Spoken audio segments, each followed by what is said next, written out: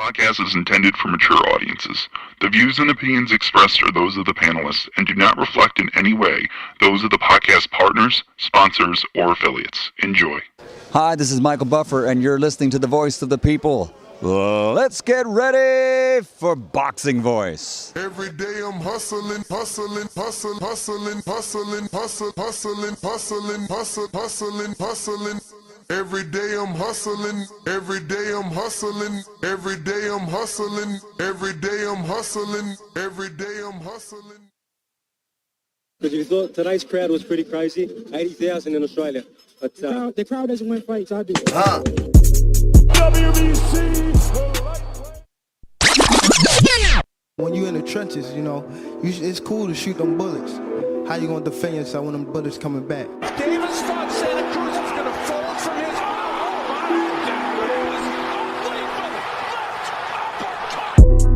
The popular and acclaimed defending WBA lightweight champion of the world. If it was the streets, these niggas would have been smoked. Pack the whole group up, pack them up and get them the fuck out of boxing. Haney, Cambosis, one of those folks, maybe Garcia. All them guys is easy work. They easy work, man. I'm the top dog. The hard-hitting young star of boxing, 3-division world champion. Skill for skill. I'm much more skillful than Canelo. I stand on that. I'm much more skillful. you and Cambosis, what happens, Tank? I'm whooping that ass. Tell him come see me. Tell him hold the belts. I'll whoop his ass for free. The defending world champion from Baltimore, Maryland. We from the city. You know what's happening, what's in the city. TheBoxingVoice.com. Gervonta Tank Davis. SDS Promotions. I remember walking in Mayweather gym, he sitting on the couch. I told him he a bum ass fighter. He ain't say nothing, not one word. He got a furrow on his 80 degrees. What up, what up, what up, what up, what up? Welcome back, ladies and gentlemen. Welcome back to another edition of the Boxing Voice Radio. I am your host, Nesta Gibbs, joined alongside Ringwalk Danny, and we're here today to discuss the latest Shakur Stevenson tweet where he's asking the public, well, let's read it directly, right? What is he asking the public, Danny? He is asking the public this. 1 segundo as I give you the screen share. If I sign with PBC, they gonna make the fight happen right away, or I gotta wait 6 fights down the line for it to happen? Or is it a way to keep me from grabbing the belts? Laugh out loud. I really don't know what I'm gonna do, but I'm trying to understand. Somebody ask Coach Kenny for me. Or do he not know because he just a coach? Laugh out loud. So is he trolling? Because there's a couple laugh out louds there, and you can sense some sarcasm. And I've been told that there is indication that he may re-sign now with Top Rank. I mean, I know we've seen it in the past. And I said may. I know we've seen it in the past, and granted, he's probably the biggest name Jay Prince has right now. But, yo, which one of Jay fighters ain't with Bob? Or which one of their fighters is with a major that's not Bob? Sure, they may be with Samson. You like Freddie is. Freddie's a Jay Prince fighter with Samson, right? But who is with a major that ain't Top Rank that signed to Jay Prince? Like, I don't know of anybody. So I think it may be a situation where they just make it make sense for him. You get what I'm saying? They make it appealing for him to where he doesn't go anywhere. My thing is, why is he even like talking to Twitter? His manager's James Prince, for God's sakes. Like, No, for sure. But obviously that was in response to an interview that Kenny Ellis did, I believe, on Mill City. Shout out to Mill City, by the way. He started a new platform, where it's gonna be him and Zab Judah doing like a joint. Nice. Yeah, he be joint having thing. Zab a lot. Yeah, so now they've officially partnered up, and they have, I forget the name of it, but shout out to Mill City nonetheless. Yeah, dude. So again, I feel like that was in response to that. And obviously he said Coach Kenny's name specifically, but there was another interview in the last 2 to 3 days that Coach Calvin did in terms of Shakur, where he says something along the lines of, oh, the fight's going to happen. His numbers just got to go up before we make that fight happen. So, Yeah, I just think that he's talking to the wrong people.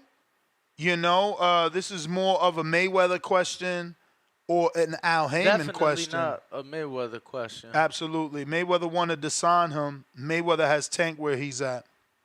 It's a Mayweather question. Well, only reason I said it's not is because it's like Tank specific, and Leonard made it clear that he has nothing to do with Mayweather. For sure, no but association. So I'm like, but shit, Floyd, just go straight to Al. But Floyd made it clear that him and Al is one, and everybody knows Al ain't even around. So what you gonna do? Is you gonna have more leverage talking to Floyd and having him deal directly with Al or Louis DeCubas, or you talking to Louis DeCubas, or your manager talking to Louis DeCubas, and then going to relay messages to Al? I don't know. I mean, the Floyd route for me, I mean, at least a sit down. You know what I mean? That ain't gonna hurt, and that don't cost. we don't. Damn. What?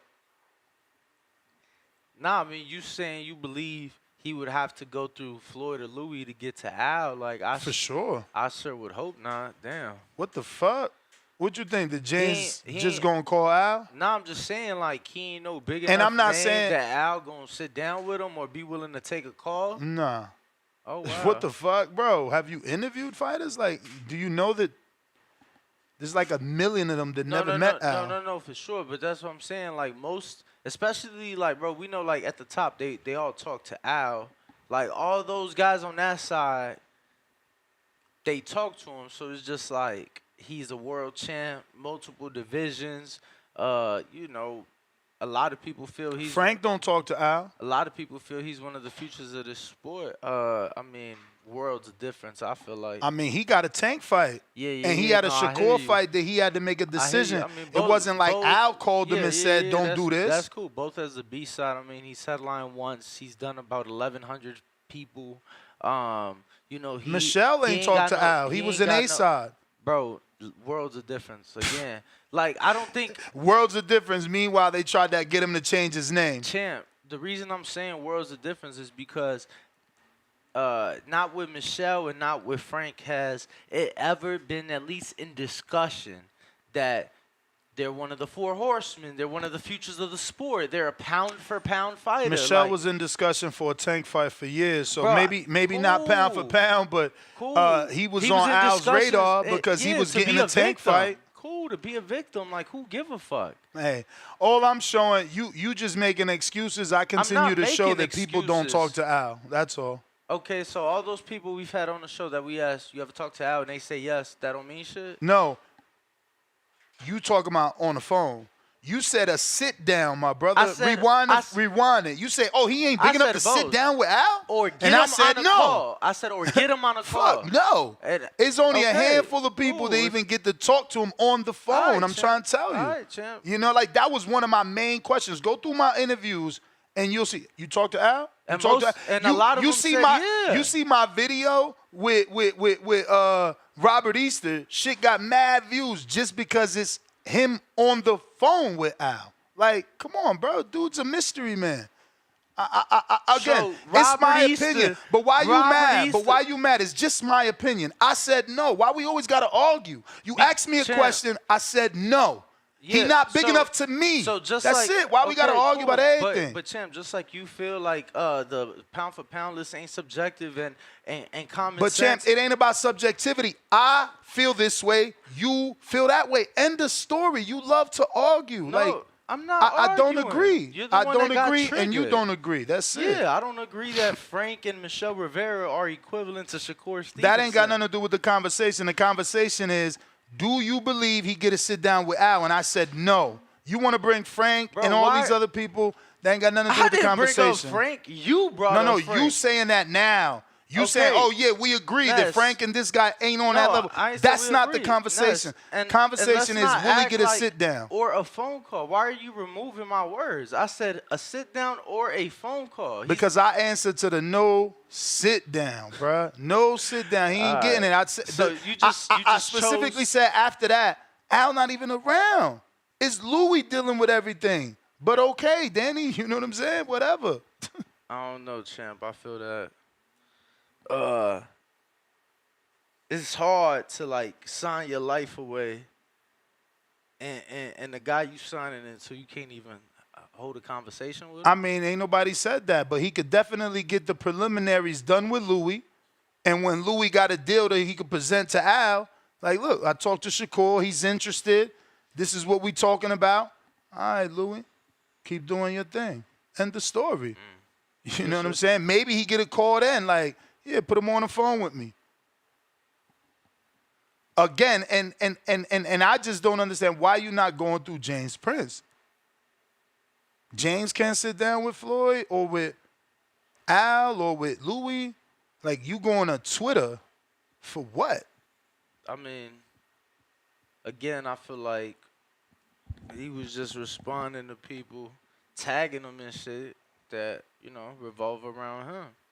I mean, but he do want an answer, right? You don't think? You don't think he asking, like, somebody Nah, asked Coach Kenny, is it sarcasm? Yeah, I took that as a rhetorical question because it's like, you know, he don't got the answer for you. So, you feel me? That was. I mean, I get that because at the end he said, or is he just a coach or some shit, right? Nah, and then you for see that? Yeah. So that's what I'm saying. Like, I feel like it was more of a sarcastic, rhetorical question. Like, he ain't really mean it. I don't think he was really seeking a legit answer, asking a question. I think, you know, people was tagging him. Maybe he felt pressured to be like, yo, well, hold on, he's saying all this, but what about, you know what I mean? So I would hope he at least has a meeting, though. You know, if he does the Bud Crawford and re-signs without at least talking to someone, it'll be a bit disappointing. That being said, I kind of would understand because, listen, the belts are over there. You know, WBO is about to be claimed Saturday. No, IBF Saturday, and then you got Navarrete, and who's fighting for that other belt? Oh, Baranchek, and also in May, right? Or is that one June? no, that's May. Okay. That's next weekend. That's Oh, Navarrete's on the undercard of Loma? Oh, no, you said next weekend, next weekend. Okay, so look, San both. Diego, their main event. Santillán, Brian Norman. on the Oh, card. okay. Okay, so both of those belts are about to have, you know, owners. I don't know that it's the right time to go to PBC. Like, again, belts don't matter to some fighters. But he brought up the belts in his tweet, right? He said, or is that a way to keep me from grabbing the belts? Laugh out loud. I really don't know what I'm gonna do. So again, it really depends on him. Like, does he believe in the belts, right? Is he chasing that route, or is he looking for the super fights? Because if you're looking for the super fights, then you don't worry about what belts are gonna be on Top Rank next week, because they can't help you get the Tank fight. Now, if you believe those belts will help you get the Tank fight, you stay there and you get them so that you can undispute with Tank, which, I mean, based off history, that doesn't really impress or matter to Tank, right? So I don't know that sticking around to get the Loma belt, get the Navarrete fight and belt means that Tank will fight you. I think, you know, you got a higher probability signing the PBC to get the fight. Especially when you're a name like Shakur, right? It's a talent that Floyd went all the way to Rio to try and sign. So they may really be interested in him. What do you think ends up happening?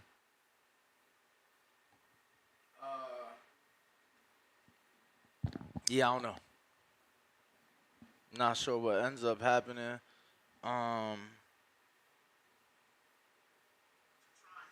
Yeah, I don't know what ends up happening, bro. Maybe he does resign. Like I wouldn't sign to nobody I can't even hold a conversation with. So, you know, that automatically throws one of the people out the window. Like if I can't talk to you, I'm not trying to do business with you. Um but then again, some people feel that, major media's in the chat. He says that, when you sign to a promoter like Top Rank, you never get to speak to Bob, or you never get to speak to Eddie when you sign to Matchroom, or things like that. So I mean, I don't know how necessarily true that is. I feel like Bob talks to everybody. It may take time, hey man. but I feel like he's had sit downs with Shushu. I feel like I've seen video of Shushu in Bob's office and a few other fighters. Throughout the years. Have you? You haven't seen him hold interviews Of course. or take pictures in his office with new signees? I mean, shit. You name who with Top Rank, I'll name you the picture that you feel Exactly. me, that they took with Bob. So yeah, that's probably not 100% accurate. So, but hey, Leonard Sterling, $2. Top Rank is his best option at 135 to unify the IBF and the WBO. Again, do the belts matter though? Devin had all the belts and he wasn't able to get a tank fight. So do you stick around there for those fights? And what was it? 5 fights. It's a 5-fight deal. So maybe he could shorten it. Maybe he could try to get a 3-fight deal. But Leonard Sterling back with another 2-pounder. He said, would not take advice. Any boxer, I guess he meant to say, would not advise any boxer to sign with PBC in 2024. Even a name like Shakur, I don't know that star names get shelved. Like Stanionis ain't a star. I mean, are you saying with who? PBC. I mean, And I just think in general, star names don't get shelved. They're the moneymakers. They move the needle. Earl didn't get shelved. Tank don't get shelved. Wilder don't get shelved. Like, PBC names don't get shelved. Like, even Brandon Figueroa, what? He just went almost a year?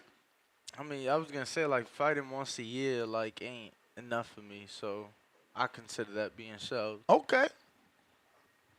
Everybody is different. ASAP Sam, $2. Stay independent and do 2 3-fight deals is best. I mean, if you're doing a 3-fight deal, that's not independent. We got Suleiman the Scholar.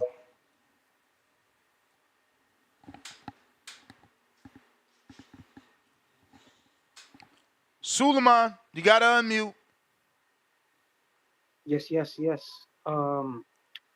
I think that the kid is comfortable there, man. He became a multiple weight champion. They treat him okay. He needs to stay there so he could acclimate more. Become in the making of a pay-per-view star, in my opinion, like Terrence Crawford did. He stayed with Bob Arum for a minute, and then when he was ready to that he was very well established, that's when he decided to make some move. So he could stay there, take more belts, make more moves, and it's true. Like all those other fighters gonna fight for all the vacant belts. So it'd be much easier to make an in-house fight. So you're 100% right about that. Nice show. And people also think that you're basing him on the last fight. They totally forgot about all the other performances that Shakur did. Shakur's an excellent fighter, man. At one time he was saying he was too big, he was a weight bully. So we gotta stop thinking about the last fight. He still got his O. He fought a tough opponent that could punch, and that was a substitute, mind you. So we gotta understand that was like a learning curve. All these fighters are going through learning curves right now. So for a learning curve fight, that he just had, I think he did pretty good. He did pretty good because he still won the fight and he came out with an O. And he's learning from that. So thank you for having me on and great show. All right, champ. Appreciate you.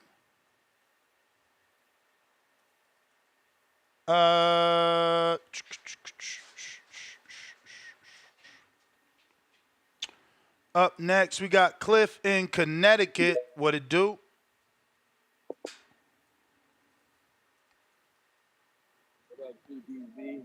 What up? What up?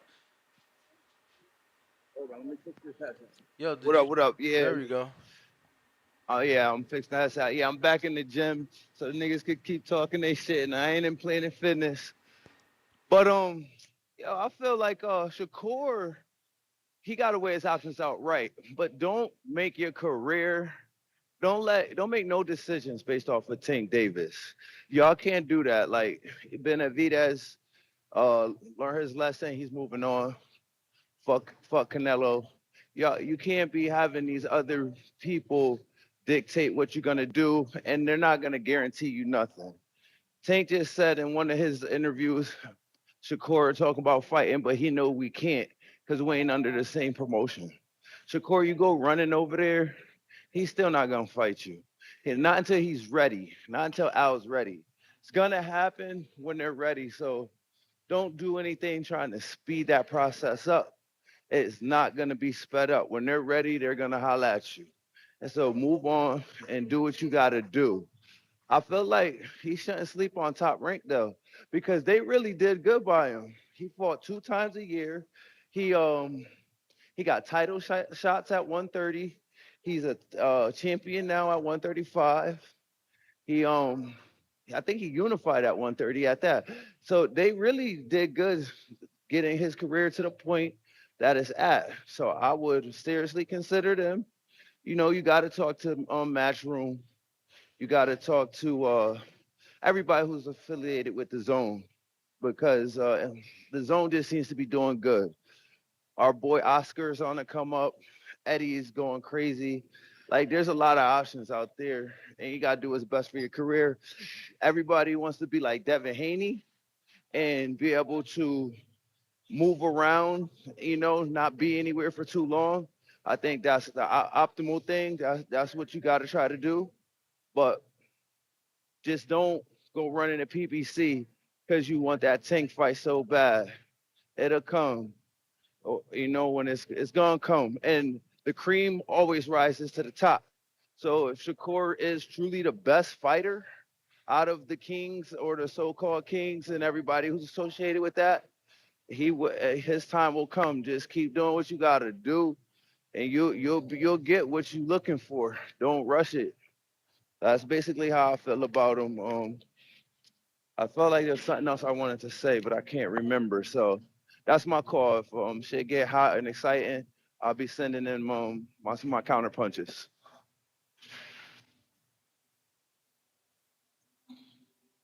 Hello? We heard you, Cliff. We heard you. We got People's Champ. Yo, it's the champ. Good. What's up, man? Chilling. What we talking? What we talking? Some Shakur Stevenson talk? Shakur and Tank? Shakur, Tank, you know, PBC, who he signing with next. Should he sign with next? I always say when you're a free agent. Did you see his tweet first? Because that's what we going on. We going off his tweet asking the world what he should do. No, I haven't seen his tweet. What did he say in his tweet? He basically saying, pull it back up. He basically saying if he sign, because Kenny Ellis did an interview saying if Shakur wants the Tank fight, he'll sign with PBC. And he asking if I sign with PBC, are they gonna make the fight happen right away, or are they gonna make me wait 6 fights down the line for it to happen?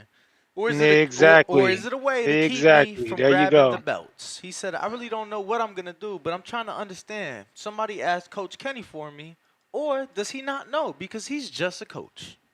Laugh out loud. Yeah, exactly. And I agree Shots with fired. everything Shakur Stevenson just said.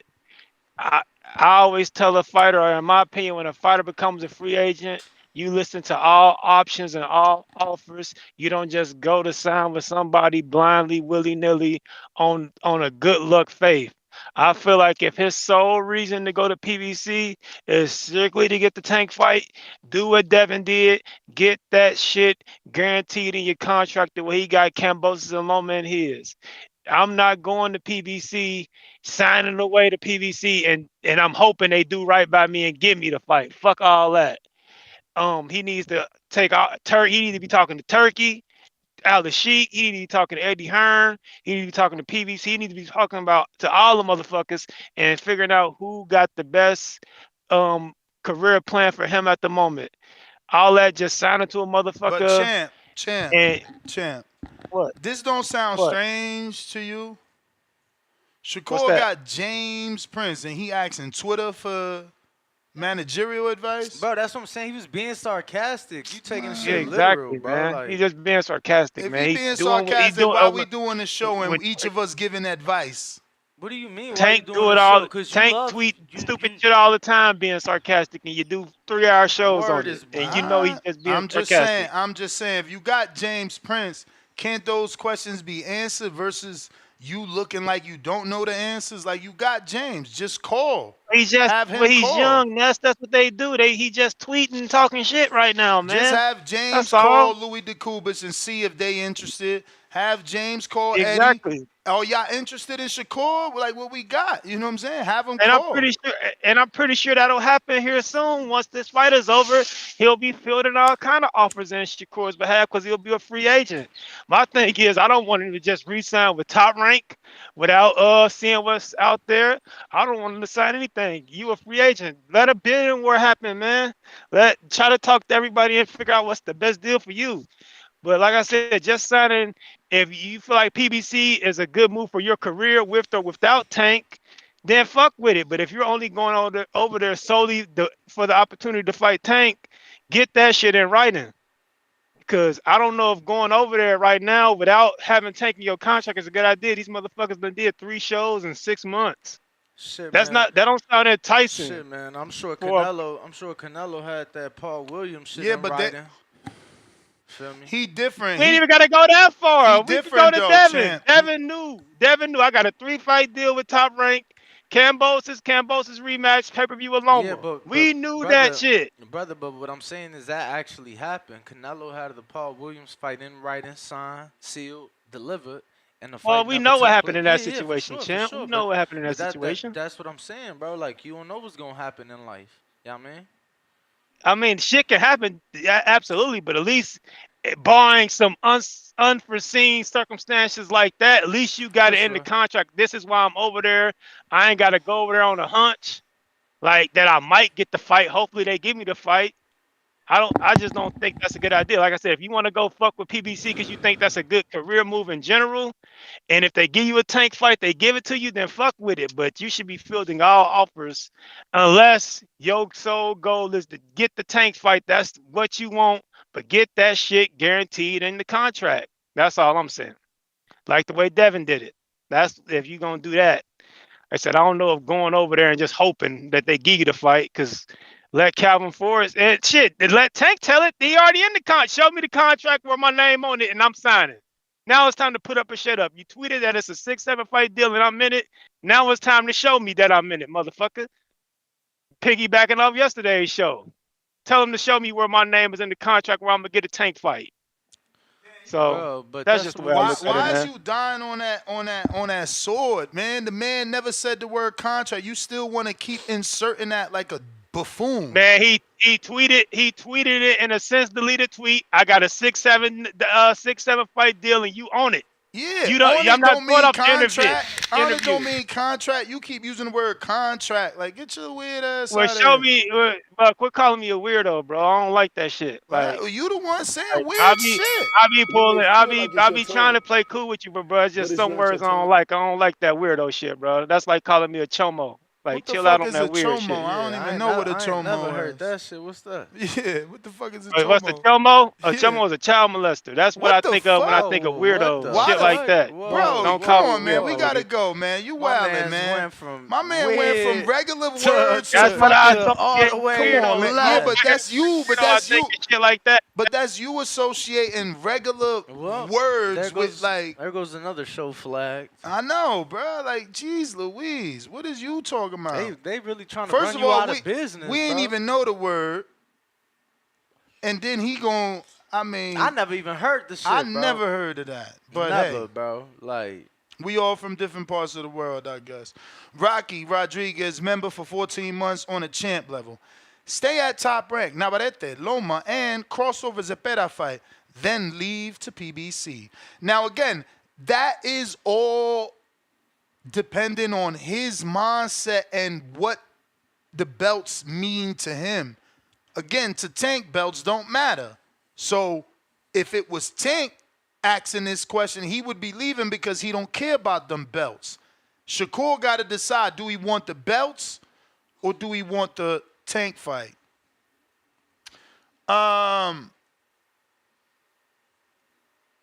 If you are looking to call in, Twitter Spaces, Discord available. Quentin, what up?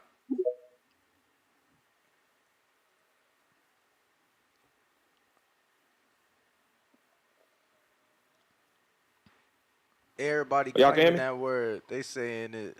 See, they saying it's a jail word, a Cali word, a Midwest word, a New York word. I never heard of the Word word. is boy.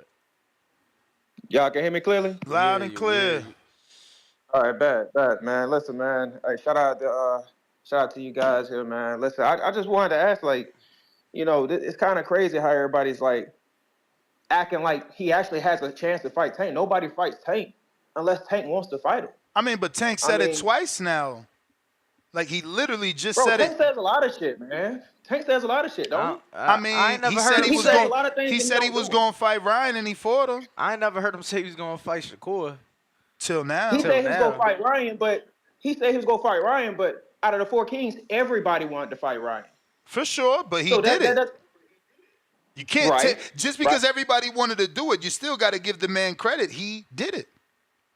He did it, and he did it well. Like this ain't no shot at Tank or his boxing skills. But however, this is a shot at what the level of competition he fights and when he fights him, right?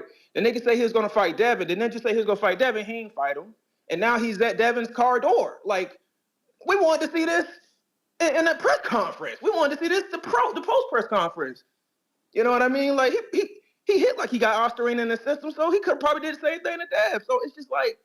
I get what y'all saying, like with Shakur, but you know, Shakur know what moves he's gonna make, man. And to be quite frank with you guys, come on, man. That's bro. You know, man, bro. This guy has no chance to get in this Tank fight, bro. Tank, he's gonna. I Tank mean, throws a punch, he's gonna jump back three. Champ. Did Charlo not get offered the Canelo fight? The little Charlo. Yeah, and Big Charlo too. Don't forget the reports. Big Charlo got offered Little it Charlo first. stepped in because Big Charlo couldn't do it. I mean, listen. couldn't do Let me it, just but, I mean, it was a perfect time. Let me just remind you. Yeah. Al got Austin Trout 10 years ago the Canelo fight. Al got Daniel Jacobs the Canelo fight. Caleb Plant. Caleb Plant. Eddie Slandi Lara. Hold on. He put You say Al offers. got Daniel? Of Al course. got Of Daniel? course. No, that was- Al was all. No, that was Eddie. No, Negative. Remember, Danny Jacobs was the first Al Heyman advised fighter Keith Conley managed, Eddie Hearn promoted fighter, champ. on HBO. Chill. First one. He was the chill. first Al Heyman fighter. Chill. Okay, I mean, y'all look, I boys could told. go Y'all down. boys told. I could go down the list, but the fact of the matter is, Al has gotten his fighter the big fight time and time again. Every time. Like Earl got the Mikey fight. Earl got the Terrence Crawford fight. I mean, Tank got the Ryan fight. No. No. You're not listening. It's about his fighter. Al got Earl the Mikey fight. That's his fighter. Okay. Al got Earl the Crawford fight. That's his fighter. You understand? Tank got the Ryan fight. Big Charlo got offered the Canelo fight. I could only bring you to the big stage. The only dude that people could call in, well, Al ain't doing right by Benavidez, but we do got Samson in the middle of that. If you look at all the other Al Heyman advised fighters, they don't have a promoter in between. It's only family though. Tank, no. It's only family. No, Tank got rid of Al. And what he said, he got rid of Mayweather. And what he said, look at my career now. It's just Al and Tank. It's just Al and Earl. It was look at Laura. Look at Laura. Fight against Tank, right? Yeah, we talking about getting a fight against Tank. So if we talking about getting a fight against Tank, who's gonna always be put in a best position? I mean, out of Shakur, if you think Shakur goes over to PBC and gets the Tank fight immediately, if Tank don't want the fight, Tank ain't gonna take the fight. You're right. I'm not gonna say you're wrong about that, but let's end it like this because we got other callers. Quentin, what's the higher probability? Getting the fight on that side of the street or across the street? Shit, I mean, I agree that it's 50-50, and I'm gonna tell you why, and we can be down here. The biggest fights that happened, cross promotion fights, in a sense. Like it was on the zone as well with the Danny Jacobs and Canelo, and also when we come down to Wilder, when Wilder got the Fury fight, those fights were cross promotion fights as well. So I think it could happen cross promotion if he has a higher chance of getting it on his own terms. If he gets the Loma fight and he also fights, and it's crazy to say that he gets the Loma fight and he fights the winner of Navarrete and whatever dude he's fighting, because it just seems like if you just go straight to PBC, you know, with try to do it with leverage just for one fight. It's what happened to Bud. Bud got lucky with Turk being there to save him. Yeah, I don't know that he ever gonna get a one fight with the PBC. And are we gonna say he got lucky with BLK Prime being there with the 10 million too? Yeah, maybe Bud is just blessed. Are we gonna say Bud blessed, man? Bro, yeah. But let me get to other callers, Quentin. Because luck, bro. I don't know, man. That man. Yeah, he got money on his side. You know, he got what, 6.5 million guaranteed for Porter, I think it was. Yeah. Yeah. And $4 million for Velasquez. Homie been sitting on millies. I wonder what he got for Brooke. Oh, that's out there. I think it was 6.5 too. In the bubble. If not, I think 5. But you should be able to Google it. My boy, I think Shakur got 600 when he fought in the bubble. Or 700,000, like. CYP? Yo. Start this motherfucker. We starting this motherfucker off right today. I feel so good today. Man, shout out. You know, today's May 8th, Wednesday. It's the King's birthday today. Goddamn, boy. Oh, you a Taurus? It's that Taurus season. Big Taurus, motherfucker. Big Rock, me, Chris Brown. You know what I'm saying? We ain't fucking around. Salute, man. Happy birthday. Hey, appreciate it. But listen, though. I'm trying to figure this shit out because I'm confused. here. CYP been telling y'all for years. If you go to PBC, you'll fight the PBC fighters. He's backed it up with receipts. They get the offers, they get the fights done. A dude like Ruiz may turn it down and say, I want more money. But we all know that's what they do, in-house business. Tank telling you, come on over here. Nah. Tank telling you, hey, man, I mentioned your name. Nah. I'm trying to figure out what is it about it, because I'm going to jump on my black brother's heads today. Because I've been doing my calculation in my data. And my data says that it's more niggas calling in, hating on this shit than anybody else. Now, I start to realize something about y'all. Y'all just some hating, negative-ass motherfuckers. Like, why don't you just accept it? Like, say, you know what? Shakur, go call they bluff. Somebody, please, go call this duck, Tank, no skill, overrated-ass dudes duck. Go call him. I want one of y'all to do that shit. Quack your motherfucking ass up over there. Crack your ass up over there and get your egg crushed. Because you know damn well, if you really a Shakur fan, you really don't want to see the fight, but you would like to, but you really don't, because you know he's going to get his ass knocked out. See, a lot of y'all know these fighters going to get knocked out. That's why you be hating on every attempt made to get the fights made. Y'all got to cut this shit out. One day, y'all going to have to get your asses whooped. But I say, why don't y'all wait till y'all 30s to get this fight like all the rest of the dudes did, so you can make your money, build your name, and have a good career. Let me Go ahead. get back to you, Champ. I got a Oh, we guest good. here from I'll be back. Overtime Boxing. Happy birthday to Britton Harden, how are you, my brother? Pleasure to meet you. We were expecting Brandon, but we get to now meet the other half of Overtime. And yes, good morning. What's the word, my guy? How you feeling? I'm good. I'm good. Am I pronouncing it right? You know, I butcher everybody's name, so you know. Nah, actually, people usually butcher my name, but Britain is the pronunciation, and you got it right. Oh shit! You got it right the first time. You got it right the first time. Yo, I felt like shit, Ness. Wow. I think it was the Teofimo Lopez and Jermaine Ortiz fight. I ran into Britain, and yo, it took me a minute. He had to remind me who he was. Okay. I think that was my first time meeting him in person, and obviously, you know, you guys have been doing great things down there in Atlanta. Season 2 is now you guys are calling it season, right? Season 2? Yeah, I think like internally it's easier because Overtime, you know, as you guys probably know, is more accustomed to doing basketball content, football content. Correct. So for continuity purposes, it's been easier for us to call them seasons. And to be honest with you, man, like I think seasons actually work better, you know, for sports because you know when the schedule is, you know who's going to fight, you have something to look forward to. So that's been easy for us. Yeah, no, I agree. I kind of like that. Obviously, being the diehards we are, we're like, fuck, I wish it was year round. But obviously, you know, you guys doing great things down there. I'm curious now that you guys have had it going and into the second season, what was the biggest takeaway from season 1 that carried into the second season? The biggest takeaway, man, honestly, it's been a few of them, bro. I mean, the obvious is that we're doing something different. We're doing something different. We're injecting new energy into the boxing space. You know, when you come to our event, you guys have yet to make it down, but we would love to have you guys in Atlanta when we do our show at home. It's just the energy, bro. It's a vibe. You know, it's like you feel like you're in a big nightclub, except for there's an 18 by 18 foot ring in the middle of the club. And, you know, it's like, what is all this energy about? So that was the very first thing, because I'm a student of the game, too. I grew up going to boxing events my entire life. And I'm like, I've never seen anything like this. The second thing is, you know, the boxing world is really receptive to the way we do our fights. You know, like at that point, we were doing them back to back every Friday for the month of August. But we were putting on like 50-50 style fights. And so you never really knew who was going to win. You know, I think that boxing has become so much of an equation, so much of an algorithm to where it's like the guy who walks second, you know, he's supposed to win. You know, he's favored, right?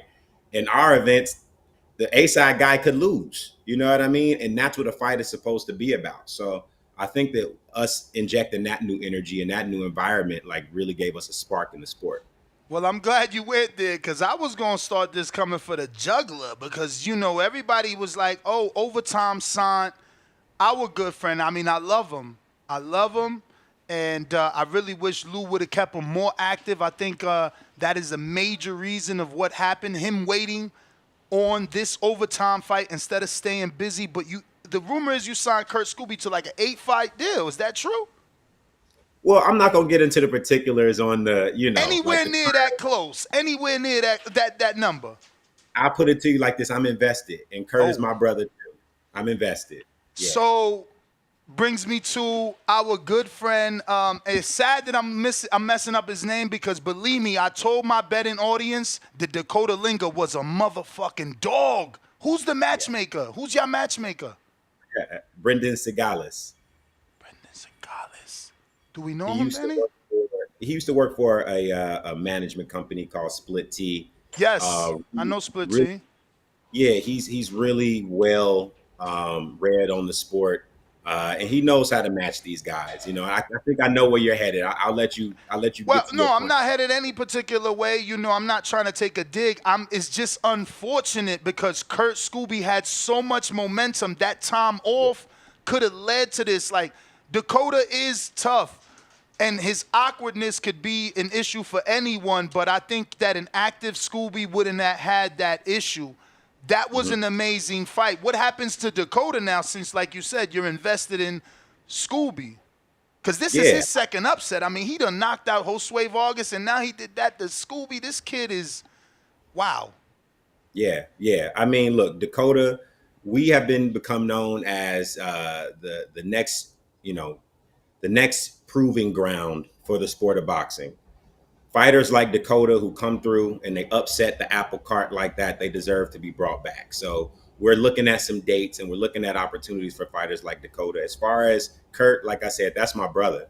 And I still think he has momentum. And I think that what we're going to be, what OTX is going to be able to do in particular, is we're going to be able to debunk this path of boxing that once you take a O or you hit a speed bump, that's over for your career. I mean, Kurt is an amazing athlete. He looks the part. He's mentally strong, punches like a mule. You put him in there with, 80% of other guys, he would have beat him. And I think that he just had an off night that night. So best believe we're going to run that fight back. We're going to see what happens with that one. But yeah, man, I think that. Wait. You're going to do a rematch? Yeah, at some point. I mean, it might not be immediate, but, Okay. Dakota wants that fight. Kurt wants that fight for sure. And so we're going to make it happen. Okay. That's something to look forward to, man. The next show that's not till June, correct? June No, 20. no, No, I'm mistaken. No, the next show was May 31st in Houston, Texas, but the next show in Atlanta is in June. Okay. Damn, So May 31st, my birthday. talk to me about the Atlanta show because I'm sorry, the Houston show, because if I'm not mistaken, this is the first time you guys have left your home base, correct? But it's in partnership with the Red Owl, right? Yes, it is. Yep. Gabe Fanous, who is the CEO of Red Out, that's my brother. We share a mutual vision on, just like what it would take to bring boxing back to the forefront of sports, man. And when I met that guy, it was some obvious alignment in the way we could do shows together. We could tell these stories together and help these fighters out. So yeah, we're going to do our first show outside of Atlanta at the Red Owl Boxing Facility. And I couldn't be more proud to, kind of announce that and stand on that. Now, OTX, is this still going to be called OTX because it's in the Red Owl? And the only reason I'm asking is because your show in Atlanta has a specific look. Like you said, it feels like a club. And I know that the Red Owl is an empty box. So maybe you can be Al Heyman, quote unquote, and travel with all the equipment is what he used to do. So that is my question. Are you going to make it look OTX, or is this one OTX in partnership with Red Owl and they're going with that theme, which is a lot of red? Yeah, no, it's going to be an OTX event. It's going to be an OTX event. It's going to be our event. Gabe has been gracious enough to allow us to hold down the facility for the evening and do what we need to do in there. But it's going to be an OTX event. So you're transforming it. Yeah. Wow. Beautiful. Beautiful. It's going to look like OTX in there. Now, a big thing you spoke on was the mutual and similar alignment and vision. So obviously it has to make sense for you, but could we see OTX in other locations now that you are, in a way expanding and growing? I think you guys are doing great things. I actually spoke with an employee of yours recently, and I don't know if it's changed, but the one thing that I saw last season, and I loved it, but it was just like, if they could only change this, was in the overtime rounds, right? Yeah. When we have the overtime rounds, I think it'd be dope if, like, the scorekeeper is able to, notify the ref sooner. Like, because going into that last round, you'll know if you have a possibility of a draw. So right. I feel like if I'm the scorekeeper and I'm going into that last round knowing we may have a draw, once I get these scorecards, I'm trying to let that ref know as quick as possible because I don't want the fighters to cool down. Yeah, it was a long period. But yeah, could we see OTX in other locations? Yeah, well, yeah. I'm going to address both of those things. We're definitely going to see OTX in different locations. With the obvious first one being Houston. I won't announce the rest of the schedule right now here today, but we have an exciting lineup for the rest of the year. We're working on all of those things now. Me and my partner and the rest of the Overtime family. And in terms of the overtime round, I mean, look, that was our first one, right? And you hadn't seen anything like that, in the sport of boxing And I to loved that it. point. And I Yeah, loved yeah. it. And I appreciate that. Thank you, brother. Like, I know that you're really well read on the sport, so I appreciate the feedback. What I can say is that was our first one, and once we got that one under our belt, it's like, okay, this is where we need to kind of make it a little bit smoother and plug the holes and make sure that those scorecards are tabulated quicker. You know what I'm saying? So we took the same notes that you did, and you know, generally on the whole, I would say we're really good at receiving feedback, taking that feedback and applying it to our shows and our fights and figuring out how we can be better. As where I feel like a lot of traditional promoters, they know what they do well. They're not really taking outside counsel. We want to know how we can appease the audience and attract not just the boxing fan, but a new audience as well. And that's why Overtime decided to get into the sport. So I actually appreciate the feedback.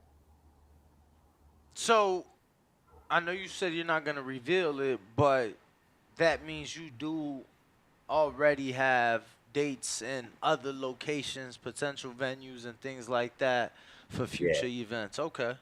Yeah, we do. And it's going to be really exciting. Trust me, it'll be worth the wait. And you guys know Kayla, my PR rep. She's like texting me on the side right now, like, don't say anything, that she's going to kill me. So no, I'm just glad. I'm just glad to know, especially the fact that it's in your locations that aren't the most typical, right? I feel like Atlanta, we've seen the big fights there. We see them come out, but to have it consistent in a market like Atlanta, for Red Out to be doing their thing in a market like Houston, I think is great to see. New York, Vegas, LA, they're used to it. But those markets are great markets that, don't really get those fights. Could we see? You can't say much, but eventually OTX will come to Vegas, right? I mean, it is the fight capital. Yeah, Vegas is the fight capital. I mean, we won't. It's not on the calendar for this year, but I don't think you can have a big name in the sport without doing Vegas in some capacity. So it'll be Overtime. It'll look and feel like us, right? It won't look and feel like a traditional show, but Vegas is something that we got to conquer. And I'll just also add, like, I'm a fan of the boxing voice. Before I even got this role and was sitting in this seat, like, I used to listen to you guys on the car ride to work. So oh man, appreciate that. Seriously, thank you guys for having me on. And appreciate it.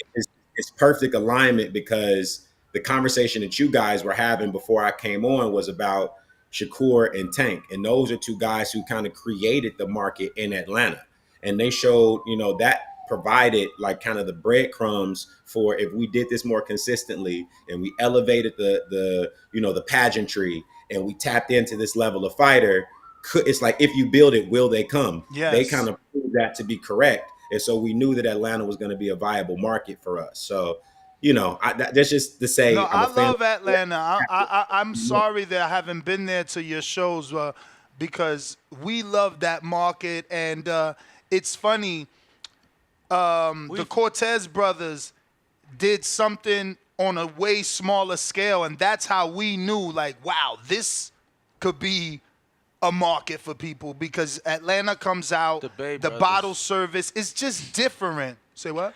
The Bay brothers. I said Cortez? Yeah, that's his first name. Yeah, but, my bad. Yeah, Cortez and Mickey Bay did a show during the pandemic out there. With Truck and Darren Cunningham, and it was and it was nice. It was like in a nightclub. So, you had your sections, and, kind of how you said you guys have the club set up. And it's funny, our producer, we're out in Alabama. He drove to Atlanta for your last show. And that was, I feel like, boxing aside, that was his biggest point. Was like, yo, that shit was like a fucking club, bro. Mm-hmm. Like that, it was lit. Yeah. One of our loyal listeners, James, is from Atlanta, and they met up. Him and Bo met up there, and they talked highly of the event. One thing I do want to ask, because obviously everything is about growth and just finding ways to stand out, if you will. And I think you guys have done a great job of doing that thus far. I'm curious, though, is there any interest And any possibilities of seeing a title fight on OTX this year?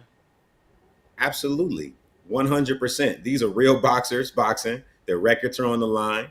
We signed fighters, anywhere from a Dante Lane, who was making his pro debut with us last year, to an Elijah Pierce, who's now, when he started with us, was ranked 15 in the world. Now he's up to number 7 in the WBA. In the next 2 fights, he may be in there with Inoue the Monster. We're working those channels now. So, yeah, man, like we absolutely want to be a fixture in the sport of boxing. Like I said, we're not trying to compete with anybody necessarily. Like, we don't want to be on the opposite end of a matchroom or. Did he get And we want to be able to make the big fights. Britton, we were having a previous conversation. Shout out to Toledo Treese, one of our callers, and the Canelo Trout fight was a good fight because of the open scoring. I believe it was Trout got to realize he's down. He kicked up. It didn't work, but it gave more action. We want to encourage, since you said you take feedback, can you be the first entity to start round by round open scoring? Because it's unfair for the fighter to go 10 rounds, 8 rounds, and then hear that he got blown out. Maybe he would have kicked up more if in the 5th round, or not even the 5th round. I don't like waiting. Tell me round by round, I lost that round. Because if we get corner audio, sometimes we hear him. I lost that round? Yeah, you lost that round, man. Come out swinging more. So round by round could not only help the sport with scoring, but also with action, which is what we want ultimately on television. I don't know if you must have been in my last boardroom meeting with my team, because maybe I belong there. Maybe you do. Nah, but the reason why I say that, man, I'm sitting there cheesing is because, first and foremost, like, I got to address a few things. Like, OTX is all about innovation. We talked about the overtime round. When a fighter competes, trains for 3 months, and then you get in there and it's a draw, the fighters deserve finality, right? They deserve to have a last chance to figure out who won. That's why we introduced the overtime round, innovation. At the top of the year, me and Brandon, who you guys know and who you guys mentioned at the top of the show, we're like, what do we want to be known for this year? And when we wrote on our whiteboard, we're like, we want to be about that action. We literally wrote that. OTX is about that action. How can we produce more action for the fighters and for the audience? So a part of what, being about that action means, and what you just said, is we actually approached a lot of the markets that we're going to go into, and we're asking them about open scoring. And, I guess I can talk about it now, but Atlanta has agreed to allow us to roll out some form of open scoring as we move forward with our cards there. It's not going to look as open as how you described it, but we're gonna tease it, and we're gonna do it the OTX way, and you'll start to see and hear more about that. That's dope. Now, May 31st, you're in Texas. I think they do open scoring out there too. I'm not sure if it's like for all events, but I'm pretty sure they do open scoring. I just have to ask, Britton, what you watching on TV these days? I already know where you headed with this. What? Where's he going? Where's he going? This is the big rich town. I look like somebody you know. Hey, yo, bruh. I didn't even see it. I saw it. He slides his computer to the left, and I'm like, oh, I can't unsee it. Now I'm like uploading the picture to put it side by side so everybody can see it. How often do you hear you look like Ghost from Power? I hear that every day, bro. Listen, and I live in New York too. I live in New York too, so like, don't catch me with a suit on. Like, he gonna throw the picture up, bro. Listen. I tried to put a hoodie and a hat on today, because I'm like, no, but it's wild, bro. You gotta dress up like him for Halloween at least. Goddamn, yo, that's wild. Wow. That's wild. Oh man. But you guys got Brandon Adams. Now that's an impressive signing. Then he had an impressive outing. Now that you've seen Sergey Bukacek get that win, and an interim title, right? Yeah. Has that piqued interest in you guys? And I don't know, what does that mean? Because obviously Bokachek is not with PBC. He's more with 360, who deals with UFC Fight Pass, which sounds like maybe you guys could work with. Yeah. You smiling. He gives everything away with that smile. I love it. I love it. Nah, man, because look, here's the reason why I'm smiling is because before I became a promoter, I was a manager, and Brandon was one of my clients. Okay. And when he beat Sari Boachuk, we were in Puerto Rico together. So I know what he's capable of, and I know that Brandon wants that fight. And I know he's capable of doing a lot better than he did the first go round. And Brandon is a part of the OTX tournament that we're doing. We're doing a tournament at 154 pounds where the winner is going to fight he's going to be the mandatory for the WBC silver title. And so Brandon and I, when we're chatting, it's like he obviously has some tough fights ahead of him with Francisco Varone. And then, the second round of our tournament is going to actually take place in Houston. So make sure y'all tap in. But he's got to make it through these guys to get to that level. But Brandon is hitting me on the side almost every day. Like, I want that Boachuk fight again. I want that Boachuk fight again. He's got something that I want, So it's like, that's why I'm smiling, is because I've been there. I know what he's capable of, and I would love to make that fight again. And I just think it's exciting for the sport. That's interesting to hear that he wants it. I would hope that on the other side, Sergey wants it as well, as badly, because he's the one that lost, It's actually honorable of Brandon to even consider giving him a rematch. But you are bringing back Vladimir Hernandez, tough vet. Also like to see that these guys also need, to come back and not just be opponents. But he is in there with another undefeated fighter from New Jersey, of all places, my hometown, Robert Tiger Terry. What's your thoughts on that matchup? And, can we see Vladimir bounce back, or are we supposed to be looking at Mr. Terry? No, I mean, look, unfortunately, breaking news, we're not going to be able to work with Vlad for the tournament. These things happen in boxing, right? Vlad is one of my guys. We're absolutely looking forward to work with Vlad. We're not going to be able to work with him in the capacity that we thought we were going to be able to work with him. So I'm sad to, have to break that on the show. But, listen, I would say that I just want you, we have a plan for Vlad, and he is going to be impactful, and he's going to have some fights with OTX. It's just not in the capacity that, we're thinking right now. Now, we just seen Truck, if I'm not mistaken, about a week ago get a win on a Red Owl card. Can we see him replace Vladimir on your card to fight Robert in Houston, since Vlad was not coming off, but he had that upset win over Truck? I don't know, maybe it can still make sense for you guys? We definitely want to work with Truck. He's also been training in Houston with Ronnie Shields.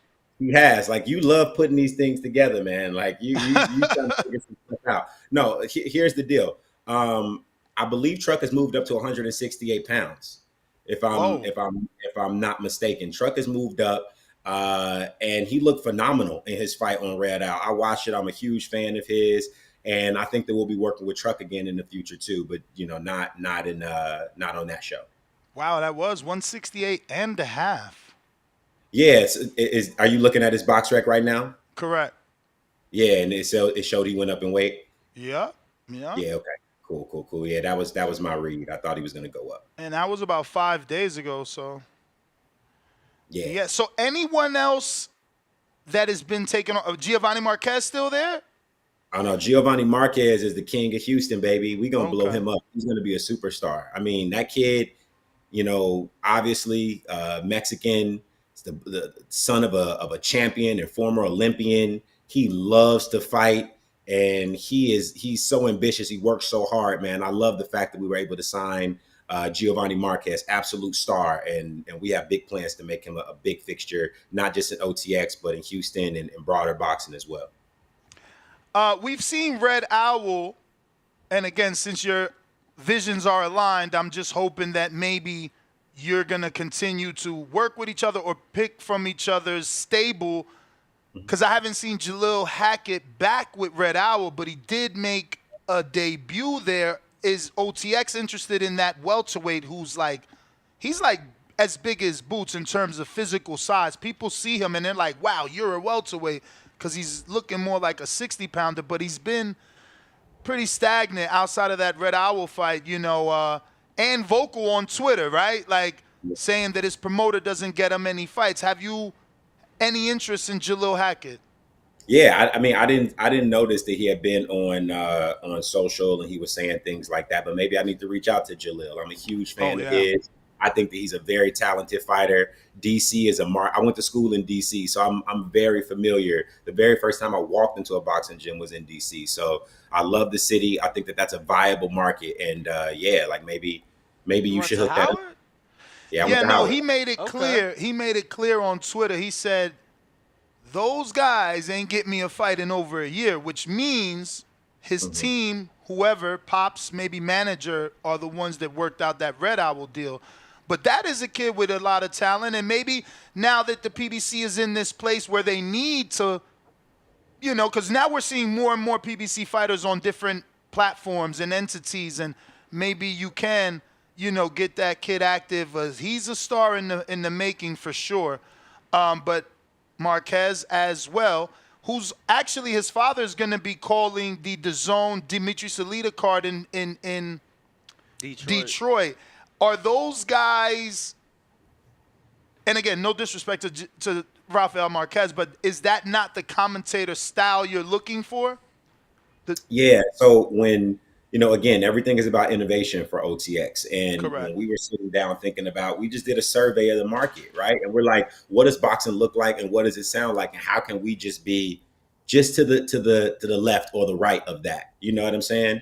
And when we analyze boxing, Brandon and myself, we're like, how do we like to observe the sport? We want to observe the sport where it kind of feels like you're having a conversation with your homies, So when we had the opportunity to work with Ak and Barack, it was like not only are they well educated on the sport, they're well respected in the sport amongst these young, coming up and coming talent who might would shy away from most media. They feel comfortable with Ak and Barack. So for us, it was like, we want you to feel like you're sitting at the barbershop watching a boxing match, very comfortable, and you like, oh wow, I'm learning something while I'm also, you know what I'm saying? Like I'm chilling and I'm watching something that I might not would, usually watch on a Friday night. And these guys that are like totally cool, who I might would just chop it up with anyway, those are the guys who are kind of stewarding me through this process. And then Corey Erdman, as you guys know, he's just a student of the game, man, and he makes everything cohesive and he makes everything fit. So we thought that was a good combination.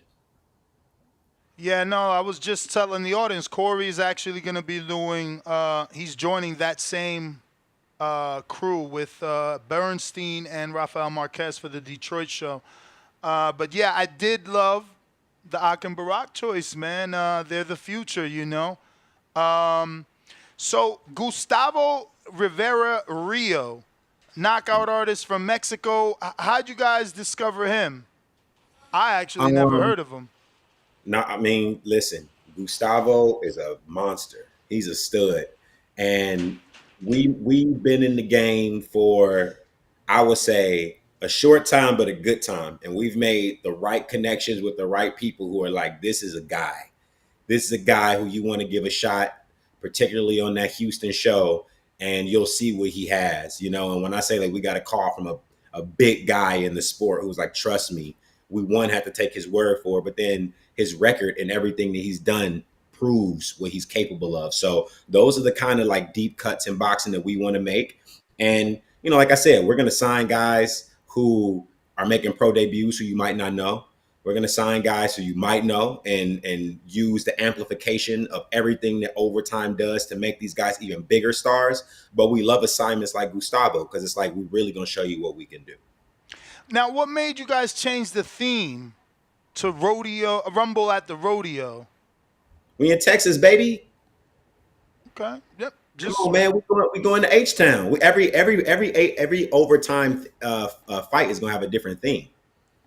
So I'm happy that you picked up on that. You know what I'm saying? Like we have we didn't even talk about overtime. We got right into the boxing of it all, which I can appreciate because that's my space. But overtime is a rocket ship, bro, and they do so many different things. And we're in a paradigm shift in the way that we consume content, the way that boxing promotion is done, the way that you market or promote a fighter. And a part of that is we're trying to give you new flavor. Every time you see an overtime card, it's going to be cohesive in the experience that you have, right? So when you go to an overtime card, you know it's going to be popping, you know it's going to be lit, you know it's going to be bottle service, the who's of the city that we go to are going to be there because that's what we do naturally. But the theme is going to be different. So it makes you want to go to, okay, OTX 6 was this theme, OTX 7 was that theme, OTX 8, I was at a rodeo, you know what I'm saying? So we're trying to give you a consistent vibe, but also a different vibe every time out. Man, I had this other question. I waited too long. Go ahead, jump in. So you saying if I come out for the event May 31st, you guys gonna have a mechanical bull, right?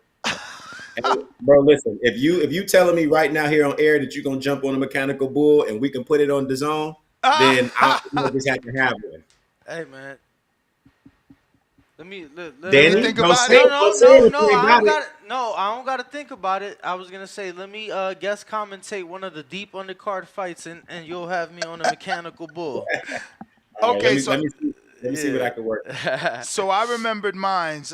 Since you wanted to talk about overtime, I guess within whatever realm you can give us this information without breaking any contracts.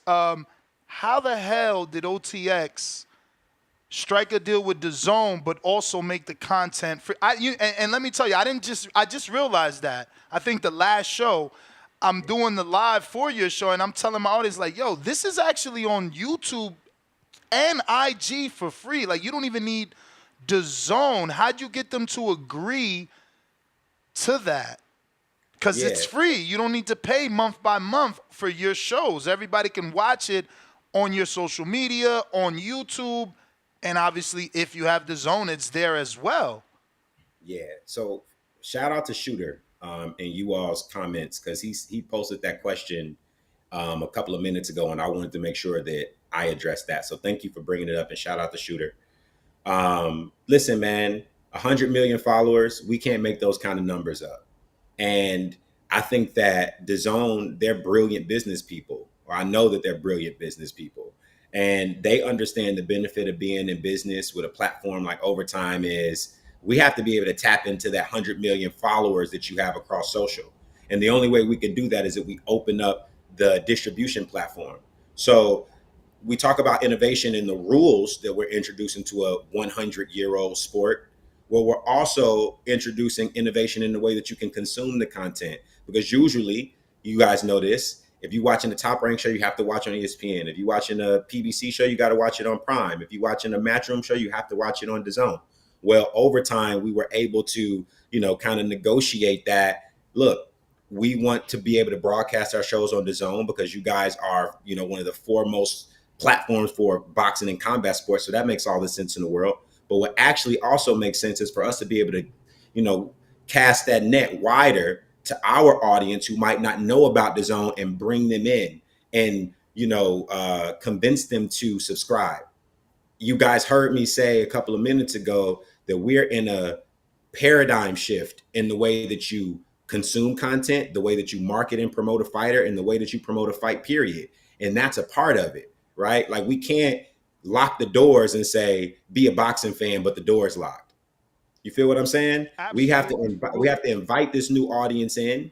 We have to give them consistent, good content. So by the time we hit them with a price tag and say, look, we need you to pay for this content, you happy to pay. What my boy Nipsey say, proud to pay, right? We have to make you a proud to pay fan of boxing because of the product that we've given you consistently for free. And if we don't do that, then we're just, anything that's not innovating is dying. And we don't want this sport to die. We want this sport to live. And so I just feel very proud about being able to have that distribution.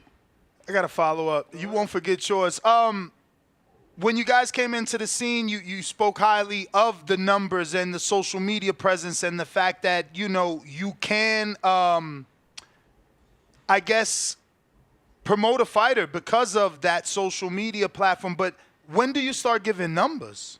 When do we know? Like Overtime 1 did 100 million views. When we want numbers. Everybody wants numbers. Yeah, yeah. Look, I'm not gonna speak on the numbers. I know the numbers of what we've been able to produce across social and across broader distribution, and I'll just say that they're very impressive, especially for boxing. And when we do start giving you guys numbers and showing the proof and showing how it's benefited, we're going to do it in a way that, like, if I give it to you now and I start teasing these numbers now, I'm not going to be able to like operationalize or be actionable about creating a broader deal or distribution. So I don't want to do that. But just know that we're making waves, we're making a difference, and we're trying to change the sport for the better. Again, you guys are powerful on social media. Just saying, last suggestion before Danny jumps in, a little post like Amazon did, right? When they had this 17 million views on. But to be fair, they only like, I hear what you're saying. And I'm only saying that to cast that net to those fighters that are reluctant, right? There's always fighters, believe me, I've been doing 13 years interviewing guys, and they're like, well, I don't want to be the first. I mean, what they really doing? Now it's like, damn, they got 17 million views. Oh, I need to be on there. And now you're getting more phone calls because promoters and managers are like, well, damn, they got a different system. You know, my fighter can actually get some real-time exposure. That's all. Go ahead, Danny. I'm sorry. I'm curious, obviously, with this partnership and distribution with DAZN, do they have to, like, approve of the cards that you guys put together? Like, do you guys have to send over, like, yo, this is the card that you guys would be showing? And have they ever came back, like, we need a stronger card or anything like that? I'm just curious how that's worked. Fair question, too, because there was rumors that DAZN had a seat at the table for matchroom fights. Yeah, I mean, DAZN is a very collaborative partner in any of their broadcasts, and I think that that's a good thing. It's a form of quality control, sure, but it's also because they're students of the game as well, and they want to make sure that anything that goes on the platform is going to perform well, and they want to make sure that the audience is going to be happy. So, yeah, like, it's not like, I need their absolute approval to get things done, but I think that I'll just say that they're a very collaborative partner with us in making sure that we produce a really good product. I figured as much, but last thing for me, and this is like, I'm sure this can apply to some people listening as well, but this is literally for me. Yo, how can I get you on the phone for 5 minutes?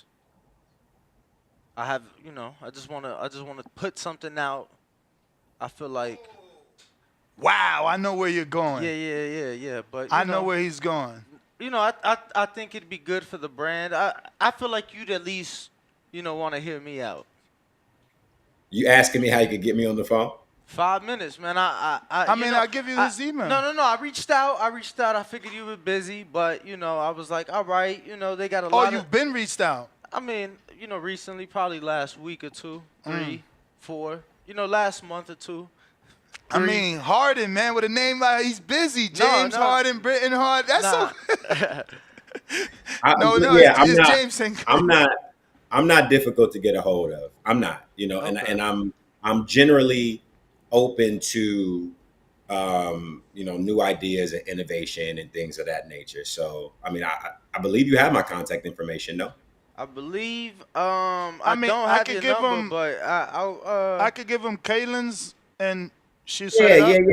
Okay. Yeah, yes. Yep, beautiful. Absolutely. Beautiful.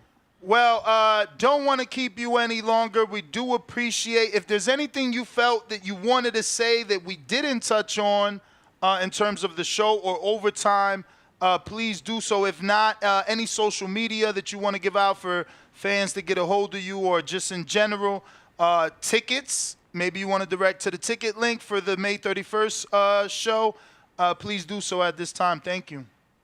Yeah, first and foremost, again, thank you guys for having me. I'm a huge fan of you guys. You guys are very additive to the sport. I love this sport with everything in me. So, anybody that's trying to uplift the sport, I'm a huge fan of. I'll say that. Follow Overtime Boxing. We are really trying to be on the cusp of something new and innovative in the sport. We want to be additive to the sport. We want to work with all the big promoters. We don't want anybody to be afraid to work with us. There's a lot of benefit to working with us. You can follow Overtime Boxing on Instagram and TikTok. My personal is my first and last name, Britton Harden. And if you go to otboxing.com, the ticket link for our May 31st show, OTX7, they're currently live, and that's where you can find the tickets for all of our shows as we drop. Well, Britton, we appreciate the time. Definitely gave us a lot of insight. We're looking forward to, not just these upcoming shows, but, to see what else you guys have in store for the rest of the year. All the smiling you were giving, really made me feel good. I feel like they got a lot of things cooking. Make sure you send me a message back saying that Danny's conversation made you smile, because I think I know what he's talking about. You know what I'm talking about. Yeah, so that's a big one. Look, if you could get it done. Look, Britton, all I'm saying is, you guys are, all about innovation and things like that. I would just like to bring a first to Overtime Boxing, that's all. All right, I'm going to hear you out. All right, beautiful. Well, Britton, man, thank you so much. Have a great day. Absolutely. Talk to you guys soon. All right. There you have it, ladies and gentlemen.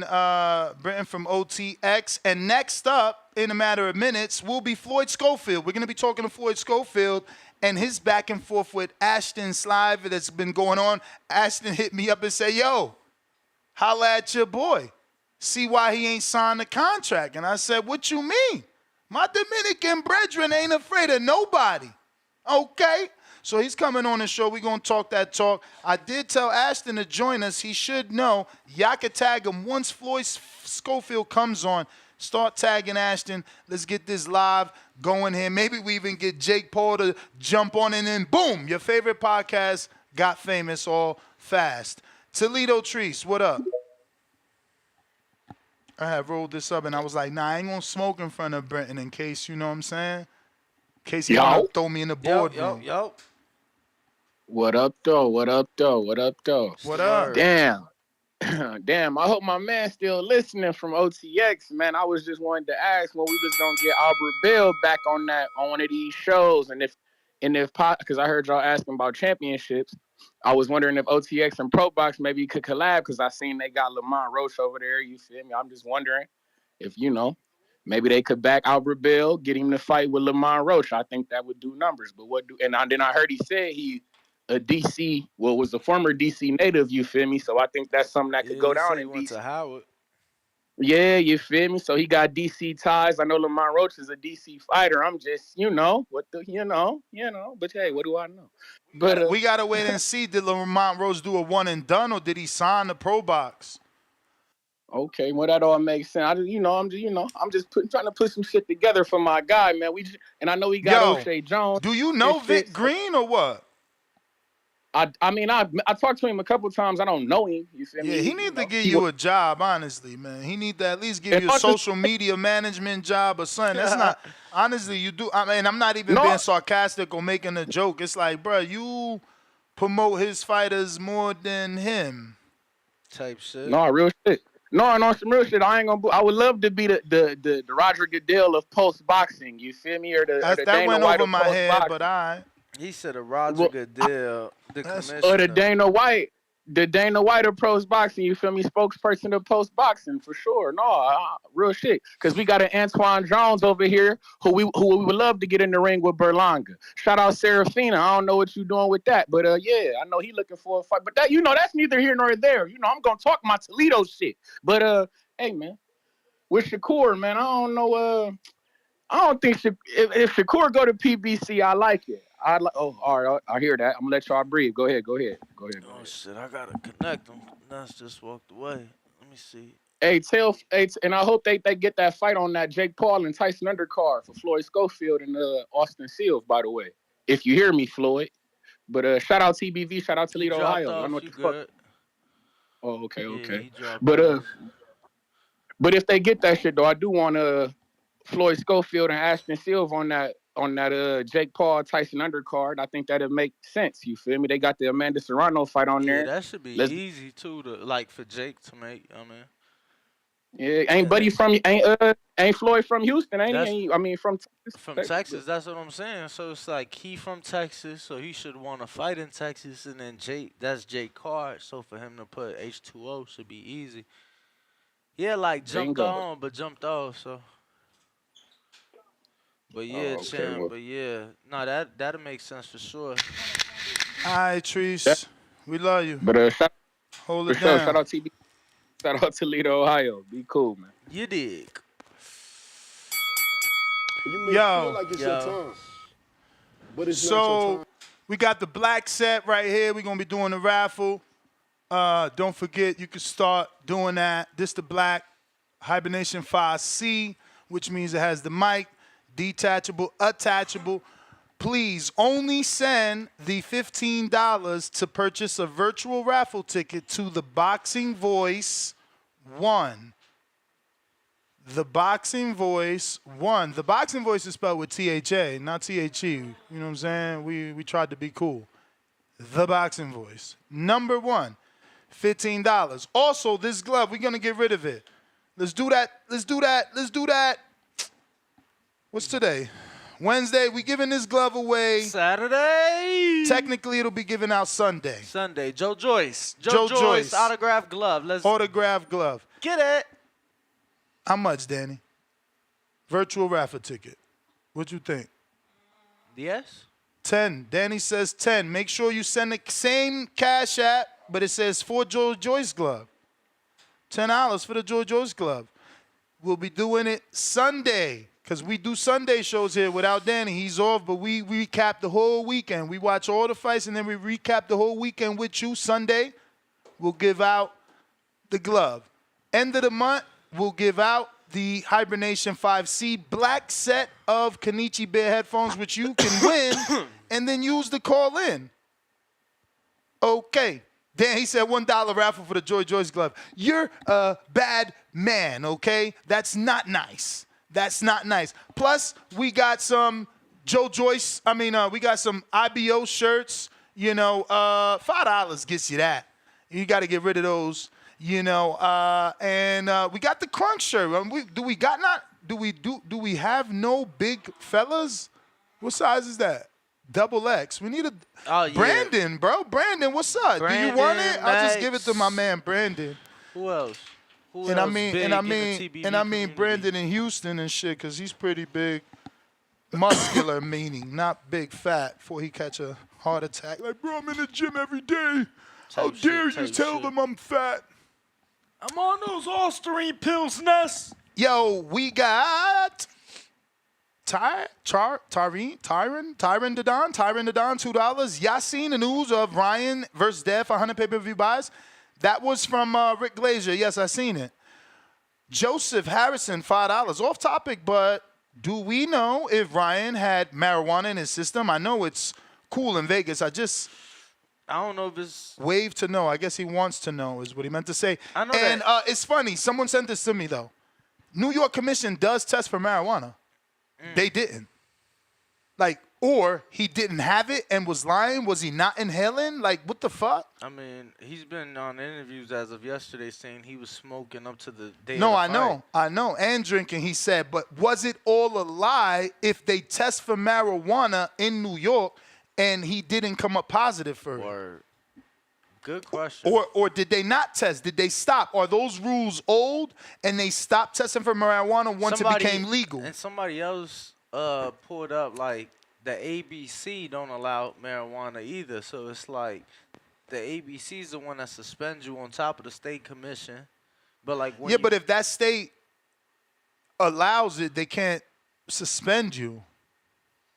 That's why he got suspended in Houston, that kid, Keyshawn, but in Vegas he could fight.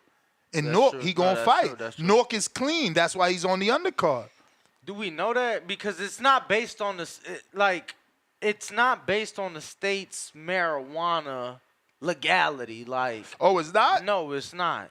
Oh shit! Well, you got me. Because weed was legal here for years before before the athletic commission stopped. Shit burning wrong. Before the athletic commission stopped testing for marijuana, it was years. Oh well, I'm lost. Yeah, we got. It's not. Oh, it's legal for a consumer in this state to it's recreational in this state. Nah, that's not how that works. So we got to find out from the actual commission. Who we got next? He said waiting on me. Just jump on, champ. I gave you the link. Waiting on you. Yeah, jumped back off. Stop lying. I'm telling you. I told you before you sat down. I said he jumped right off. This dude, you wildin'. Floyd, I ain't know that. I literally told you before you put your headphones on and everything. I obviously didn't hear that. I said he jumped right off. Jesus, why wouldn't he talk to you? Bro, they didn't even give me the chance. By the time I got up, he was off. It's like he couldn't connect. Oh, maybe he ain't got no service. Yeah, he did tell me they was out the country, I think. Maybe. Yeah, he said he gonna try again. Malachi said, "Give Treese a job." What else we got? Al in the Bay. What do you say? Brambo, $2. Damn, no phone lines today? I'm off today, too. Oh, there he goes. Where is he at? Yo, what's up? What's up, Back champ? from the Bay Area. Al, give me a Pittsburgh, second. We were able to get Floyd on. What's going on, Floyd? How are you? And Senior. I'm good. What's up? Happy to have you on. Obviously, you know what we're here for, man. Ashton reached out and he's like, yo, contact your boy and what's going on. And he put this long tweet out that you guys have like a lot of demand. So I just wanted to give you guys the floor to let us know are any of these tweets real, and are we going to get this fight? And is this fight going to be on the Mike Tyson and Jake Paul card? Or could it be? Could it be? Because that makes sense. You know, it's a big platform. Yeah, y'all laughing. I know. What's up? What's going on? Is it fake news? What's going on? Well, yeah, that fight is supposed to be in play, but he having some troubles with the weight. I guess he don't want to come in on weight, But as of right now, that's the fight that's happening. So No, that possibly. Allegedly, yeah. Allegedly, the fight that could happen. Either way, we fighting in July. What's happening, and I don't really give out contract stuff because ethically that's wrong. But I'm gonna give you a scenario. No, I'm gonna just talk. I'm gonna talk to young fighters. Anytime you fight at a weight, if you fight at 135, you agree to fight at 135. Anybody agree to fight at 135 and just say, for 1 pound over, I give you 20% of my purse. For 2 pounds over, I give you. That's the same thing Ryan did. If they want to come in heavier, so they want to come in at 138, but don't want to fight us at 138. They want to fight us at 135, so we got to be on the scale 135. Nothing over. Anything over, then what is that? You're not fighting us at our weight. That's what the problem is. So we said, basically, young fighters, if anybody want to say, we'll give you a percentage if we go over, you want to put a ceiling on that. How much are you going to go over? Well, let us meet at the same weight. So I said, what's the weight? We'll give you 20 pounds to rehydrate and we'll meet you at the same 20 pounds. What's the problem with that? We give you the 155. What weight do you want us to meet you at? And then I told them, basically, young fighters, if they don't want to give you that ceiling, move up to the next weight. Let's fight at 140. That's what I told my dad. So it's like, what's the problem? We're not meeting you at 135, but you come at 138. Never do that. Never do that. Never take the money like Devin did. That's the dumbest thing. For every pound that you dehydrate, that's about 5 to 7 pounds you're going to rehydrate. He is obviously on top of things and tweeted out here. Let me go ahead and show you. And, yeah, I'll just read it. He says, are y'all going to keep letting this his words, not mine, coward lie to y'all? Where do you see 138? And then he he clicked, cropped out the bout sheet, and it says the bout shall occur at a weight not to exceed 135 pounds, and then it's 135 in parentheses. It says fighter and opponent shall use such size gloves as may be approved by the governing authorities as defined below. So let me just make sure you can see that completely by coming in a bit. We already. But don't that say B? Where's A? Where's C? Where's D? You can't read the half of the chapter and try to make a judgment. He said he's going to share the contract. Share the contract. Don't give just B. Where's C? That says if you go over. Where's all the rest of that? Okay, so don't share that. So we wiser than that. If you're going to share a contract, share a contract. All we asking for is 135, VADA style, drug testing, and let's fight. That's all we asking for. So to be clear, you just wanted that 135. You want VADA, no rehydration, because I've seen him tweeting of things of rehydration. Yeah, I can send you my text so you can see my receipts. That's the only thing we ask for. I'm going to give it to you right now so y'all can talk to Floyd while I send that to you. Talk to me. Appreciate it. So, Floyd, yeah, man, are you taking it as nervous energy? Because obviously you're saying one thing, he's saying another. Why are we not on the same page? Why do you think he's portraying something on social media, but your contract states something differently? See, the thing is, I think he not looking into the contract that we sent back. With my dad, he took the rehydration out because he threw like this little bitch fit that he didn't want to, step on a scale 2 hours before the fight. And I'm like, I got to do the same thing. So we took that out. And now it's just like 135 and drug testing. That's like a regular fight. And like I told my dad this morning, I said, if he wants to fight at 140, I got no problem going to 140. But they're the ones who saying 135, but now they added in, all these percentages. If you don't make weight, they'll give me 40% for I think 3 pounds or something like that. Damn. So my 40%? That's a lot. No, I get it. No, Floyd, I get it. Especially after what we seen with Devin, I get that 3 pounds is a lot. I'm just saying, so is 40% of your purse, though. That's almost half. It is a lot, but we know that Jake Paul would have gave him that on the back end, if they was trying to be slick. But like I told my dad, I have no problem fighting at 140. They wanted to fight heavier. They just should have just said that. But everyone's going to go up there. In your heart of hearts, Floyd, and then Senior, please answer. Do you think you guys will be able to hammer this out and get it done for the public this time around? We should. Because he should have nothing to complain about. It's nothing wrong with getting drug tested. And if you say you're going to make 35, make 35. I mean, that's it. That's it. And I sent you the messages. And I'm sorry, doctor, but I sent you the messages between me and his dad. So you can see it's nothing twisted. That's what we asked for to take out. Is those percentages meet us at 135. Anything over, it's not a fight. This is boxing. What do you think this is? Professional boxing at that. You know what I'm saying? If they couldn't make the weight, they should have just fight heavy. I mean, to be fair, let's say he do come over. No. I'm just saying he take it out the contract. The fight happen. Weigh in time come. He come in heavy. Now y'all gonna get less money from the commission, cause not a commission step in. It ain't in black and white. The commission determine their own price. It's in black and white also that stated that we get paid. If we make our weight and he don't make his, we still get our pay. For sure. That's what we asked in the contract. So we didn't put nothing unfair. We said meet us at 135. Let's take drug testing so nobody cheating. And that's it. Let's meet and fight. So any of that other bull crap is theirs. Everything else they put out there is a lie. So revise the contract. That's what I asked them, Oscar, everybody. Take that percentage. We don't care about his money. Meet us at our weight. He say he's good. We going for legacy. We gonna get the money regardless. So I don't think you guys ever hit on the could it be and would it be on the Jake card? Like obviously you guys are with Golden Boy, but that is a very massive event.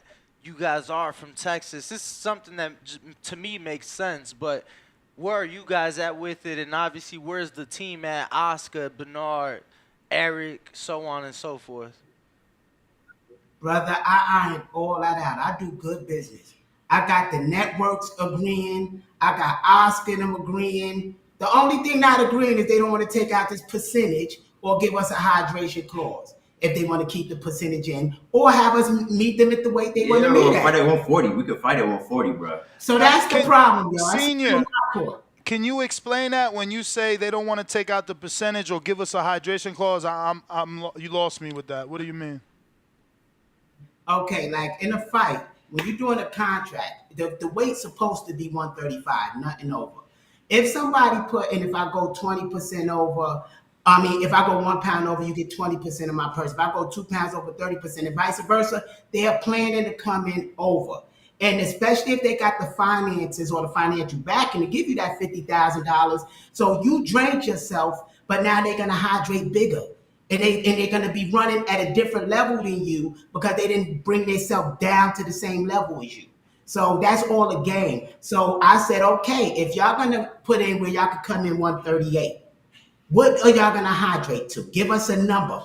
I just asked them for a number. I didn't put a ceiling on them. So you want a hydration limit. Like, okay, we're going to come at 138, but we won't go above 155.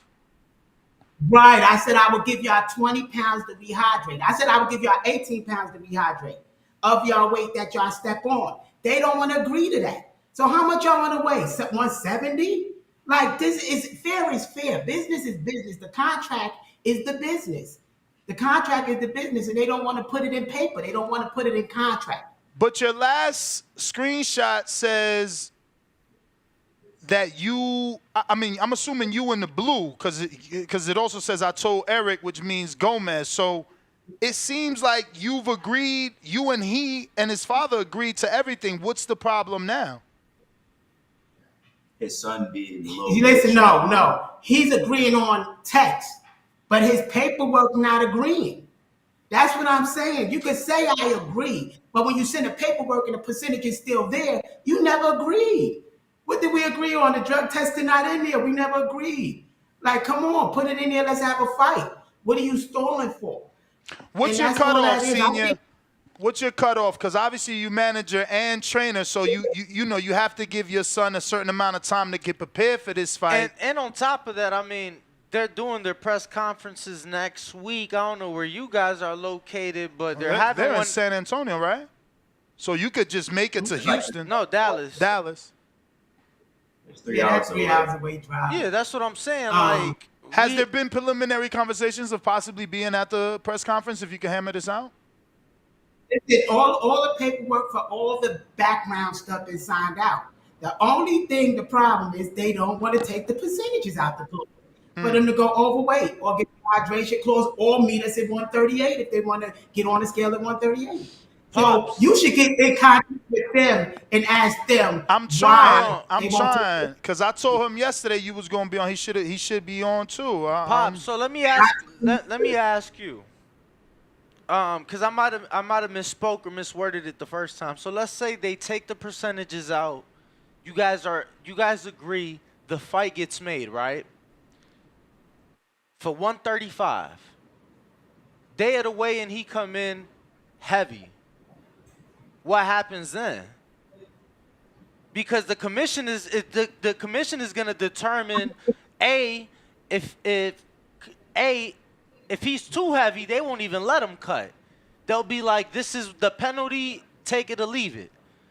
Or they might make him cut and you still commit, you still would get some money, but like what would you do then? Because obviously it's at least from where you guys are standing, it seems like they plan on coming in heavy. Or that is your belief based on the percentages. Well, what we do is it's strictly business. It's business. The contracted weight is 135. We professionals.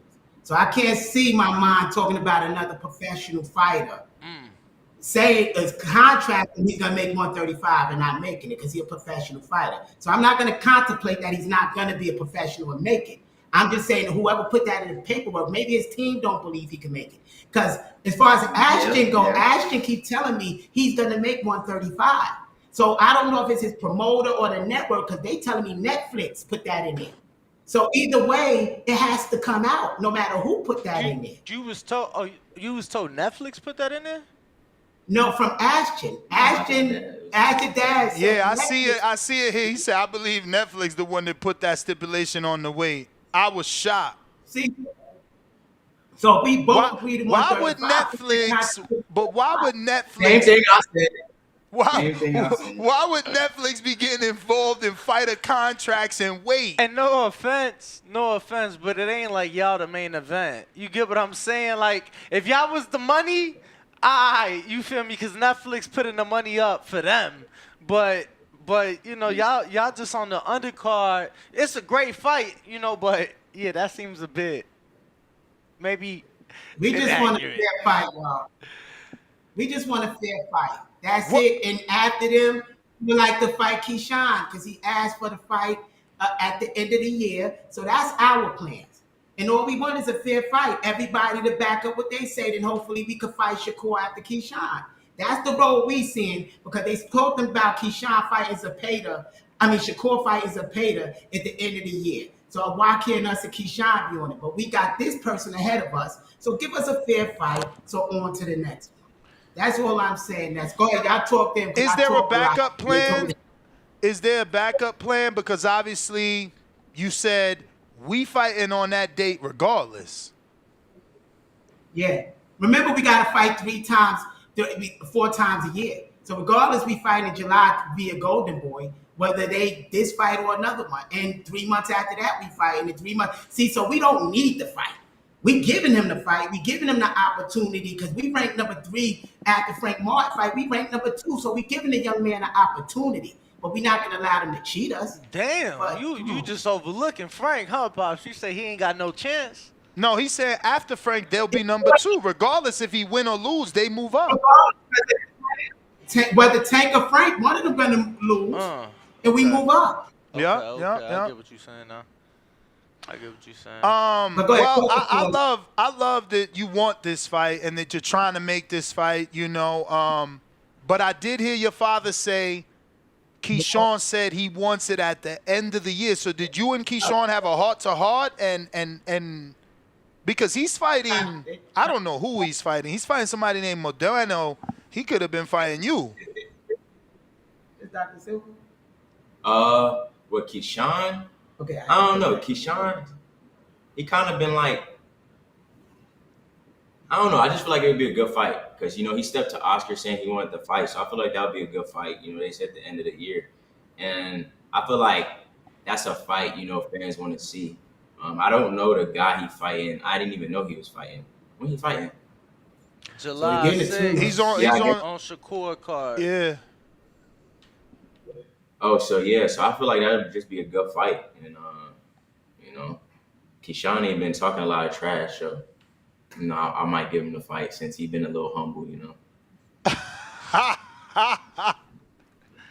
So wait, because Canelo did that. Is it better to come at Floyd Schofield humbly, or should people Clubber Lane you? See, the thing is, hold on. No, let me answer that real quick. It's like, damn, Pop's like, hold on. Let him answer. Let him speak from the heart. No, because it's two. That's a setup question. Because it's 2 different things. He's always humble. But I'm the rah-rah one, so if they come in and move away, they but that ain't what we asking. Like Canelo said that David can't get the fight because he been disrespectful, and he said that about other guys. So and he gave the fight to Jaime because Jaime was a respectful, humble guy. Yeah. So that's what we asking, to make a fight with Floyd Schofield Jr. Does a fighter have to come at him respectfully, or can he be talking some shit and then we could prove it in the ring? See, the thing is with that, it's kind of tricky because when you come at me respectable, I'll show you respect, and then I take it as, you know, this is just a sport, and you know we just two fighters giving the fans. Yeah, but when you come at me crazy, I feel like they get the Kid Austin image and the smile, they get it twisted because at the end of the day, I'm still a fighter. I've been through a lot, and I feel like they let the image get to them. So when they disrespect me, it's kind of like I still want the fight, but now it's personal. Now it's like, okay, now I'm gonna make an example out of you. Y'all see what Ashton, if they don't run. That's what I'm saying. Like Ashton already made his bet. Now he gotta land it because now he was being a little disrespectful. So when the fight do get made, he got paid for what he said. I mean, he got some pop though. He do. Pop for what? He's not like a little power. I mean, because he heavy. For who? Look, I love Floyd Jr. He keep it real. Senior be like, man, he ain't shit. Senior like, he ain't shit. Floyd, nah, he got some pop. He got some pop. Like if he was fighting me, if he's knocking out people that get knocked out 5 other times after him, what is he ranging the pop on? You got to look at his box rate. Like the people he was fighting knocked out, they've been knocked out. Like I swear to God, I've seen some dude knocked out like 30 times. Right, so who is he knocking out? So he's not fighting. He's not fighting no cab driver. He's fighting somebody that trained his whole life. He never fought nobody like Floyd. We seen a million of him. He too slow, and you know that, Ness. What you think we gonna stand there and wait for him to throw anything? You'll know he got popped. Come on now, that boy. When he get in the ring with me, when he throw his best shot, I eat it. And I'm looking dead at him. That's when you know if he got popped or not. To be clear, you guys. To be clear, you guys have never shared the ring sparring wise, right? You and Ashton? Nah, I went to his gym like 2 years ago. And beat up everybody, and he just happened not to be there that day. Yeah. His dad was there though. His dad know better. I think his dad just money hungry. To be honest. We ain't gonna disrespect his dad. Nah, I'm just speaking. That's my opinion. We ain't gonna do that. That ain't how I raised you. We ain't gonna disrespect no elder. Pardon me. That's just my opinion. That's just my opinion. Nah, his dad. I think. I need you to now. I need you to tell us why you feel that way, Floyd. Why you think he cashing his son out? You think it's too early? You think he cashing his son out? Now with disrespect. I can make. Because he's an elder. No, I'm not. I'm not speaking on him. I'm speaking on his son. I just feel like. You know, he's the dad. He kind of reminds me of my dad. He have a lot of faith in his son. But I just feel like it's too early. His son ain't go through nothing. I mean, like, I've been cut. You know, I've had to go through adversity. His son is, like, spoon-fed in the boxing community. I mean, he signed to Jake Paul. You know, Jake Paul doing his thing, you know, but he ain't really done nothing in the sport. I mean. I want this fight now. But who is he? Really? If he didn't sign to Jake Paul, would y'all be comparing him to a number 2 guy, number 3 guy? Because if that was the case, no Mayweather. No, I mean, he looking good though, guys. Like it ain't about Jake Paul. Jake Paul just gave him the platform. He's been doing what he needs to do. So hold on, do he look better than Mason? Should we not be fighting a Mason over him? How is he compared or jumped over a Mason? I don't know that he signed to Jake Paul. I don't know. I don't know that he is. I don't know that he is. But think about that. No. I don't know that he is. I don't know that he is. No, but he is over Mason. He's over Mason because Mason just let me explain. This is Mason's first 8-rounder he just had. He had 7 6-rounders. He the one not ready. The person that you talking about, he already in a 10-rounder. He already locked in a 10-round, and I'm pretty sure in that 10-rounder, he got like a last-minute knockdown. He got like a last round knockdown, right? He's not talking about rounds. He's talking about like talent-wise. Like who would y'all prefer to see him fight talent-wise? Mason? Yeah, but you can't assess Mason when he's only fighting 6-rounders. Hold on, but Shakur said we should fight Mason before we fight him. That's all I'm talking on the last Shakur just putting a roadblock. Shakur just putting a roadblock. He just putting a roadblock. You guys are 16-0. You 16-0, right? And De Los Santos was 16-0. So Shakur just putting a roadblock. You didn't let me finish. My point is, who would the fans prefer to see if it was in a Jake Paul card? The fans don't know this kid. They would prefer to see a Mason and Floyd, a Shakur and Floyd, a Keyshawn and Floyd. How did this guy come into play except he's a Jake Paul fighter? That's all I'm saying. Television, though. Nah, but Pops. I'm not saying he's not decent. I'm saying he's skipping a line to fight a number 3 fighter. Like, just we talking boxing, just the rules. He's skipping the line to fight a number 3 fighter. Okay. How can he do that except by with Jake Paul? It's the truth. Who else could skip 20, 18, 19? How's he even ranked? Look at who he fought. Honestly, look who he fought. How is he even ranked with the competition he fought over anybody to be in the top 3, top 4? Come on, let's talk business. Okay. Let's talk. All right. So to answer the last one, in part the same way all these fighters get ranked, the promoters have a Show me on box like who he fought that made him get up and rank it. No, we're talking business. We're not talking speculation. So we talking business. If we talking business, where the box rec belt at? You talking sanctioning bodies, sanctioning body rankings. Oh, tell me the rules. How is the ranking done? That's all I'm asking. Not speculation. You tell me since you're judging it. What is the ranking? You can pull it up and read it. You can pull it up and read it. They got bylaws. I've been to the convention bodies. I've been to the sanctioning body meetings. Brother, you can read the bylaws. I'm not debating with you. You can read the bylaws and then you can answer the question. How did he skip? Number one, he's not ranked in the WBA. He's not ranked in the WBC. He's not ranked there. Hold on. How is he ranked on ESPN? Number what? And he's not ranked nowhere. That's payment, brother. You can sit there and talk all that you want. That's marketing. Because he got marketing dollars. How is he ranked there and he not ranked nowhere? Our way. And there's bylaws and ranking. It ain't speculation. I'm not here to speculate with you. I'm here to build with you, brother. It's no way that he went up there without money to even be talked about with a number 3. I ain't gonna lie, he had nobody in the box. Who did he fight? Look at his box rec. Look at who they fought. It's no way they not ranked. Cool, they not ranked. But you talking about the fights that ain't realistic right now. How good is Oscar and Bob's relationship? How often are they doing those big fights? So you talking about Oscar and Bob? What are you talking about? Oscar and Bob, I said the rankings. I'm telling you, how did he get ranked? Pops, you've been talking for 4 minutes straight. Before you set the rankings, you said that the fans would rather see him fight Keyshawn Davis, a top-ranked fighter. Shakur Stevenson, a top-ranked fighter. I took the ranking. You want to see the poll? I'm sending the poll to you right now, brother. I don't speculate. If you talk to me, be talking fact. I'm here to talk fact with you. I'm answering to what you brought up in conversation. I asked you about the consumer, what the consumer want to see. You're speculating. I got facts. I'm not speculating. I'm literally saying, how often do we see those two men do business? So this is a fight. Jake ain't no big promoter. I got all of them to the table to agree. You're speculating. He talked about Bob Arum. We already cleared that. So what are you talking about? There's open gate if they want to fight.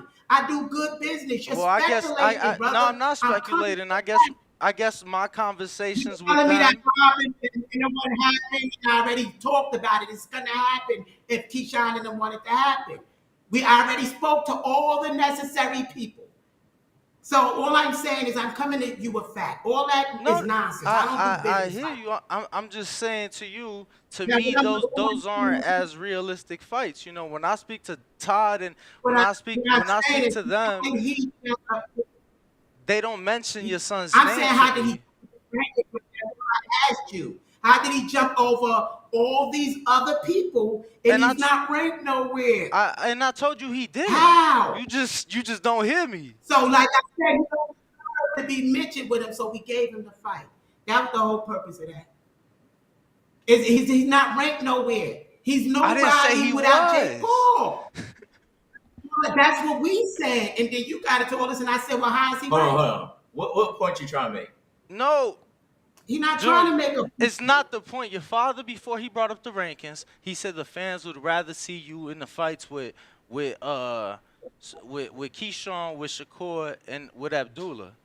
Although that may be the case, when I'm speaking to the matchmakers at Top Rank, when I'm speaking to Todd the Buff, they're not talking about about Floyd Schofield fighting those guys. Like I announced the Shakur card about a month ago because I knew who they was fighting. So when we talking opponents, they talking about Keyshawn going to Norfolk. The names they've mentioned aren't true. So that's why I'm saying all I'm saying is, to me, this is a more realistic fight. I don't think he ranked higher. I don't think that maybe more than Abdullah just because of experience as a pro. But I just feel like right now this is a more realistic fight. That's all. I'm not disagreeing that he ranked higher. What I'm saying is, if this wasn't realistic when I was getting two networks together and two promotional companies, everybody said this was impossible. So what I'm telling you is that I got covered. You don't have to worry about it. I don't care who you talk there. We wasn't on the Mike Tyson card. They wasn't talking about that, was they? But that don't mean what I was doing in the background. So if I'm telling you what it is what it is. All that other shit is speculation. I'm saying that's covered if Keyshawn and them want to fight. So you've on got to the next contracts thing, from like them I'm saying or on this one. Brother, hold up. I don't think you understand what I'm saying. And I don't disagree with you. I just think we have a problem communicating. I said I don't conduct business like that. I said that's covered. So I said if they want to fight, it's cleared. I covered with two networks. You think covering with two promoters is harder than covering with two networks and promotional companies and all the people involved? That's easy work, Top Rank. They do fights together already. What are you talking about? So it's crazy with the stuff you have the fans believe. That's not true. What's true, if Keyshawn want to fight next, we inviting him to fight next, and it ain't no problem with his promoters or nothing. We at 1099, we work for ourselves, even Keyshawn. So stop, brother, please. Now on to the next thing. I'm sorry for rambling that long. We saying it too. Come on, brother. We asking for this fight. One. We asking for that one. I want this fight. I agree, Nestor. This is already halfway done. It's a big platform on a big stage. It's already halfway done. I mean, I'm saying halfway because you're saying they only got to take out one thing. It's 90% done. What you mean halfway done? Yeah, now don't be speculating. You know how many? Stop the speculation. 90% sounds even better. So are we knocking them out? Let's get to the nitty gritty. Are we knocking them out? Are we schooling them? Let's get to the nitty gritty on the fight. Forget the contracts and all that. We want to know about the fight. I think it's like I was telling, my friends and my people in the gym, like I give y'all like what y'all want to see. Y'all want to see blood. Y'all want to see guts. Y'all want to see fights.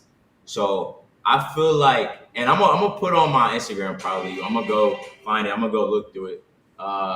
Sparring when I first got to Texas, and being a pro, I realized that I got real power. Because now you wearing 8-ounce gloves and whatnot, and you start knocking people out, so you start to get comfortable, and just you get too comfortable in the ring where you just be like, all right, let me just, I can do what I want basically. So I feel like I'm gonna show y'all, like I got boxing skill. My dad taught me how to box. I think I learned how to fight along the way. So I feel like it's gonna be a boxing clinic, but I'm gonna stop him for sure. I believe he gonna quit. Cause I know the demon that's coming. Hopefully his dad throwing the towel. I'm gonna show y'all some shit. Cause like I said, he kind of made it like it's like a funny person. Like it's like, okay, all right, now I'm gonna have to hurt you. You guys both started. You guys both started at lower weight classes, but he started lower than you. Do you feel you're the bigger man, even though you started at basically 30 and he started at 122? That didn't last long though. His next fight was immediately 130. Yeah, I feel like I got the muscle and the toned body. He fat. But we not the bigger man. He walk around. Yeah, I know he walk around. He walk around 180 and fight 140, and y'all asking, are we the bigger man? His last fight was at 140. Yeah. He don't fight at 135. We taking the risk. We bringing the belt, the ranking, and we fighting a heavy dude. Do you think? Come on now, he's the bigger guy. Do you think he can't make weight, or that was just because it's only been twice? It's only been twice that he hasn't made 35 and he fought at 40, and it seems like those were contracted. And it could be, you know, in this day and age, it's hard to get fights at your weight class.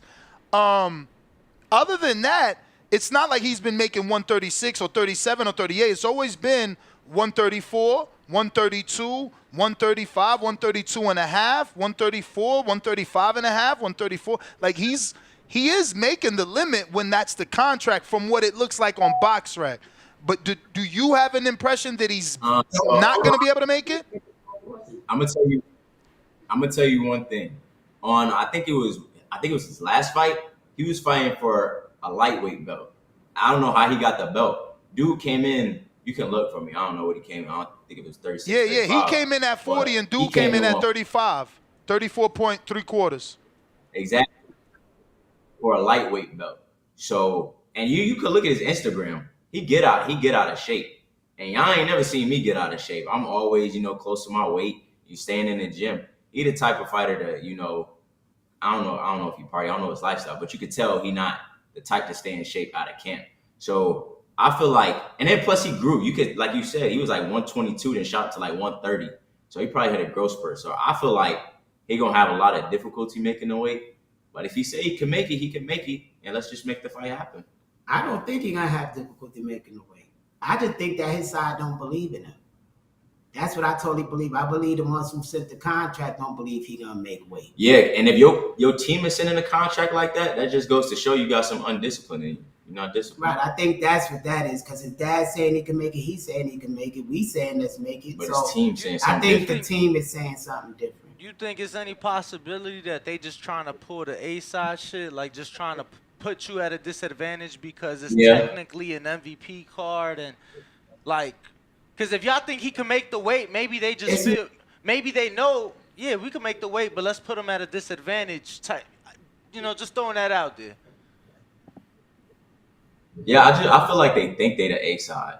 I think it's two A sides. Yeah, because I ain't no B side. I ain't gonna lie, I ain't no B side. And I ain't gonna be treated like no B side. I'm the one with the belt and the higher ranking. So technically I'm the A side, but A side, B side, in reality don't matter because we've seen a bunch of A sides get beat. I heard your father say... It is what it is, but we don't know. Go ahead, Senior, if you could finish. Well, go ahead. I think we got a delay, but go ahead. Yeah, there is a delay. I said I heard your father say that, you guys are fighting regardless on the 20th, but I wanted to know for you... July. For you, July 20th regardless. I mean, excuse me, in July y'all fighting regardless because you have a date. But for you... Is there any level of importance to be on this card because Mike's on it? Like, as a boxer, do you care? Or you at the point where, like, this is my career, I could care what undercard I'm on? Is it more about the fight and the terms and things like that? Or does being on a Mike Tyson undercard matter to you for your legacy and your history and your own personal memories? Don't get me wrong. I love Mike. And I love the fact that he's doing this, but in reality, I don't need this card because one, if we speaking like real stuff, like just like no disrespect, this is a joke. So technically, I'm not like fanboying over the card, like, oh my God, I'm on a Jake Paul Mike Tyson undercard, because there'll be plenty of big cards that I'll be on. Ryan just beat Devin Haney, so I get on a card, that'll be a big fight whoever he fights next. Right. So I don't need this card, like. And then looking at the rankings, if I wanted to, if we could make the fight happen, I could have fought Zepeda. I could have fought someone totally different. So I don't need this card. But the fact that it has a bunch of eyes, I think that's the only thing that, like... Golden Boy won. Yeah, Golden Boy won. They the one who just pushed me over to that eyes. So we doing it for our team. I think they got the right idea, though, Senior. I think that there are gonna be too many. I mean, they're projecting. Didn't you say from 17 to 20 million? I mean, I would say. I mean, that's only 10% of their subscription. That's a lot of eyeballs, man, and it's free, guys. It's not a pay-per-view. It's like part of your subscription. And, like, they've literally already started promoting it. Like, if you have Netflix, you're already getting that promotion. Brother, let me tell you this, because we always been like we Schofields. We help those who help us, y'all. It is a Netflix thing. It will have 17 million eyes, but it also will be a documentary. It will be a movie. All that you're not eating off. You're not getting no percentage off of none of that. So it's more that come with that you're not eating. We're gonna give you this change, and that's what you taking. But you want to go because the eyes, because your team wants you to be the poster man to ride. But come on, it ain't proper business, but we going with it. But give us at least a fair fight. We're gonna be cheated on that too. So we not against none of that. We will whip this man ass and show y'all. It's no problem. So we could go on to the next one. But it don't bother us if we win that card. We're gonna have bigger fights. This is the future of boxing. You know how many huge fights we're gonna have, how much money? This don't bother us. But let me tell y'all, it's so much back cash that we won't eat off of that we can't even touch. We can't even acknowledge. So we will want to be on the card, but we don't care if we lose it. It ain't like we eating off the whole plate. So that's all I'm saying. If he want to fight us, let's fight. All this other bullshit, it ain't that great for him to be acting like it's all sunny out there. And yeah, the thing is, I think you got to twist it because if I'm willing to fight Shakur, all these other fighters, he ain't nowhere damn near Shakur. So Nah, I wasn't saying that, but like all I'm saying was all three names, already had fights scheduled, so it literally wasn't realistic for me to happen next. Y'all already got an offer for this this guy. You know what I'm saying? That's all I'm saying. Like y'all want to fight in July? They already fighting other people in July. You got an offer from this guy to fight in July. You ain't got one from them to fight in July. So that's all I was saying. I'm not doubting that you want to step in there with him, and I wasn't saying that that H2O is ranked above them. I just feel like for July, this is the best fight to make. For you in July, to me, this is the best fight you can make. But besides this opponent, we supposed to be fighting a former champion. We was trying to get your boy in the ring, by the way. Javier? Step backwards. You was trying to get Javier. What happened? He was trying to be doing. They were saying Javier couldn't make 135. So we were trying to agree to a weight thing. So we was going for a champion. We wasn't going for like a YouTuber. But we stepping back because of it. Wait, you called him a YouTuber? Wait. Come on. Did you just call Ashton a YouTuber? He started his career in Mexico. Come on. Compared to a former champion, compared to a 2-time, 3-time world champion, Ashton ain't comparing. Come on, let's be fair. I think Javier was a one-time, if we're not mistaken. One time. He won one time. Right, I ain't talking about Javier. I'm not just talking about Javier. Okay. I'm talking about we beat out to other champions, like 3-time champions. So I want to see my son go against these champions. Him fighting somebody with 12 fights, man, we done passed that already, y'all. But we gonna go backwards because of it, because the world want to see it, I guess. But for us, I want to fight champions. And it's no disrespect to Ashton. I mean, yeah, it is. I ain't gonna lie, yeah, it is. No, it's no disrespect to him. But it's just like he got skill. But he don't got the skill where it's like, I'm trying to put it without trying to sound disrespectful because I want to say how it is. Yeah, he don't got nothing that you haven't seen. Yeah, he don't got nothing I ain't seen. No, you haven't dealt with. Like I said, I've been in camp with all these champions, and like we know he ain't got none Shakur got or Devin. None of these fighters. Or Sean or any of them. He want to go to big fighters. We seen him in there with Sean Paul when he was 16. So at 145. So we know this boy been big. So come on, we know what we facing, but we gonna break him down. He got his ass in trouble. His dad and him, they need to sign a contract. All we asking for is drug test, 35. We got the fight done. That's easy. We like 95%. That is easy, man. That is easy, and that is fair. Fighting at the weight you claim you fight at, where you claim you got a belt at, you ain't asking for much. Asking for VADA, there's nothing wrong with that, especially with Ryan Garcia just testing positive. But I do want to spice things up. Dad, let Junior answer first. Message to chill out. During this conversation, from the very beginning of you jumping on, there's been a lot of mention of Ashton coming in overweight. But throughout the conversation, you did say Ryan beat Devin, so I could get on a big undercard with him. How do you feel about everything that took place? He came in 3 pounds, 0.2 ounces overweight. Now there's ostarine in his system. He failed 2 drug tests, the 19th and the 20th. Your thoughts? The only thing that That's I allegedly, say, they still testing. oh yeah, they still testing apparently, but the only thing I say, Ryan was kind of correct because you don't want to get sued by nobody for defamation of character. Oh yeah, I'll be So politically you gotta correct. be politically. But I correct think at this it's level. Ryan. That was a little bogus to like say you're meeting at a weight and not come in on the weight. That's like that ain't boxing. Like nobody do. As you could tell, he got the money to get at 1.5. He didn't care. Boxing is supposed to be both of y'all on a fair playing field. When he did that weight thing, what did I say to you? As soon as he did that 1 point. Oh yeah, my dad was saying that he did that to get an advantage. I was like, bro, nah, he probably just couldn't. He probably just too big, couldn't make the weight. But I will say Ryan was smart doing that little crazy thing. That was smart. But I just feel like Ryan was just too big for Haney. But they asked you what about the cheating part? If allegedly that happened, is that fair in boxing? Hell no. Allegedly. I mean, like Shakur said on one of them tweets, you might got to get that back outside of boxing. Brother tried to kill you. I mean, I can't. If he did do that, I can't respect no fighter that did that. And I feel like if he did do that, they need to return Devin's loss, overturn it. But if Ryan didn't do it and he still didn't beat Devin fair and square to me because he came in overweight. So you never know. I don't know. It's like 50-50 with me. No. Dad? Dad, what? What do you ask? You gotta answer the question. Oh, I want your thoughts.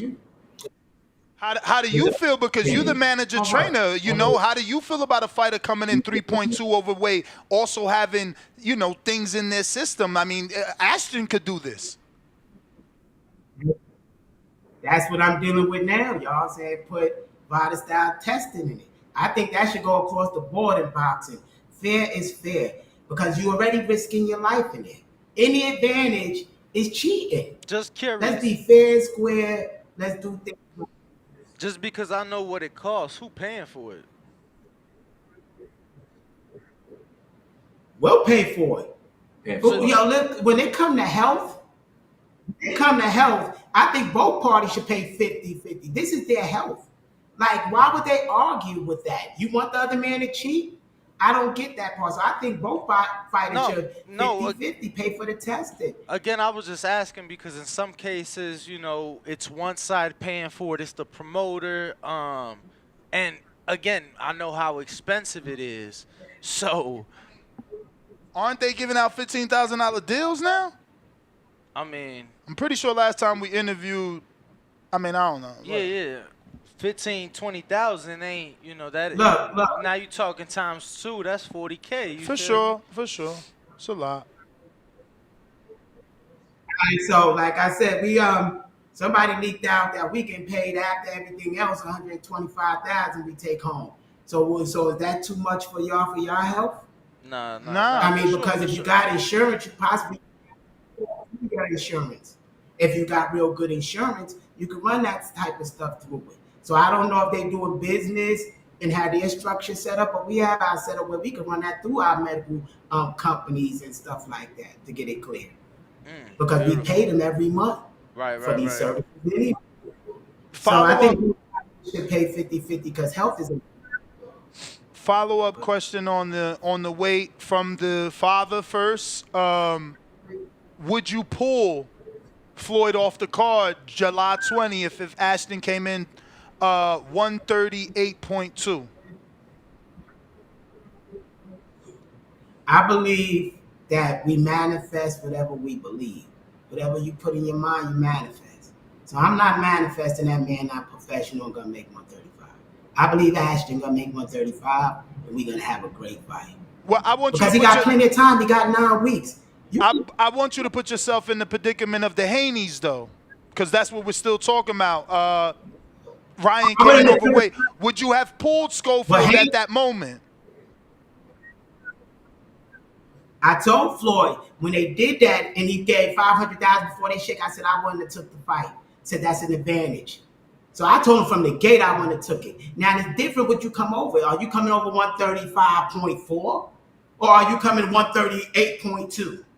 Now there's a difference. Did you try to make the weight? So I'm hoping he will be professional, and I manifest and he will make 135 because him and his dad both keep telling me he's But gonna I make want you. 135. What I'm But I saying want now, you. like He if already y'all, said he'd pull him. Okay. And what about Floyd as the fighter? Would you argue with your dad if he's like, nah, son, we ain't doing this. He too overweight. Nah, I got it, Dad. Or would you just how would you take it? Again, keep in mind what happened to Devin. yeah, you know me. I would have probably. I ain't gonna lie, just being honest. I would have probably talked to my dad, be like, yo, like, let me do this. But at the end of the day, my dad got my best interest at heart. So it would have probably been a long discussion. But if it would have came down to where he wasn't budging, I would have listened. But I'm a fighter at the end of the day. So like I said, I don't care if you come in 145 on the scale. At the end of the day, I'm a warrior. We're gonna get the fans what they came to see.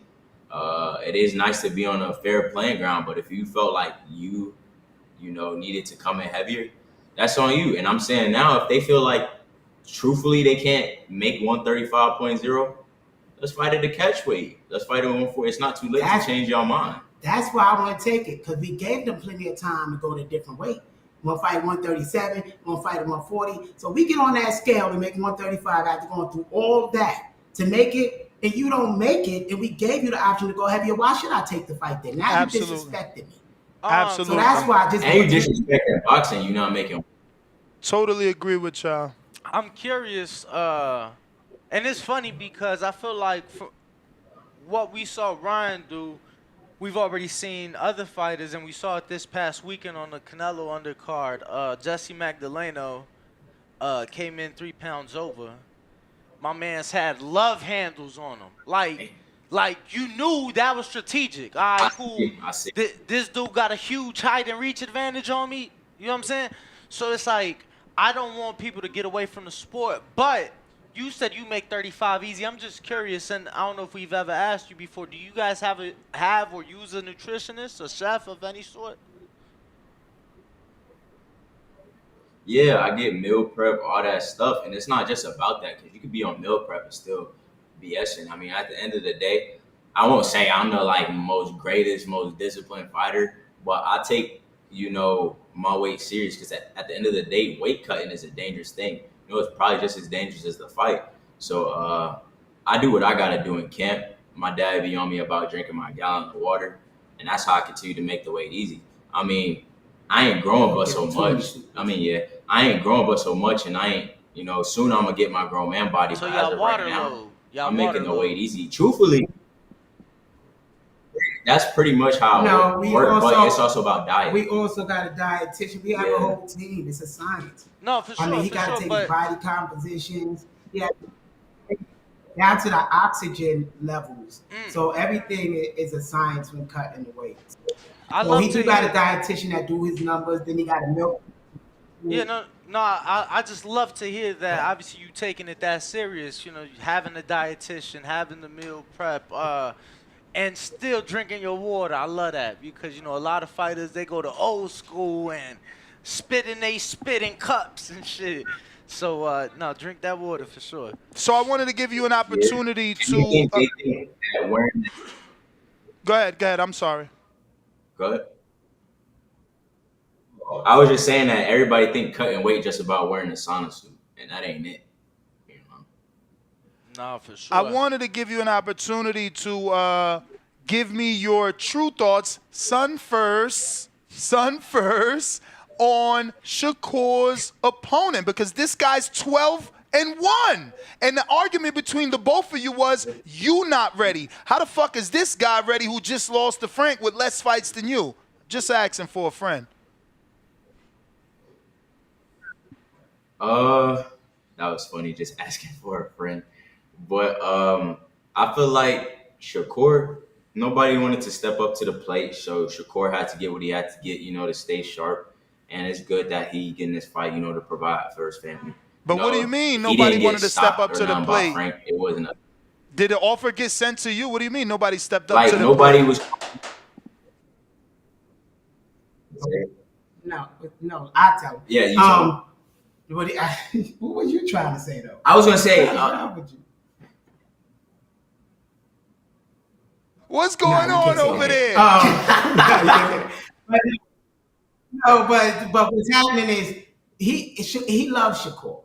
Shakur is like, and I'm keeping it real, is like when I was younger, what Mike Tyson was to us. So he always had a goal to fight Shakur, to beat Shakur, to beat his idol, not out of disrespect, but since a kid. So I think the only one who could beat Shakur is Floyd because he studied Shakur so much. I'm like, but besides that, Shakur is one of the greatest boxers out right now, and I think in history, and we want to challenge ourselves. So I believe after Shakur, the rest is easy. Then it's like a bank robbery. It's just all cash. Shakur is the only threat. And Shakur opponent, we only wanted to fight Shakur so Shakur could feed his family because nobody was giving Shakur a fight to produce. That's why we answered Shakur message to us.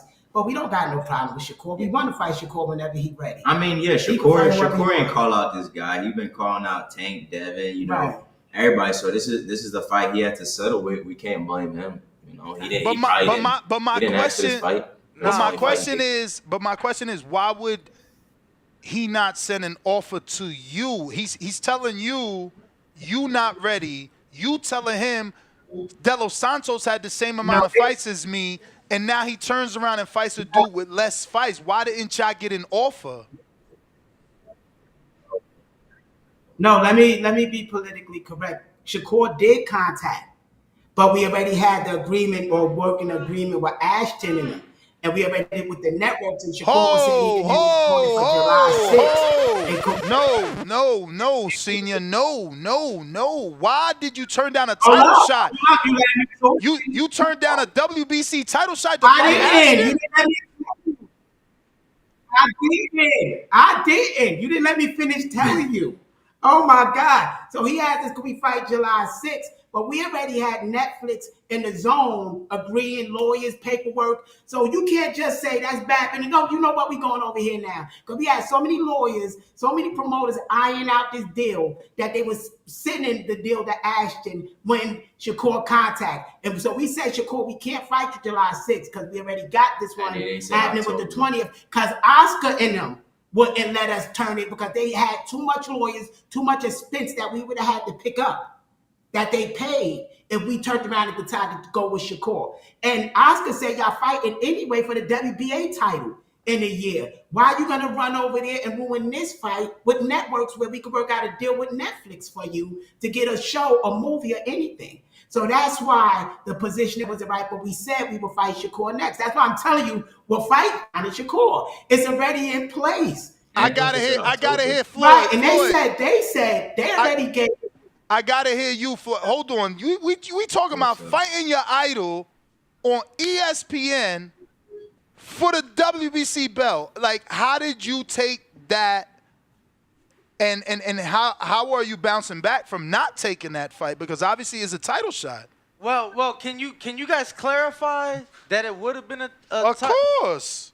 Well, he defending his belt now. What you mean? Yeah, no, I know, but no, they didn't send. He's not in the top 15 in the No, WBC. They didn't send no contract. Yeah. That was in no contract, and they sent the call through one of their guys. Yeah, it wasn't. And they asked, and it was like, we already in contract going over here with these people. We can't do that right now. So that's all that was. It ain't like we don't want to fight them, but business is business. You got to understand business. You can't do nothing like that against a Netflix and think you're going to get a movie with them. That's just not going to work. So we have to think the long term. Yes, Shakur, if he would have gave us time, we would have did it if we didn't know about these dudes. We've been asking to fight them forever. They just had the wrong time, and once their opponent fell out, then they decided to give us a fight, but it was too late. I'll give y'all the little exclusive. They said we can make the fight happen in October. In October. So we said we'll fight Keyshawn next if y'all want us to fight your boy. And then October we fight y'all. That's why I said it's in place already.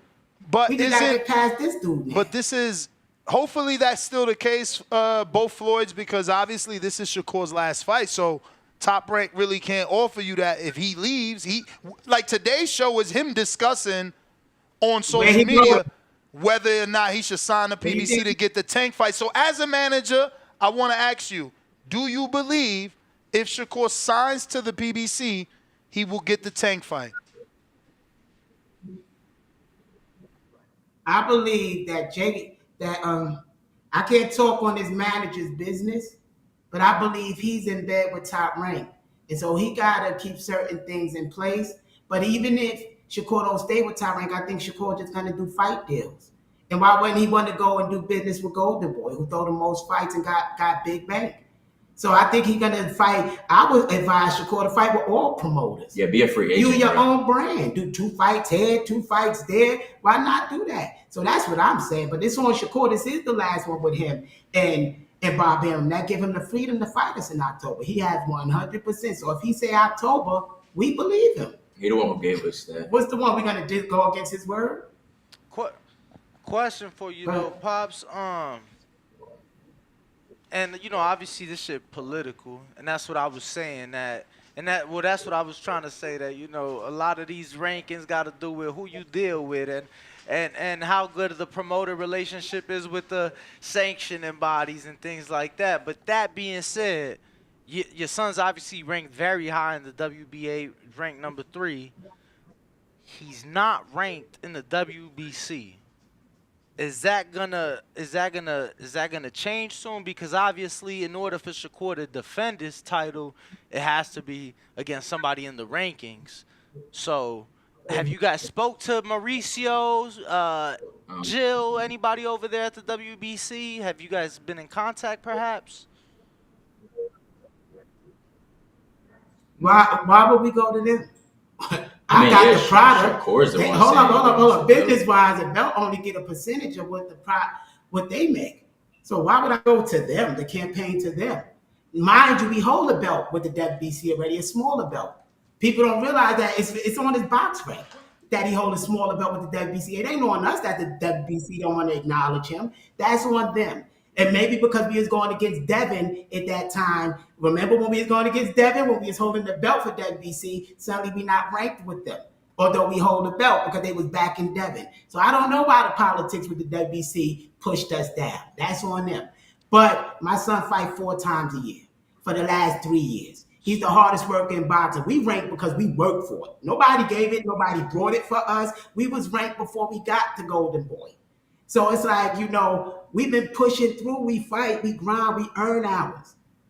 So I don't know about the politics of it. This one buy, let them buy. At the end of the day, belts don't mean nothing. And for legacy. And if they don't want us, if Shakur don't want to put his belt on the line, he don't got to. It's the name. No, for sure. It's not about the title. No, I'll get titles down the road. I'm just saying. Your belts is percentages. That's 3% out of your purse. You have each belt you have, and you making $5 million, and you giving each one of them 3%, and I gotta go ask you for your belt. Well, that's all what you negotiate. That, you know, because a lot of people ain't paying that percent. But again, I was just asking because it's still coming out of your purse. For sure, I was just asking because of the rules. You know, he won the belt as a vacant belt. He got to make 2 mandatory defenses. This will be his first one.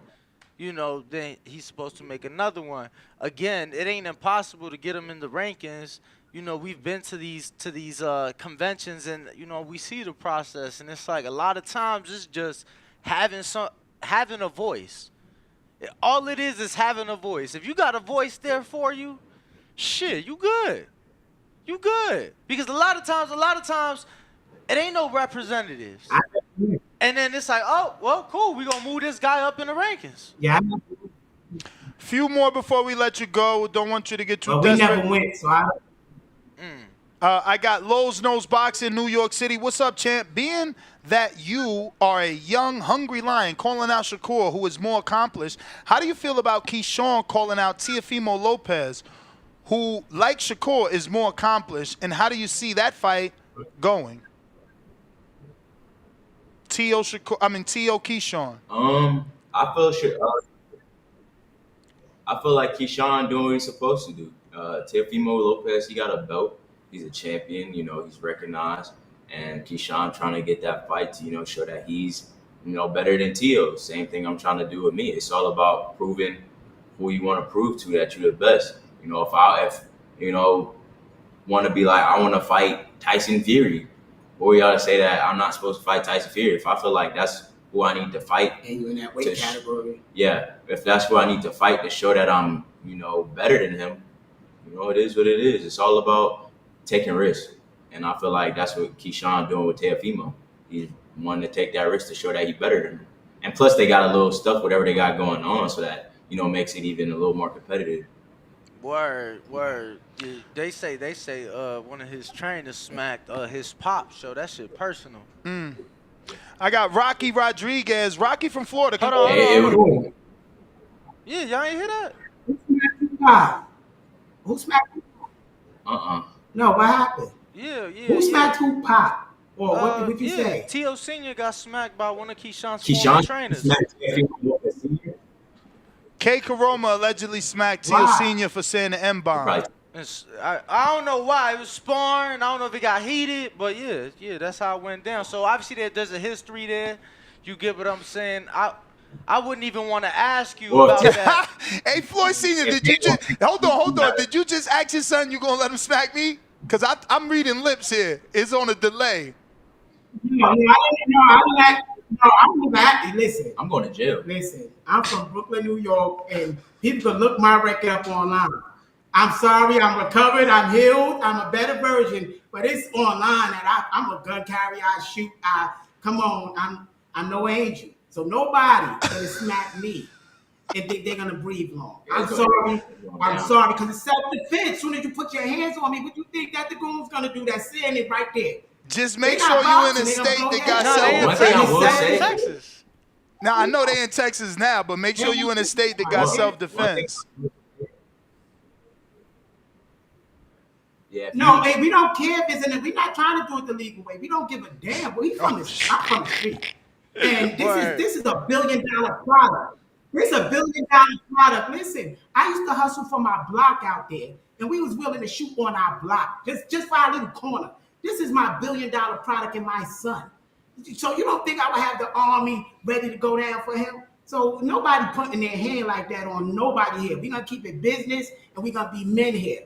But I'm from the street. I have a record online, and I'm cleaning up my life, and my son is my son. So nobody out there even think that shit, because you would not breathe. That's what I'm saying. I don't know about their thing. And my son, man, there's no discussion. He will beat the shit out of anybody. Yeah, I ain't gonna lie. And it's not because I wasn't, grew up around that environment where he's from. But at the end of the day, you put your hands on my dad. You gotta be bold. For you to put your hands on my father, I might have to be like, all right, he got something wrong with him, but it'll be a problem. Teo need to take that fight then if that's the case. I can let that slide. Let's keep it boxing, man. We don't get that energy. Let's keep it boxing then. If that fight happens in December, let's say it happens in December. Keyshawn already got a fight in July. That fight happens in December. At obviously 140 for Teo's belt. How y'all see it playing out? I want both of y'all thoughts. I feel like Keyshawn could pull it off. We don't know. That's definitely a 50-50 fight. We don't know which Teofimo going to show up that night. But in my opinion, if I had to say, I would feel like Keyshawn's more hungry because, You want to give it 50-50? I mean, I'm giving it 50-50, but I'm just speaking on why I think Keyshawn will have more will, because Teofimo, he already made millions. He already had been undisputed. So he technically don't really got nothing to lose. He already lost. He already had a fight where people thought he lost again. So I just feel like it'll come down to the hunger in that fight, and I think the edge will go to Keyshawn. But it's a 50-50 fight. We don't know. I got Candy Slim. Your thoughts on fighting Andy Cruz, a two-time Olympic gold medalist who Eddie Hearn says wants all the smoke if you can't get any of the other guys? If that fight presented itself, yeah, I'll take the fight, and I'll show what Keyshawn was supposed to do. Yeah, but I feel like, unless we get on to the zone, but maybe that's a fight for next year. Once Well, I can't You say said that, but you said yeah. unless y'all get on the zone. No, I think they're gonna save him for like for when they work out. Golden Boy work out a contract where we fighting at the main event on the zone. So when we Okay. work out a fight deal via Golden Boy, I think they're gonna say that for one of their main event fights, if that's one of their fighters in that division. That's big. I'm just curious because obviously, fighting under Golden Boy, you guys fight on the zone, and the zone has been a big partner with His Excellency Turkey Al Sheikh, and he's been putting on great boxing events. August 3rd, we're having the first one here in America, and it's a phenomenal one. That card is stacked. We're excited for it. I'm just curious. Would there be any interest on your guys' behalf to do business with His Excellency, whether it be here in America or abroad? Shout out, Junior. The Young Excellency, the gentleman done sent us like 3 offers already. He done reached out to us 3 times already. He done asked us to come in. Yeah, he asked us to come in and work. Senior. They offered us a lot of money. Wait. Come on, chill. Wait. You didn't take the Shakur Dream fight. Don't do it like that. Don't do it like that. We ain't even had these people. I just need to know the names. You know why we did. 3 offers. Let me tell you. Who did Turkey Al Sheikh want you to fight? 3 offers. I just need to know the names. No, not the fighter. Not the fighter. He want Floyd. He offered us like 3 fights. We can fight who we want. A deal. He even offered us, fight here one time, we'll give you $500,000 to do 3 minutes. So it ain't like the money haven't been offered, and it's gonna be offered. But why? So why y'all ain't take They it? even offer me to do one. Cause all money ain't good money. My dad. Right. The thing is, that the money gonna still. The money. I mean, Al Sheikh seems to be a good guy. I will say this is. He seems to be like a guy that's rooting for the sport of boxing. And he's gonna give us a great deal. $500,000 for give us a great deal. $500,000 for 3 minutes. $500,000 for 3 minutes sounded like an amazing deal, not a great deal. For one round, 3 minutes, he was gonna give me $50,000. Damn, like, so bro, what? That don't even sound like no. No, but the thing is, he's just giving gifts. He's giving gifts. He liked Floyd. He already said it. He even sent James Kirkland here to try to work out a deal for us to go out there with them. We gonna work a deal, but we still building this platform. Pops, you playing hardball. You playing hardball. I see you, Pops. Yeah, we're gonna work out that money, but he already put the money out there. He made it very known. So you talking to Turkey Al Sheikh? Did you act? Because I see a lot of fighters asking him like, Turkey, make this fight. They like, His Excellency, can you make this dream fight for me? Did you put in his ear what your dream fight is for your son? No, his representatives came to us. We don't need to put a dream fight in nobody in. That y'all gotta understand me. I'm manifesting all this. I could care less. I know we billionaires in the future. We already know this, so we're gonna manifest these type of people that saying, "Yo, give us a fight. Let me pay you this." And to them, they don't hear no too much. Like, you know what? That's good money. We'll see you in the future, though. But when we sit down and talk business with them, we're gonna be talking about $100 million deals, fight deals, things like that, because they got the resources. Why would we jump in for one fight if we could build a whole platform with him? A whole line that we could bring fighters through. So that's what I envision with that, but it ain't time yet because they're not sitting there with 9 figures yet. Well, all I'm gonna say is 9 figures. I don't think his money going anywhere, but he's made it publicly clear that he has some health issues and that he don't know how much longer he gonna be around. So I wouldn't count on because it's him making these fights happen and it's his desire, you feel me? So I don't know that somebody could just like step in and like take his place the way he's doing it, because he's doing a lot of great things for the sport right now. Amazing. But we still got more questions. Zeke,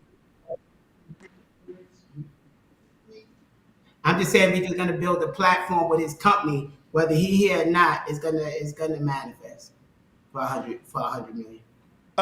Zeke says, "What's your dream fight and why?" My dream fight. I want to hear that one. All right. That's hard to say because my ultimate goal and dream is to be undisputed.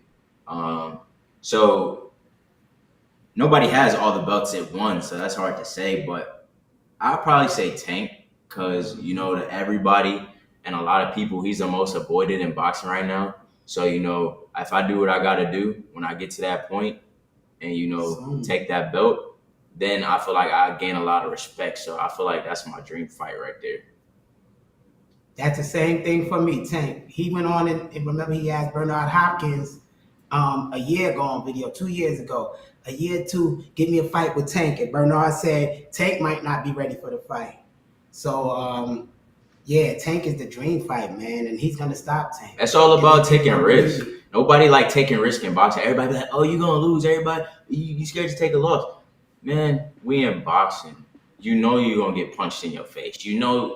Some days you might get dropped. You might lose. So what? It's all about the bounce back. It's not about, being scary and ducking fighters. Who want to do that? So we're not in a sport to do that. I mean, you got to make money at the end of the day. For sure. I got a question. Do y'all think Devin gonna bounce back? Honestly, between us, do y'all think he will be the same? I hope, man. I hope. It's hard to say though, right? Like that was a lot of punishment. I never seen him take that many right hands. People talking about the left hook, but it was the right hands for me.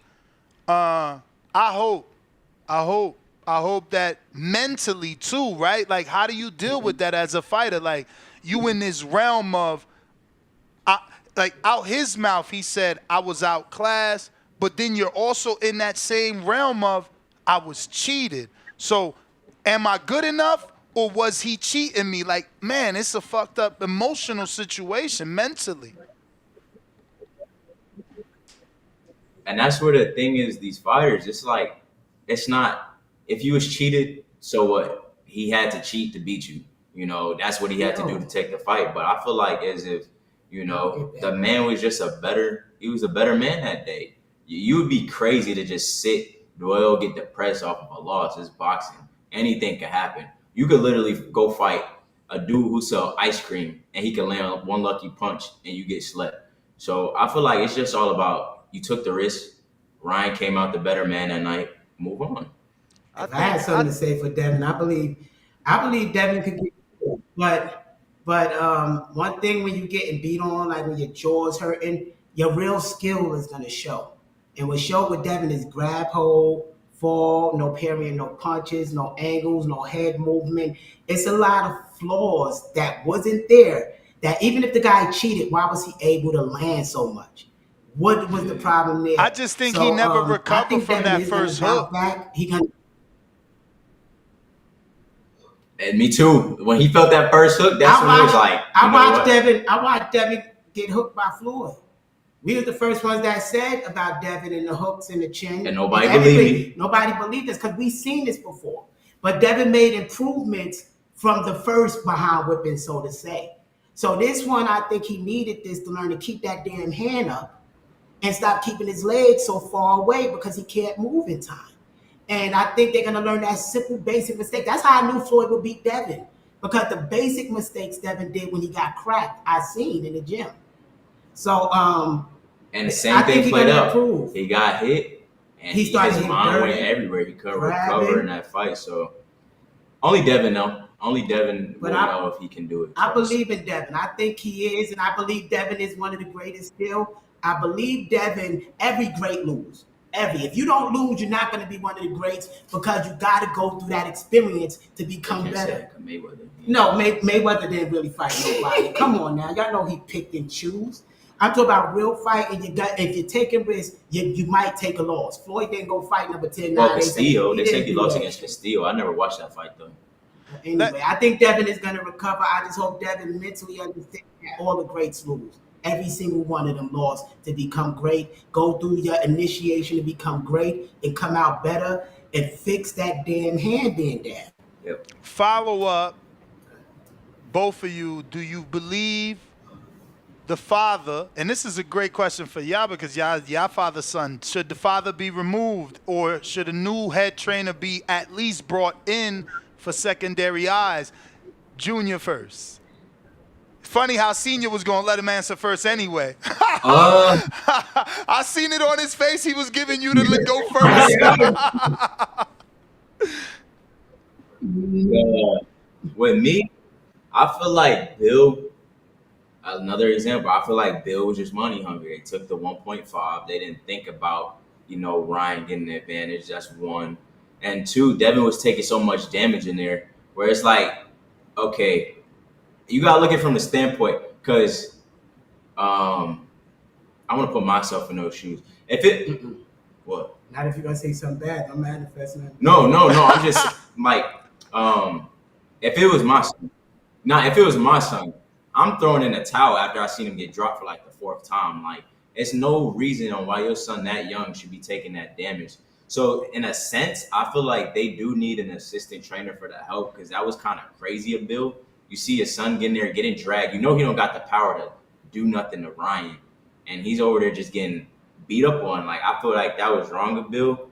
But in my opinion, I feel like respect, Bill is an elder, so you gotta say. Well, yeah, but I feel like they do need a different set of eyes. Because let's be honest, Bill had Devin since Devin was a kid. Like, they got rid of Floyd Sr., Bill stepped in, but it's like Bill can't really get him to that next level.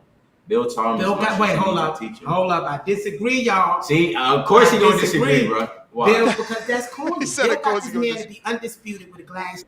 No disrespect. He got him to be. Yeah, but it wasn't just Bill, though. But wait, Bill guided this man to win all the titles strategically. And y'all gonna kick him out because he got a loss? But look, he made this boy a millionaire and one loss. I see what he's saying. I see what you're saying. But Bill gotta grow too. Y'all gotta and then real quick, in that scenario, Junior, you said you would have took the fight, and your father said he wouldn't have. To be clear, they didn't have the choice of making him cut weight. The commission said he was so overweight he couldn't cut any more weight. So it was either take the money and the fight or the fight's off. You get what I'm saying? I don't know what that decision was like. Exactly. But I do know being around them that when it come to money and when it come to the decisions, Bill looking at Dev. And Bill say Dev the boss. So it's like now in the corner, the fight, that's obviously a different scenario, but I disagree on that because especially like, I'm not saying that they've been to this. Obviously, this was like one of the biggest fights, if not the biggest fight of the year. But like, they don't need for money, so I don't think that really was like an idea in Bill's head, when it came to the overweight, because it was either, like you said, you wanted to fight. I'm sure Devin wanted to fight, so it's like shit. You the boss, he the boss. If you say, yo, Pops, I still got him, obviously that's the decision and a conversation y'all got to have, but I'm just saying, you said you would have took the fight too, champ. The contract was wrong. I mean, that's why he couldn't just leave like that. Because if he would have got paid the same amount of money, and if that boy didn't make weight and his dad chose the money, they chose the money. That's what I'm saying. They shouldn't have chose the money. If the contract was right, get my pay, you didn't make your way on to the next fight, only because it's not fair. It's not fair. Fair is fair. And we in boxing got to implement that. We can't condone that if they're going to keep doing that. Like, people want to keep, give me this. No, 135, 140, 140. They move up if you can't make the weight because people could die in there. But to play devil's advocate. Move up if you can't make the weight. To play devil's advocate, you're literally in that situation where your promoter is saying, well, Floyd, do this for us. Be a team player. We could probably strike a deal for you, get you a movie, get you a documentary. So, Golden Boy obviously is like, come on, Dev, take this fight. Don't blow the show. We got all these tickets. Don't cancel. What about the undercard? Nobody gets paid if Devin cancels the fight.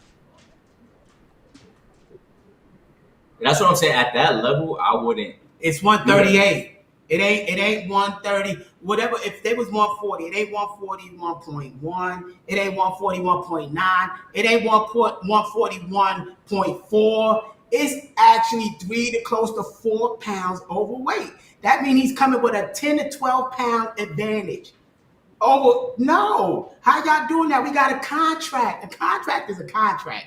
We got a contract for a certain weight, and your ass got. We would have met in another way. It would have been legal because there ain't no way we going through all this and you don't make your weight. We got a contract. You're not gonna breach the contract. But did y'all see how big Ryan was compared to Devin? Just like his arms, like Ryan looked big. And then he was using steroids on top of that. Reportedly, allegedly. Whoa. Now, so now they like we shouldn't have took it. Common sense, you shouldn't have took it. So anyway, my bad, y'all. I feel like Ryan wasn't on no steroids. He was big. He was just bigger than Devin. Getting back to the people, we got Manny from. Do you still got time? You've been on for a minute. Yeah, we good. Manny from San Jose, we got California. like another 20 minutes. Manny from San Jose, California. What's your favorite barbecue spot in Austin? But you from San Antonio, not Austin, right? Barbecue spot? I'm not from San. I just live here. But Austin is my home. Too. Yeah, Austin's my home. Barbecue spot. You know what's crazy? I don't eat meat like that. So I ain't never had. Yeah, I'm not the one. Camp? Yeah, I don't eat meat like that. But out of camp, I'll probably have like a burger after my fight because but that's it. Wow. But like I like never, and then I don't leave. That's the bad part. I don't leave my house, so I can never go out and like find a place. But let me see. I've tried brisket once, but I forgot where it was. You forgot the name of that place that your mom would take you every morning in Austin. Steiner Ranch. Steiner Ranch. Steiner Ranch buffet or something like that. That's a good spot. They got all types of food, but barbecue. You got barbecue. You got to put. But I ain't never eat meat like no barbecue meat like that. You can't answer that. I got Joshua. He don't eat barbecue, so that would be rough for him. He don't. For sure. Joshua Cabrera. Floyd, you've sparred Giovanni El Cabron Cabrera. Where do you rank his skills, and would you fight him in the ring?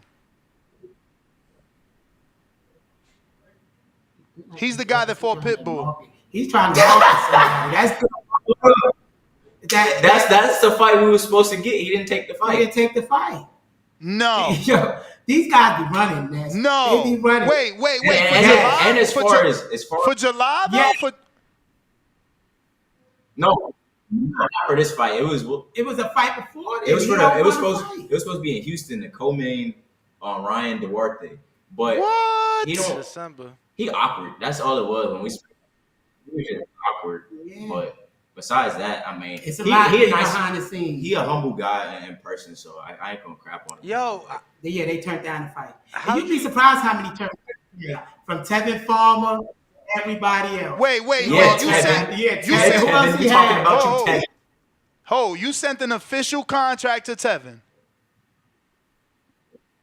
No, Tevin said, I'm moving down. He don't want to fight Yeah, he told us he moving to 30. He wish us well. He's taking the belt at 30. This. He's going to go to 30. But now he's officially at 35. So, every champion we took. Tevin ain't fighting us now. Come on, man. I'm telling you, he ain't fighting us, brother. Now, if he was to draft up a contract, that would be a good fight. That'd be amazing fight. I would take that fight. That'd be an amazing fight. Since he had 35. We'll take that over for Tuna. But I really want to fight Keyshawn, man. I want us to show y'all what we're going to do to Keyshawn. And then Shakur. Since y'all say Shakur and then Tank. Oh, my God. That's what we want to do. Yeah, we want I really want Keyshawn. So we can show y'all how easy this going to be. I got Lil Zooted. This is humble. I didn't mean it like that. Disrespect. Nah, I don't think it's disrespectful to want to challenge the best. Lil Zooted, do you consider yourself still developing, or are you at the point in your career looking for the big title opportunity or a big name like Shakur? A lot of young fighters are feeding on old champions like Linares, but no one wants to fight each other. I feel like I'm still developing. You know, I'm 21, about to be 22. I find it where like in my fights, you know, like I said before, like I get comfortable and you know I make those simple mistakes, you know, bringing my hand down because you know I'm comfortable in the ring. So you know that's stuff I gotta learn from too, and not getting over anxious because I'm about to, you know, stop the guy. So there's stuff I can still learn, and there's you know stuff I still got to work on. But So I as of just right got the now, scoop. like I I said, just got the scoop. Y'all offered Giovanni way less than he made on Top Rank versus Pitbull. And you know, I won't put out the Top number. rank, PBC. No. Oh, yeah. PBC. How much you offer? How much you offer? How much we offer? How much you offer them? How much we offer? How much you offer them? Ask them that. Yo, we don't even know how much they offer. We don't even know how much they offer. That's the crazy part. We didn't care about no offer. We would have been making the same amount We of money. don't know how much he was offered. Let us know how much you was offered. I'm going to text you like you text me. How much you need? I'm going to text you like you text me, and you tell me if this is true. Ask him how much you need. Well, he said that they don't know how much he was offered. Ain't that what you just said, Pops? Yeah, we don't even know. I sent it to you. What I'm saying is tell us how much he want to make. I sent it to you. I just cropped out. Right, and then I go handle the business. All right, so how much do he want? After that, think he worth no. more? If he feel he worth more, we'll give him more. After that, his team said, of course we turned it down because, you know, it is low though. I mean, come on, I ain't fighting Floyd for that. I'm not gonna put that out there. I'm not gonna say the number, but I ain't fighting you for that. I agree. I didn't offer him no $30,000. Oh, you put it out there. You put it out there. You put it out there. You put it out there. You tried to lowball that man. I didn't offer him that shit. No, I didn't try to lowball him because I didn't send the offer. Yeah, we didn't send that the must offer. have came from Golden Boy. For sure. Golden Boy out here wilding then. It didn't come from FS Promotions. No. But I'm asking you to be the middleman. So you talking for FS Promotions now? Ask them how much do they want so we can make the fight. Hey, we ain't no different than the sanctioning bodies. We charging that 3% too, Pops, just to let you know. It ain't no different over here. No, I'm fucking with you. The thing is, I want to say, everybody getting it twisted. One, let's just be honest. He ain't worth more than 30,000. That's my opinion. I don't want to crap on him, but that's just my opinion. Champ. Yo, he been on the Earl pay-per-view. He been co-main on pay-per-view. Yeah. And he arguably beat Pitbull, who is now a full champ. I'm saying that's just my opinion. From my opinion, what I see, I feel like he ain't worth more than 30,000. But then again, it's not about. At the end of the day, they get so twisted about the money. Yes, it's a risk fighting me, but at the end of the day, you take that risk. You do what you're supposed to do. Then you can call the shots. Then you can call as much money as you want because you know you did what you were supposed to do. Everybody get it twisted. He wasn't going, you know, whatever they offered. I feel like I ain't saying he should have took it. If he felt like he shouldn't have took it, he shouldn't have took it. Maybe he got, you know, a big family, people to pay, but it's all about the opportunity. Take the opportunity. I say fuck that. He shouldn't have took that low either. That's just me personally. But how much do he want to make? Because I didn't know that. They just told us he turned the they said that, you know, they're not going to put a number out there, but that they deal with Golden Boy, and if you feel that wasn't the offer, you know, change it with Golden Boy. Pops, and to be fair, let's just be fair. They not going to give me a number. Let's just be fair, though. Let's just be fair. Nah, he just said he don't do. I mean, he just, everybody don't do business online, so that's what he said. He said, I don't do business online. I deal directly with Golden Boy. Give him my number. Give him my personal phone number. He could call me and let me know. That's bullcrap. Give him my number. You could call me. We work for ourselves. We contractors under FS Promotions that got a joint venture with Golden Boy and Davies Entertainment. I am the CEO. Tell me what money you want to make. Pops, so you talk about doing business online. You brought this up. To be fair, 30,000 might not even cover his camp expenses. Let's be fair. 30,000 might not even cover his camp expenses. We was getting paid the same. We was getting paid the same thing. Whatever the fighters get paid, we get paid the same thing. Yeah, that's what they think they talk about. They don't. You know how many camps they cover? My 30,000 in his last fight. No, I didn't say that. What I said is what the opponent get. We get the same thing as the opponent. So if So he would at have took that time, 30,000, we would've got because 30,000. that's when we was making 30,000. We would have got 30,000 too. 3 fights ago. So the bottom okay. line I is thought y'all that's was saying the bull last crap. fight. This is Okay. business. They don't want to fight. He got my number. If he want to give us an offer, I sent I'll it work to the deal him. out. All that other shit is bull crap. We ain't marketing. Yeah, he want us to market him for free. If they want to fight us, send us an offer. And What's the problem? I mean, They didn't send us nothing. They didn't counter. if I was the outta type here. of guy to do that, I would show y'all the sparring, and y'all would see for yourselves why he should be getting 30,000. Nah, these dudes be phony. They live in fake worlds. This ain't possible.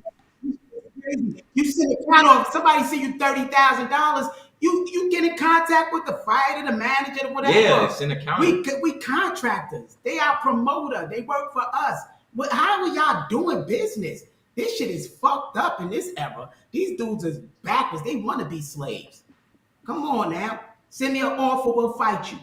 We got Flacco 38. Now That's we simple. see. Now we seen why JoJo ducked you. You think you get the Cepeda fight?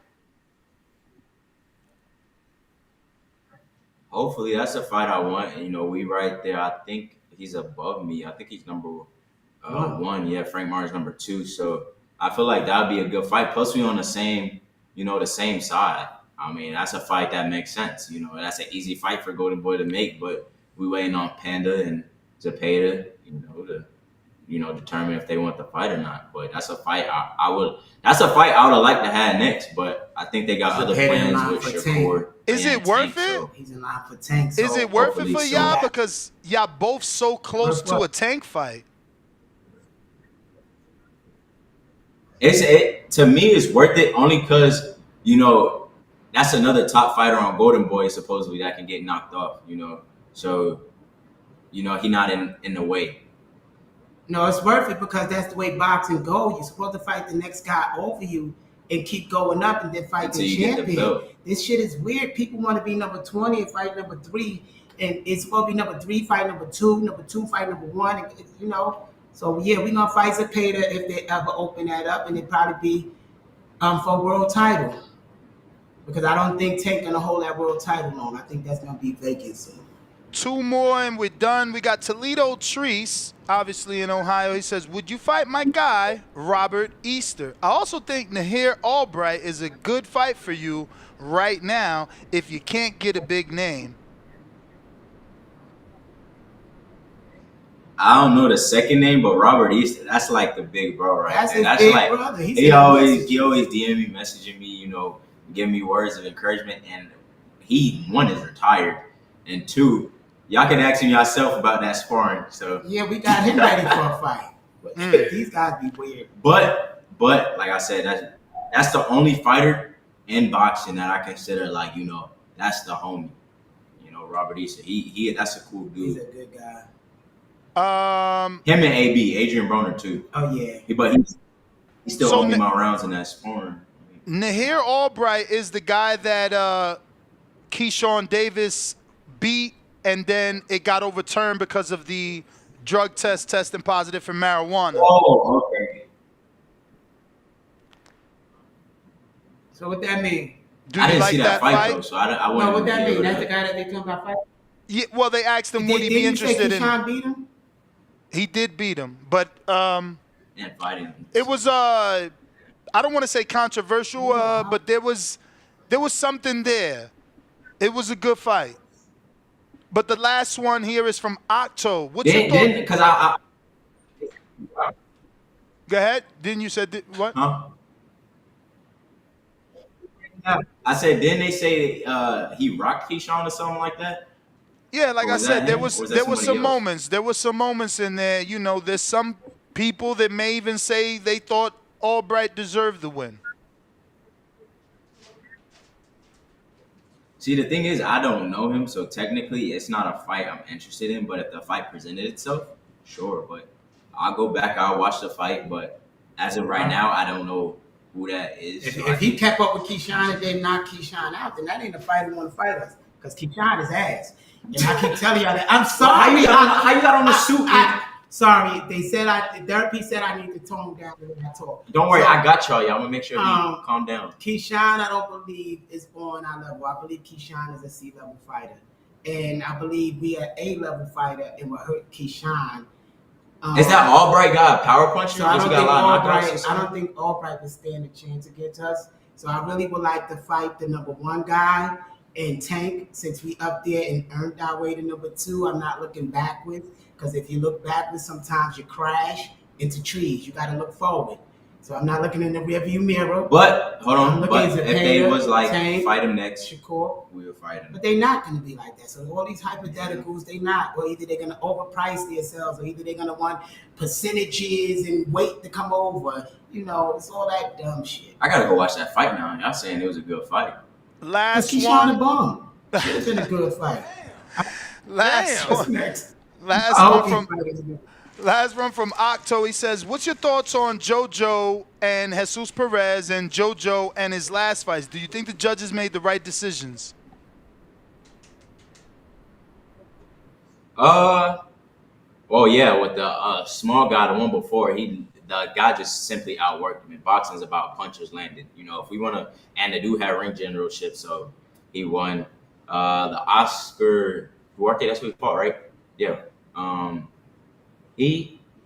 That was the right call, because JoJo is taking a lot of unnecessary punishment. I feel like JoJo had his run and it's time to hang it up. But hey, I told y'all, boy, it was on. They told us it was lying. It was.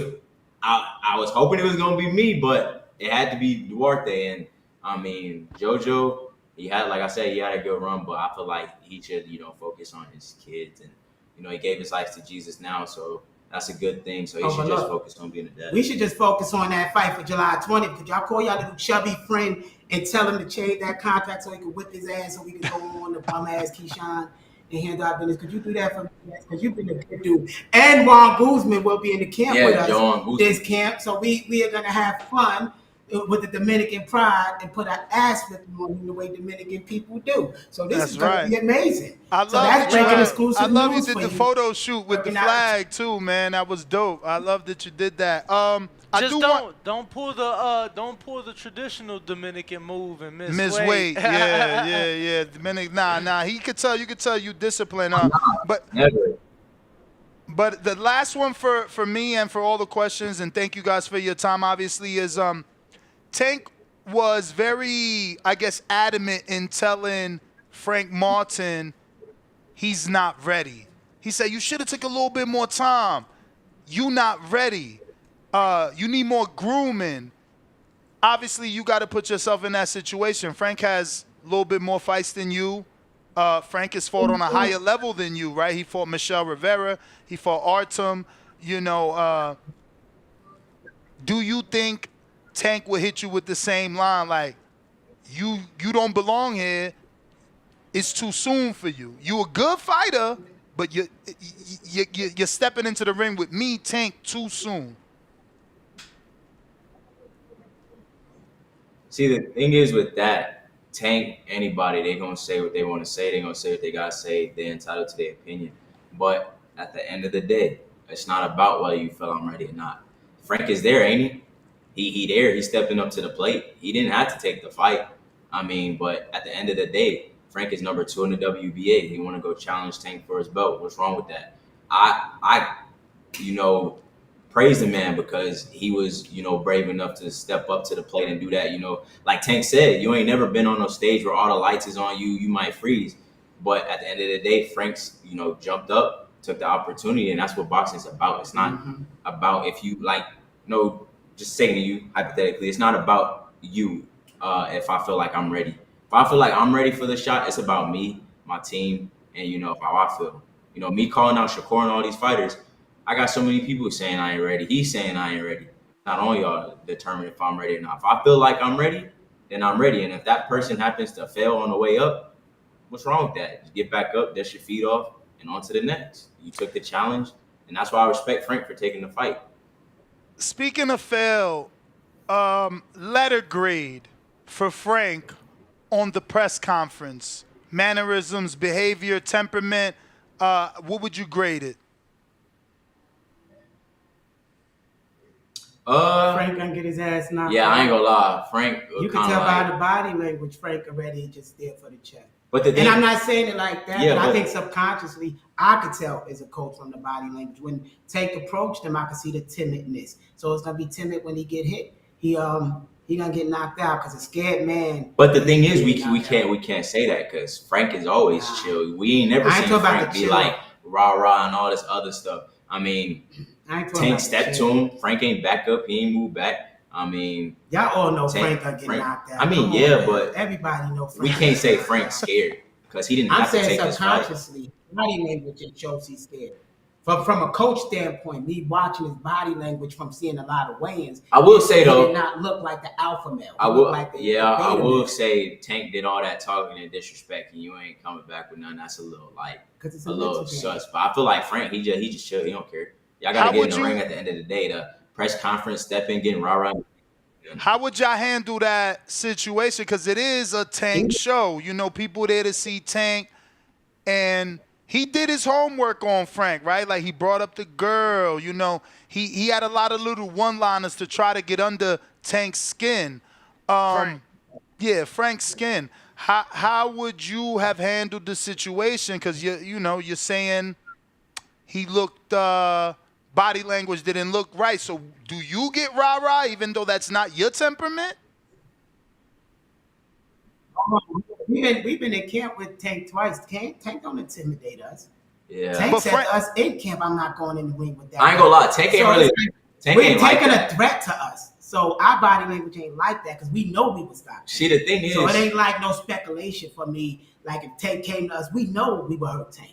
See, the thing is, Tank is like we not Frank Martin. He like that little kid that get in your face and he loud. At the end of the day, if you got to do all this talking to soup yourself up and make you feel like you ready, you got to call me bitch and all these other names saying you smashed my girl. All right, at the end of the day, I know because a real dude, he don't got to talk. He know what he going in the ring to do. He don't got to do all that talking. So is it smart what Tank doing? Maybe, because maybe it's getting to Frank. Only Frank know, but at the end of the day, boxing ain't about talking and all this other stuff. But me as a man, in front of my girl and my dad, I ain't letting no other man punk me though. That ain't me. Like I'm not the type to be all rah rah, but when I gotta do it, I'll do it because that ain't me. Nah. But Frank is different. Frank might be different. He might be just Frank, chill. Frank is a gifted fighter. I believe he's feeding his family. I don't take none away from that man. He said feeding his family. Pops, you be taking shots. He told me I believe he's feeding his family. No, he went up. He went up the rank. No, he is feeding his family. That's a fact. So I got to commend that man as a man because I could sometimes be hard on people because I love the sport because I'm a coach. So I'm so critical sometimes, and I got to realize what they tell me in therapy that these are men. They have families. They have people that love them. So I think Frank Martin did a great job, but I just don't think that his chin. I don't think that his chin. You can look at his neck.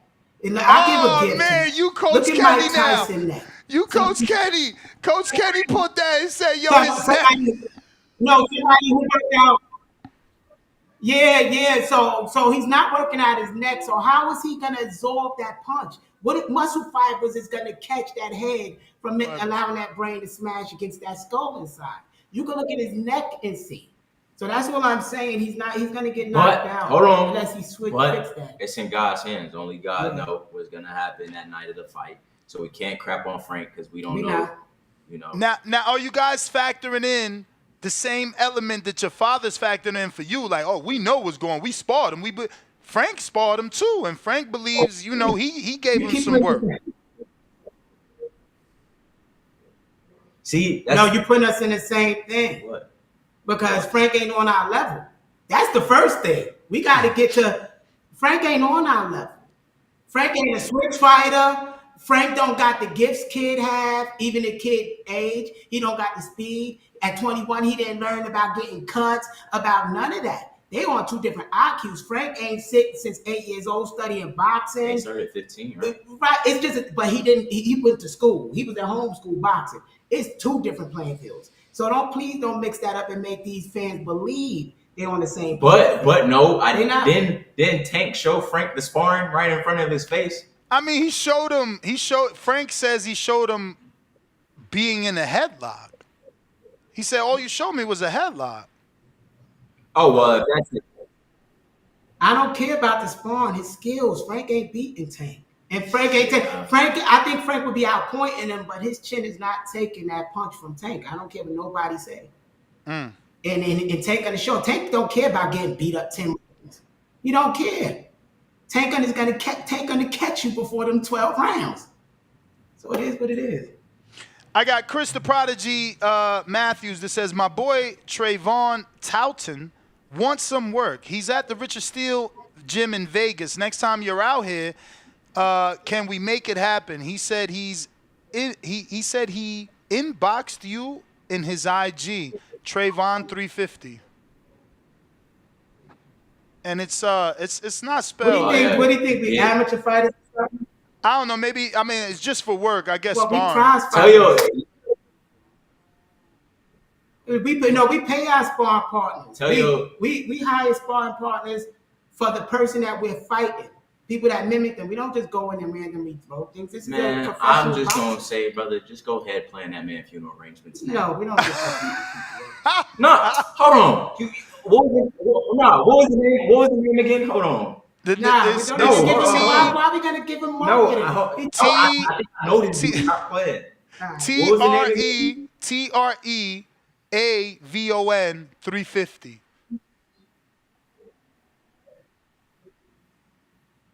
Trayvon, whack ass Trayvon that we used to train. Oh hell no. Oh hell, yo, much respect to Trayvon and Hey yo, he said whack ass and then say all respect, man. He said whack ass Trayvon, much respect though. You terrible. Yeah, Keyshawn a bomb, no disrespect though.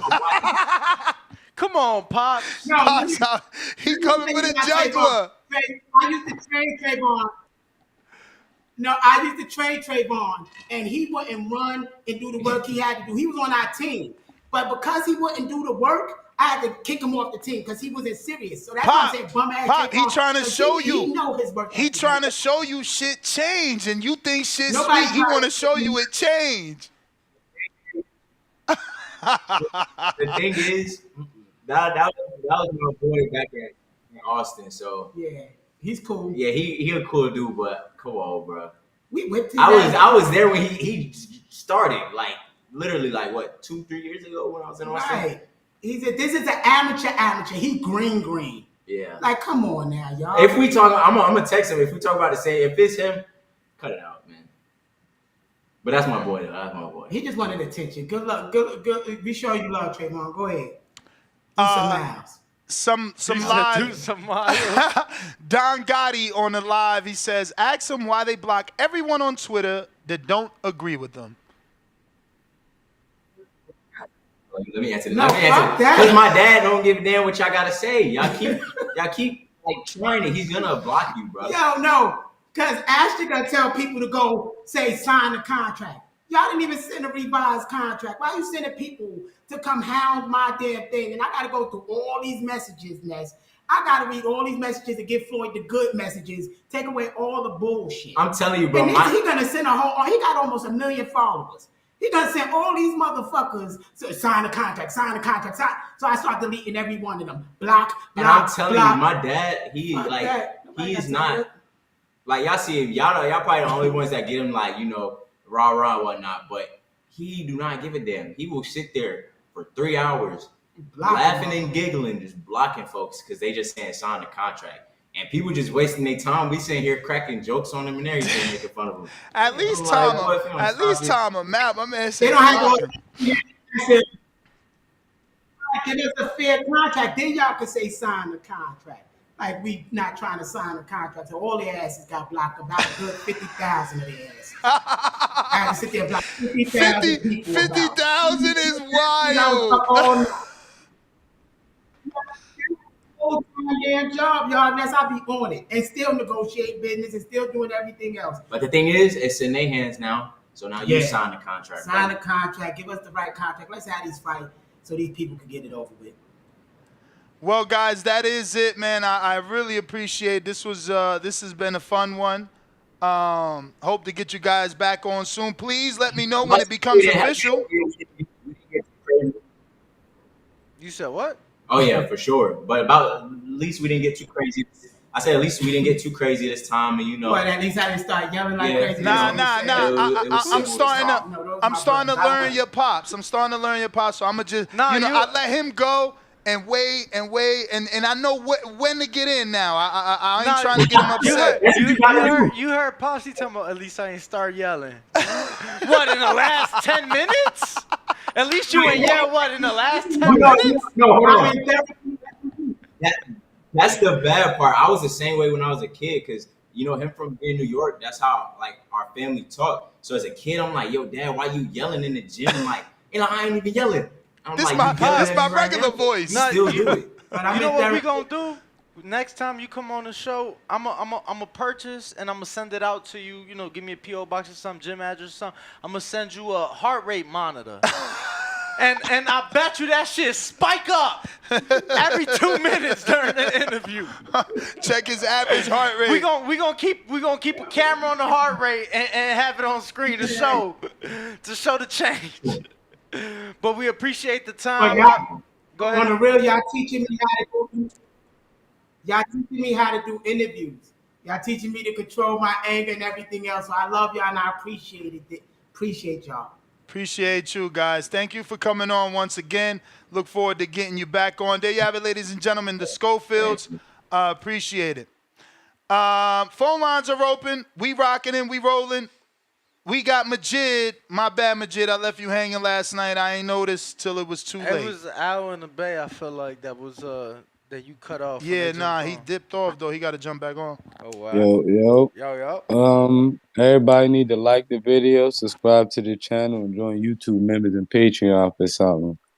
Yo, that interview, that nigga said so much shit that I don't even remember the point that I had from like earlier and shit. He threw me all the way off. But oh yeah, that motherfucking Shakur tweet, he was responding back, rebuttal to a fan that was talking like he knew how boxing goes. So that was like sarcasm. That's the way that I took it. Word, me too. But I was seeing shit where De La Hoya was talking about trying to sign him to get this Zepeda fight and whoever else they got over there. They ain't mentioned Schofield, but I don't even know, dog. Them Schofield people, they threw me off because he said a lot. Shout out to the interview. And I guess I'm about to just have to counterpunch because I was trying to rebuttal to somebody that had annoyed me with their take. So I ain't going to let this one go and shit. So I'll be back. All right. Appreciate the call. Yo, speaking of Giovanni Stantillian is going to be hosting an open workout May 11th. Where is this? Where? San Diego, I believe. Nah. Baja California. Nah. Actually, El Cajon? El Cajon, California? What the fuck? I never heard of that. Cajon. J-O-N? Oh, so I said it right then. Yeah. What the fuck is that? Never heard of that spot.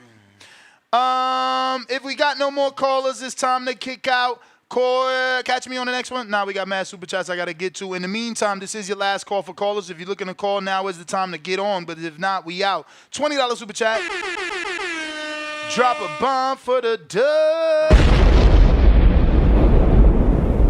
Drizzy 365. Let's go. Ness and Danny. What's your definition of a hardcore? I hear that thrown around a lot. Is it the amount of fights you've seen? Understanding the sanctioning bodies? Fire stick versus purchasing? Laugh out loud.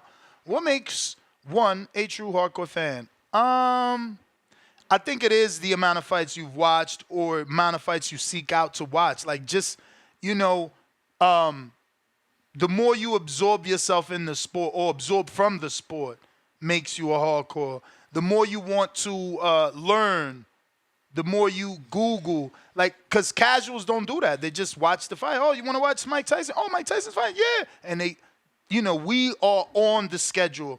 Hardcores are on the schedule. Hardcores are on the websites. Hardcores listen to podcasts.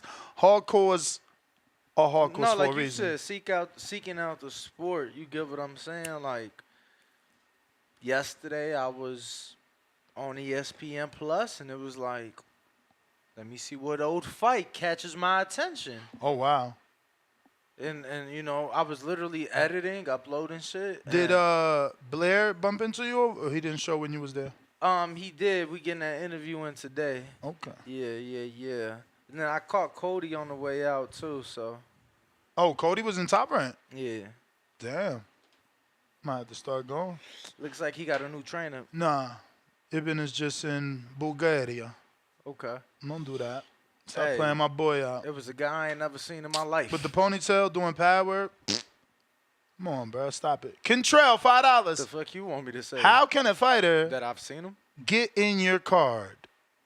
I guess that was for them, but you know we only take questions on our members and Patreon pages. Dre Nice, $2 says, I be wanting to hear the fighter talk. Damn, Pops. Back with another 2 said, I guess he ain't learned from Bill with all that talking. Damn. Member for 6 months on a champ level, Marv the Hardcore. Golden Boy card in Austin, Texas soon. I guess that was for them. Yep. Tone Deaf, $2 said, Father, let your son speak for himself. Dad, shush. Damn. Celebrating their 10th super chat on a live stream. I Robert think he Cassidy. meant shush. $2. Bro, let the fighter talk. What the fuck? And then Robert back with another 2 that said, Dad won't let his son talk. I get it, man. I could get that y'all think it's annoying, but look, like y'all never put yourselves in these fathers' positions. It's like he said, I was shooting for free on the block to protect a corner. This is my son. And he's $1 billion business. So it's hard to I guess be critical of a father that's that invested in their son and they making money together. It's a business. It's just so much involved. But I do want to take this time to remind you, we doing the Kenichi bid, Hibernation 5C. This is the black set, so it'll look just like mine. This set is going to light up on the left and the right. And it's got a detachable mic. And you can attach it, detach it, so that you can call into the show and, have crystal clear audio quality. $15 gets you a virtual raffle ticket. Make sure you send it to the Boxing Voice 1. That's THABOXINGVOICE number 1, not the other Cash App. It has to be this Cash App. You got to send 15. That gets you a virtual raffle ticket. We're giving this black set away. End of the month. End of the month, May 31st, my birthday. My birthday. This glove is getting given away. $10 raffle. $10 raffle. Given away same Sunday. Cash App Sunday. So real quick, let me salute to the people that did send for the glove. We got Dwayne Lopez, always in our raffle. Salute, Dwayne. He sent his $10 for the Joe Joyce signed glove. We're giving it away Sunday. Hot Boxing Minute sends $5. And he says, that Britain interview was awesome. OTX is dope. Shout out Hot Boxing Minute. You the man. Bones 13. He sent his $10 for the Joe Joyce glove. And Machine Gun Matt Garcia's Texas Supermax brother, he sends his $10 for the Joy Joe's glove. We got Damian Clark, $2. Tank almost sold out already. Damn, really? Yeah, I saw that some ticket, the nosebleeds was going for $1,500. What? And some ringside was going for like $8,900. Nosebleed 15? Yeah, on the pre-sale. Damian Moore, $1. Take down the next GTO Cash App on screen. I can't, but Jemmy, if you're watching, can you make one without it? Please. Sorry. Jay Nice, $2. Alien Gains, my bad, $10 on the Cash App for the Joel Joyce glove. Salute. Dre Nice, $2 says Mason knocks him out and pops a hater. Comes back with another $2. Says thanks for the pushback, Danny. He talking crazy. The real McCoy, $5. When the real money shit, that just comes- reminded me. You said Real McCoy, and I seen my man, what's his name? Cash Flow. Is he still with the girl McCurry? What is her name? Because I seen he just turned Christian and got baptized and everything. I don't know. I ain't seen him in a minute. Cash Flow? Damn, is he not with Bomac? I ain't never knew who he was. Bro, his last fight was by Bomac. Oh. Damn. Yeah, no, I ain't seen him. His last fight was trained with Bomac. Yeah, man. When the real money comes, I can see this duo having problems. The dad talk way too much for no reason. Hey, man, listen, I don't like that about y'all. Y'all got to understand, it's better for the father to talk than the son. The father takes the heat for the son. We've seen this already with Danny Garcia. Like, yeah, I you know. The real McCoy, $20. As long as you stay around the weight class that you're fighting and you are not ballooning up, you should be fine. Mayweather Jr. has proven that theory to all of us, to us all, of the fighters in the 80s and 90s have proven that theory. Hashtag natural. Leonardo Rodriguez, $20, said Floyd was great strategy, but because your guy got beat, you're trying to paint Ryan a cheater. He didn't make championship weight. He made weight that allowed weight by the commission to compete, instructed by Floyd the genius. Allegedly. $2, one lump sum. Told you boxing is corrupt. Too much money. Schofield Jr. I don't know. Raymond Moore, $5. That was Keyshawn that smacked T.O. Sr. Allegedly. One lump sum. I don't know about that one either. $2 says, told you, no chill Bill. Isn't that one fighting? Damn, bro. Damn. That's, oh, man. Pray for Charlo. Word. I didn't know. He had his license suspended and a kid in the car? Damn, he had a kid in the car? I think, if I read this right. Damn, they said he crashed too, right? He crashed the car? It says charged with injury to a child with intention to cause bodily injury and driving with previously suspended license. So I don't know if the person he hit had a kid or he had his own kid in the car. I don't know. This is just, again, I believe they need an intervention. He seriously has an alcohol problem. I mean, you driving without a license, you wrecking $1 million car.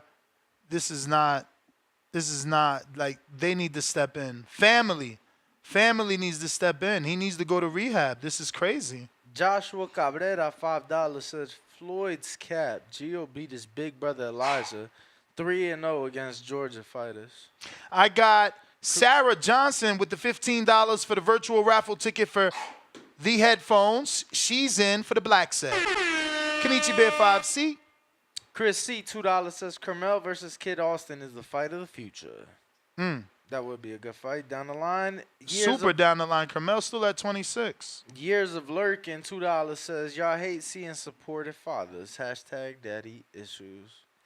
Shout out to Stainless re-ing up his pound for pound support for the month.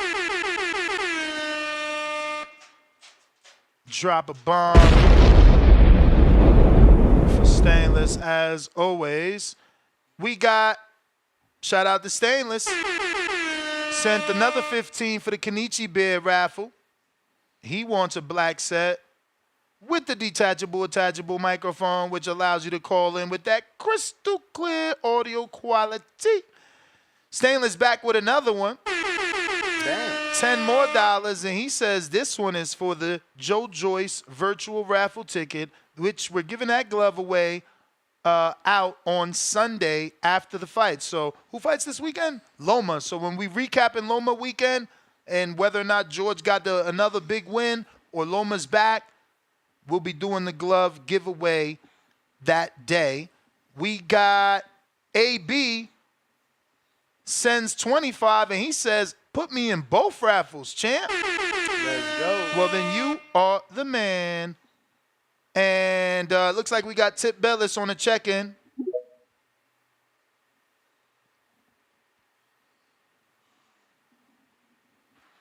Yo. Yeah, man. Shout out to Floyd Schofield Sr. and Jr., man. Yo, hey, I ain't gonna lie, they be having like some of the best interviews, but like his dad got a lot of personality, and that's gonna take them a long way, especially when they get to the big stage, bro. Especially when they get to the big stage. It's different from Danny and the rest of them. I mean, I think that is being received both ways. Like guys like me and you love it. You know, I love the father-son duels. As you can see, I've been a huge component of giving the father-son duels platform. Sean and Ken, Danny and Angel, Devin and Bill, Floyd and Floyd. Those are just my thing. I love those father-son relationships. But there are a lot of people that feel it's going to hinder Floyd. Floyd Sr., you know, he's more polarizing than Ken and Bill, maybe. Yeah, but the thing is, Floyd Jr. he got more personality than Danny and Sean, and you can see that early on. Like he has way more personality than Danny and Sean, so he could catch on. You know what I'm saying? I'm like, no, those two. Yeah, man, I don't know. Shakur. Maybe like a more relatable personality. I could see Sean, but like, bro, like Danny. I mean, he be posting strippers and yachts and rap songs and you know what I'm saying. Like I don't know. Danny, you know, he had his own he got his own clothing line. This shit kind of out there. Like you know, I don't know. I feel like Danny was out there too. Little bit. But yeah, man, Shakur, man, you know, one fight left, man. You know, it's time. It's like I've been saying, he ain't gotta go to the PBC to make the fight happen with Tank, man. He just gotta go to, you know, the biggest promotional company out there, you know what I'm saying? The ones that's making the big fights happen this year. And you know, that's Golden Boy Promotions, man. You know what I'm saying? Go fuck with my boy Oscar. You know what I'm saying? You heard Oscar said he wanna make the Zepeda fight. Shakur versus Zepeda, right? If I'm not mistaken. It was one I of the two. mean, I think they said something like that. I was about to say which one is mine, but I could see Danny's suffocated fucking Talking about L. suffocated, boy. Fucking weed, can't even Yeah, breathe in there. yeah, Like, man. Danny, you're Go, killing me. go fuck with Oscar, man. It's only right to go fuck with Oscar, bro. Because if you be Zepeda on the Golden Boy side of the street, you know Oscar gonna want to make the big fight with Tank, bro. And then you know the biggest fights are the cross promotional fights, bro.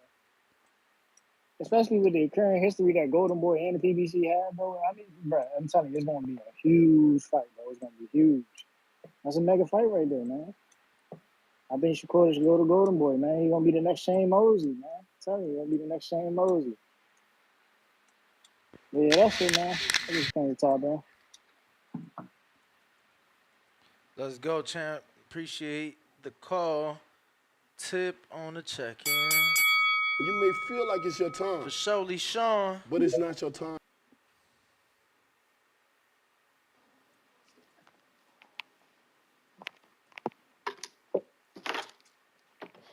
What's up, big dog? What What up, champ? up? Man, it's been a long time coming. You know, I can only talk on Wednesdays, man. You know, I'm grounded during the week. Why? What happened? Now, you know, I be at work, Oh, but I be listening in though. I just be at work. Yeah, man. I tweeted you during that interview because they gotta stop that, man. They can't act like Cabrera wouldn't be a good fight. That'd be I would love to see that fight. I'm mad I would Ashton love to. ain't. All that shit, he hitting me up, making me set up and mad he ain't jump on.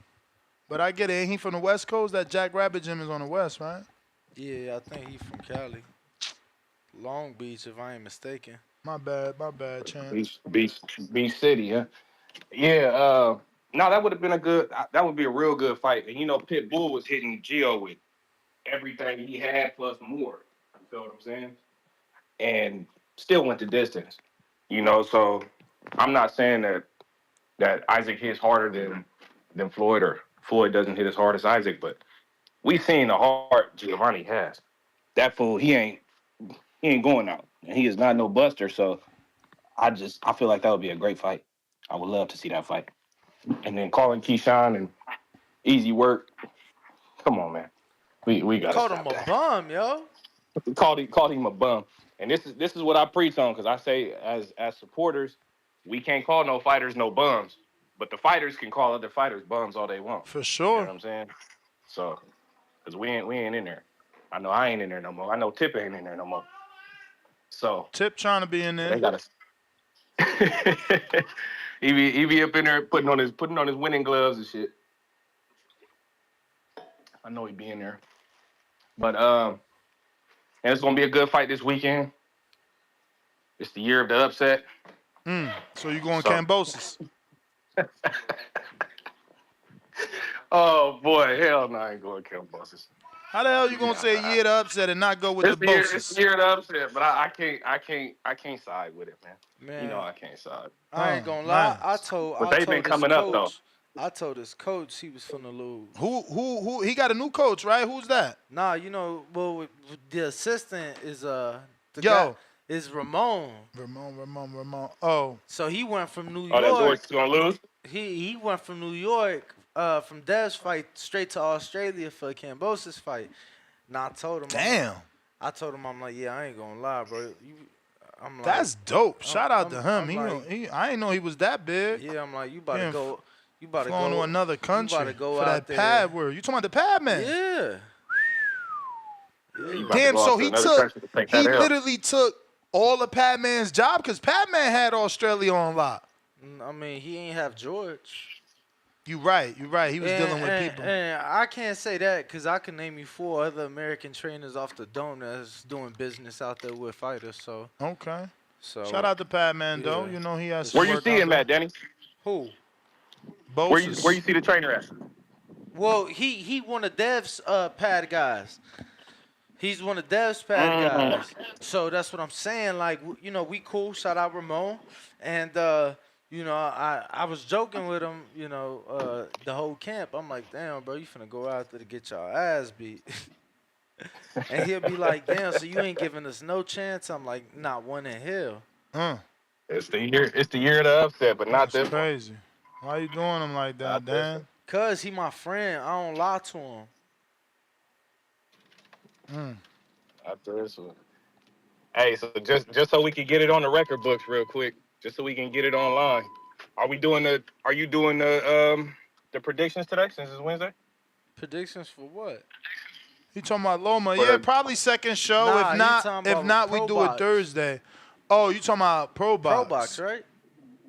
Nah, for Loma.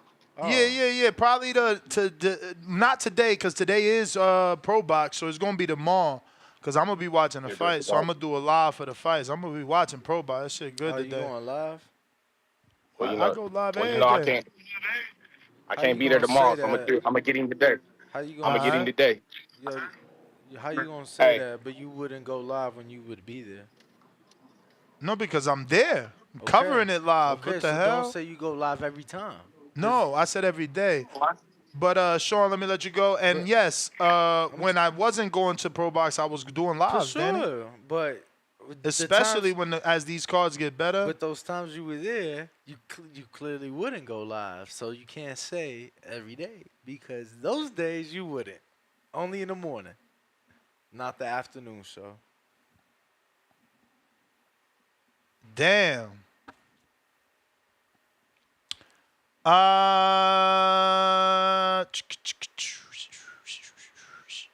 King and David Garcia send they love from Arizona and us.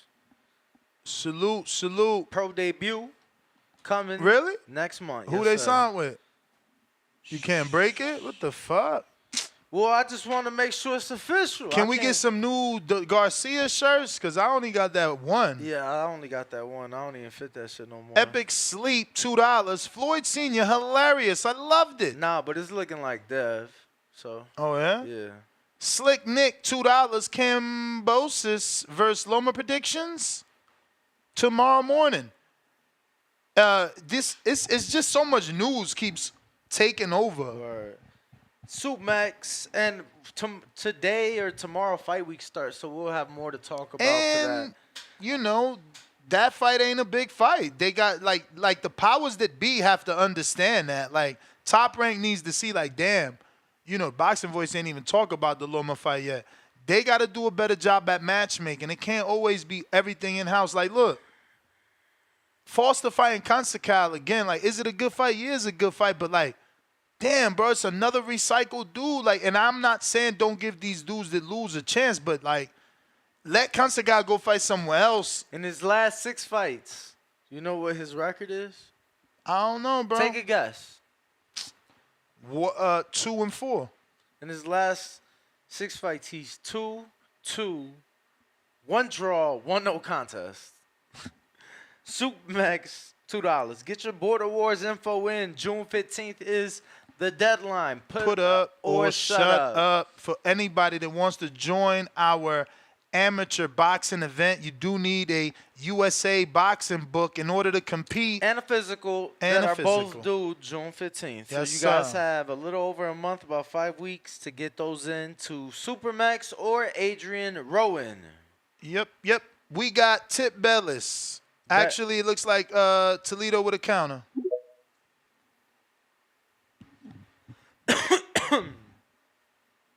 Yo. Yo. What up, though? What up, though?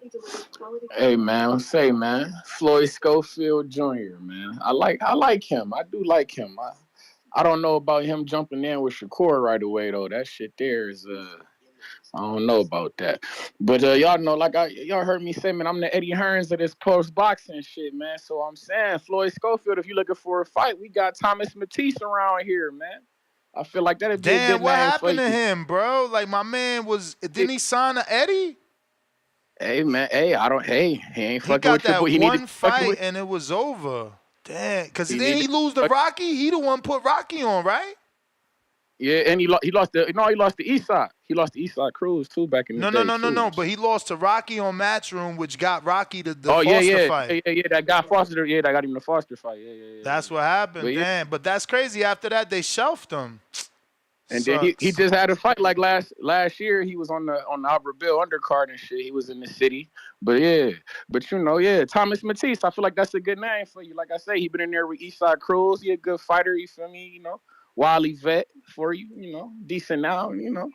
But yeah, I think that'd be decent for Floyd. I don't know, cause I don't know what the fuck going on with that ass. See, this the politics of boxing, man.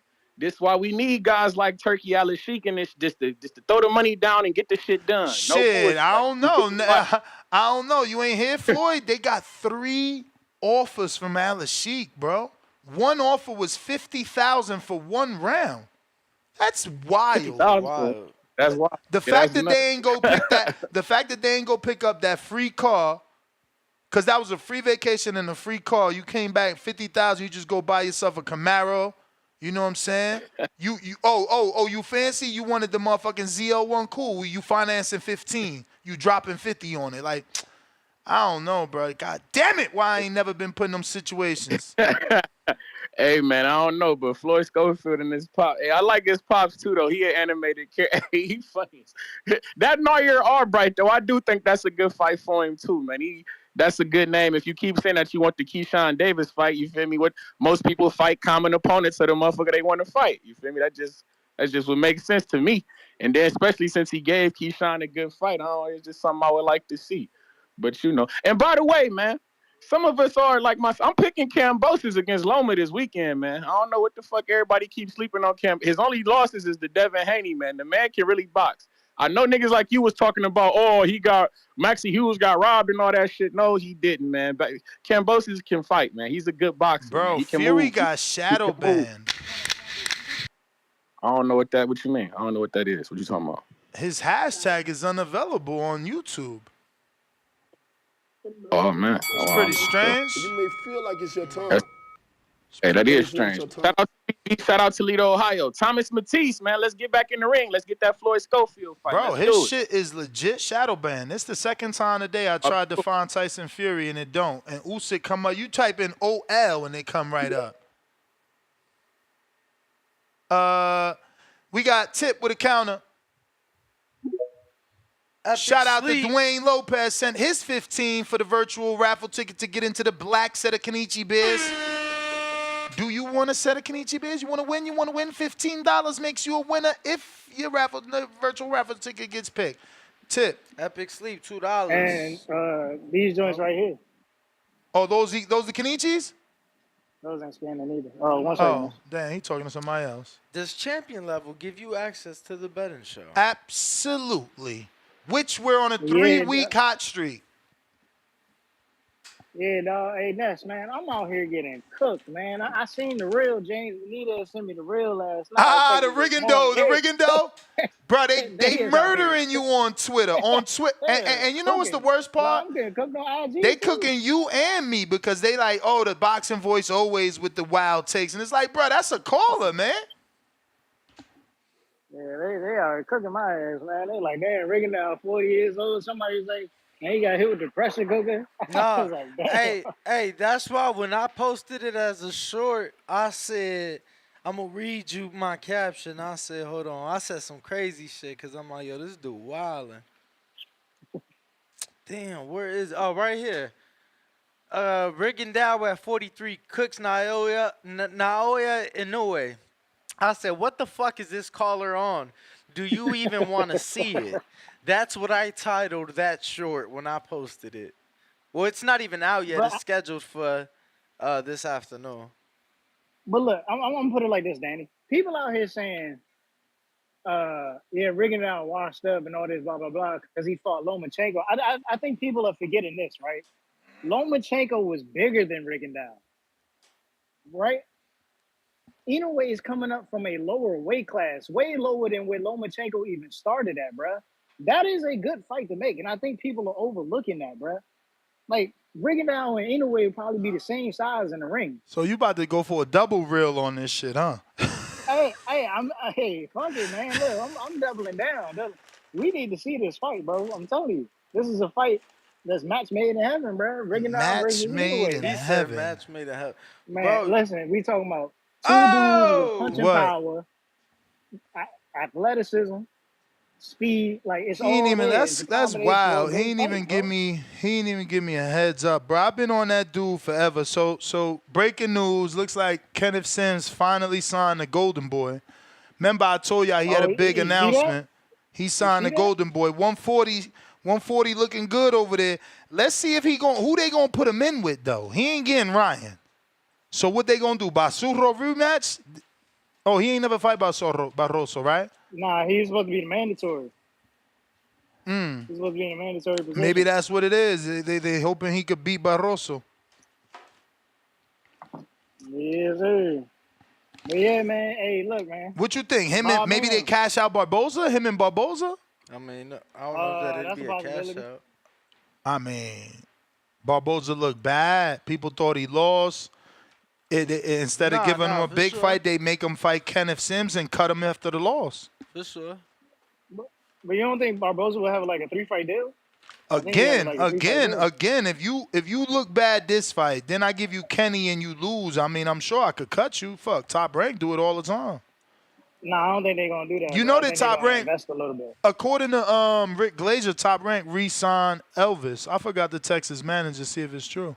Oh yeah, I did see somebody post that on Twitter. Yeah, Rick Glazier said he re-signed Elvis. So that means Tio might change that Claggett fight because my sources told me Tio didn't want the Claggett fight no more. But Rodriguez was always an offer. We've interviewed him. He was always an offer for Tio. Tio ain't take it. Maybe with the backlash, he changing his mind. But that's a southpaw.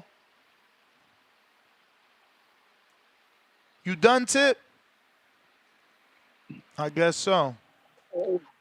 Malik, what up? Yeah, I'm done.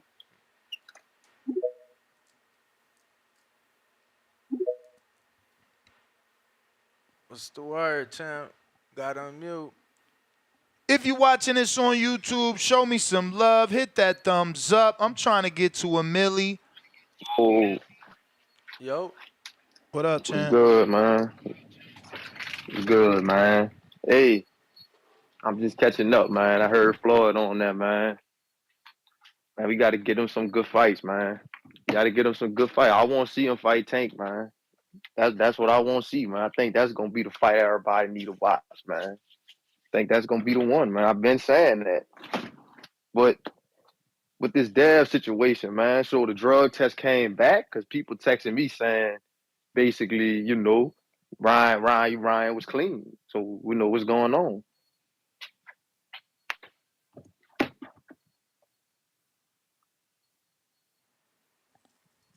Champ, you there? Yeah, you can hear me? Yeah, I hear you. I'm clear? Yeah, you clear? What you said though? Oh yeah, I'm saying like what's going on with the drug test, man? Oh, well, yesterday, Dan Rayfield reported that now the B sample is going to be tested on May 22nd. Also, yesterday, news broke that the 19 nandrolone is not in Ryan's system, but the Ostarine is in his system, and that B sample will be tested May 22nd.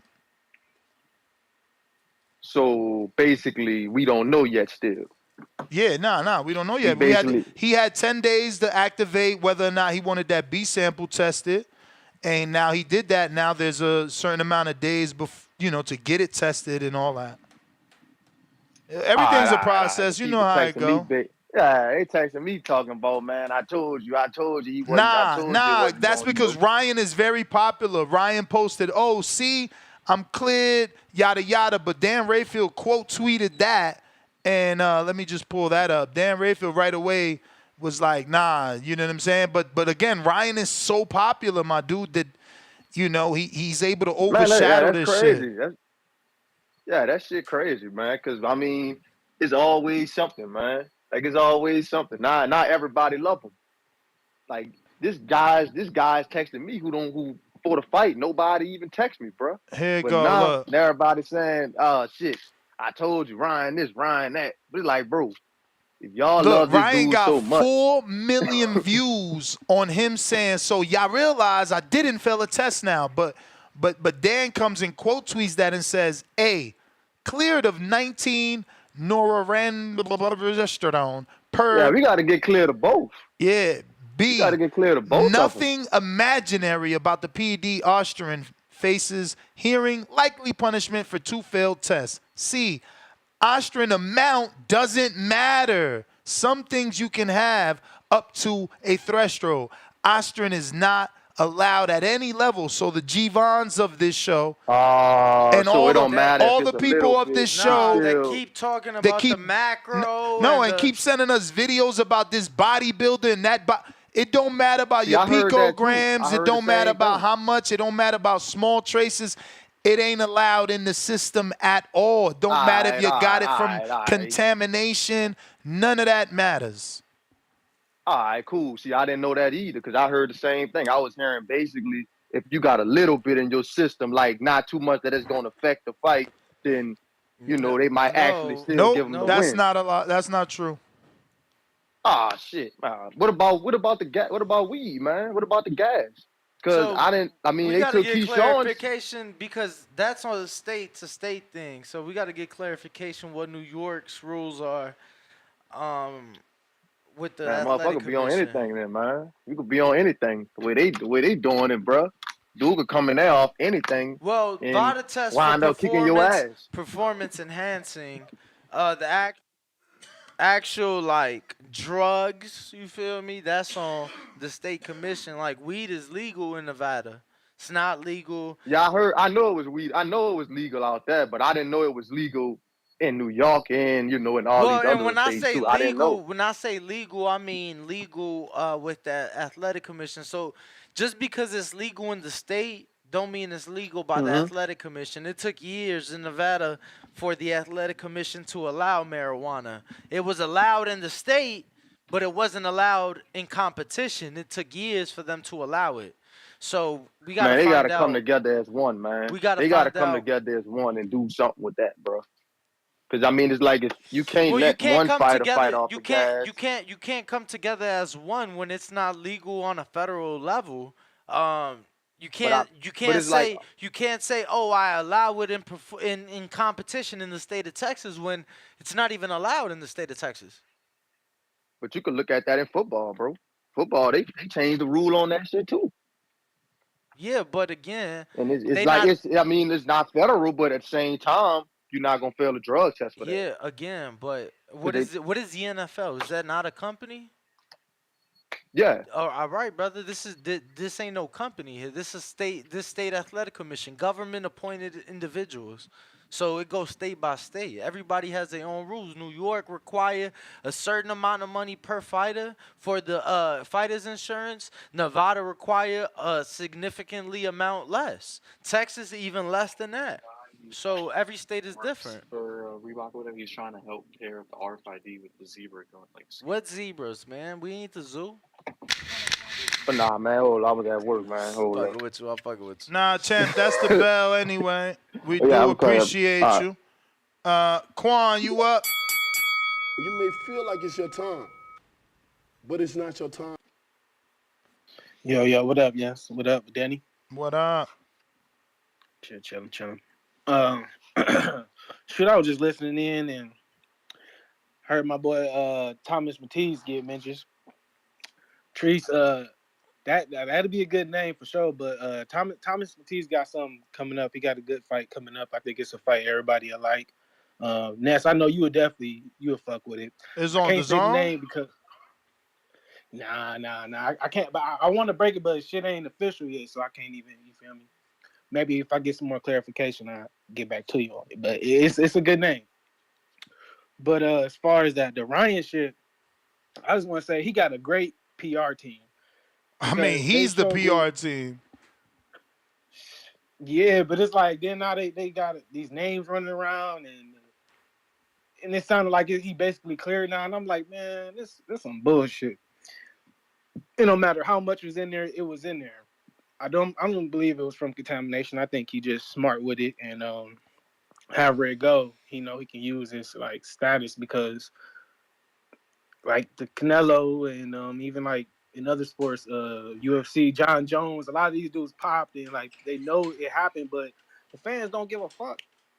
They don't give a fuck. They still gonna pay. They still gonna say that's him. So if Ryan, he's using that and he's using all of these tactics to his advantage because to me, it's like boy who cried wolf. Everything he was going through the shit he was going through during the build up, right? And people was questioning the shit like, damn, this shit crazy. What's wrong with dude? What's wrong with dude? All right. So boom, he won the fight, and then the first thing he said was, "Man, yeah, I was just trolling, man. Yeah, y'all thought there was something wrong with me. Yeah. And then he was, he went back to acting normal. He went on a little good PR run, showed his face everywhere, but he was normal. Like he wasn't tripping out. He wasn't saying nothing crazy. Boom. As soon as the allegations come back, now he back with all these like crazy shit again, tweeting like, "Oh, I'm trolling," talking about young me steroids and shit. Like, bruh, the dude is doing Word, this I shit seen that. strategically. Like, man, the dude is doing this shit strategically, and it's a pattern. And if you're smart, like just look at the pattern in the dude's behavior, and it's shaped around what's going on. So he's able to like truly shape narratives, and that's crazy. Besides that, I actually fuck with him. I wish he didn't do this shit. I wish he really did get the upset, and that's good for boxing. So it's just a crazy situation, but yeah, that shit wild. And to the Shakur topic, I'm hearing that Shakur after this fight, like he was just pretty much wanting to do like a deal to deal type of thing, and I'm wondering, do Shakur got that type of power, you know, to do that? Like he got that leverage in the negotiations. Is he gonna be able to, just call the shots? Because I don't think he might. Do he got his own promotional company like, you know, Devin You and may feel Tank? like it's your time, Who? but it's not your time. Core. Because he's saying he Um, might just do deal to deal, like fight to fight. Like he sound like he really don't know what he gonna do. I don't know. But I mean, it ain't hard to start it, and I mean, he got Jay, so technically, what's that promotion called? He got Holy shit, are you kidding me? what's it called? I forget, but Antonio Leonard got a promotion company. This has got to be It might some just sort be of a Antonio joke. Leonard Promotions. I don't remember the name of it. For sure. But that's my call. Shout out TBV. Appreciate you, champ. What What happened? the fuck is this? Like, this is the wildest shit I've ever saw. I'm telling you, boxing Make is, sure it's real before you get to man, it. bro, this shit emailed to me from them. Oh wow. They fucking tripping. We ain't got nobody on Twitter Spaces. Now is the time though. Let's see what we got. $2 from Supermax. Ness, Adrian, and me is the Al, Sam, and Louie of Border Wars. Yeah, so Ness be in the back. You don't see him. You ain't gonna talk to him. Wow, bruh. How do I Feel do me? this? Okay, I'm doing it this way. Adrian is Sam, and Max is Louie. Why you making Max Louis? Because he's Spanish. That's fucked up, yo. You racist. You racist. Nah, Let me see what my sound I bite would at. just say My that sound bite. Adrian above Max in the Border Wars. I don't know so where it's at. hence Sam, and then Louie. That's racist. Do you know that voice? Nah.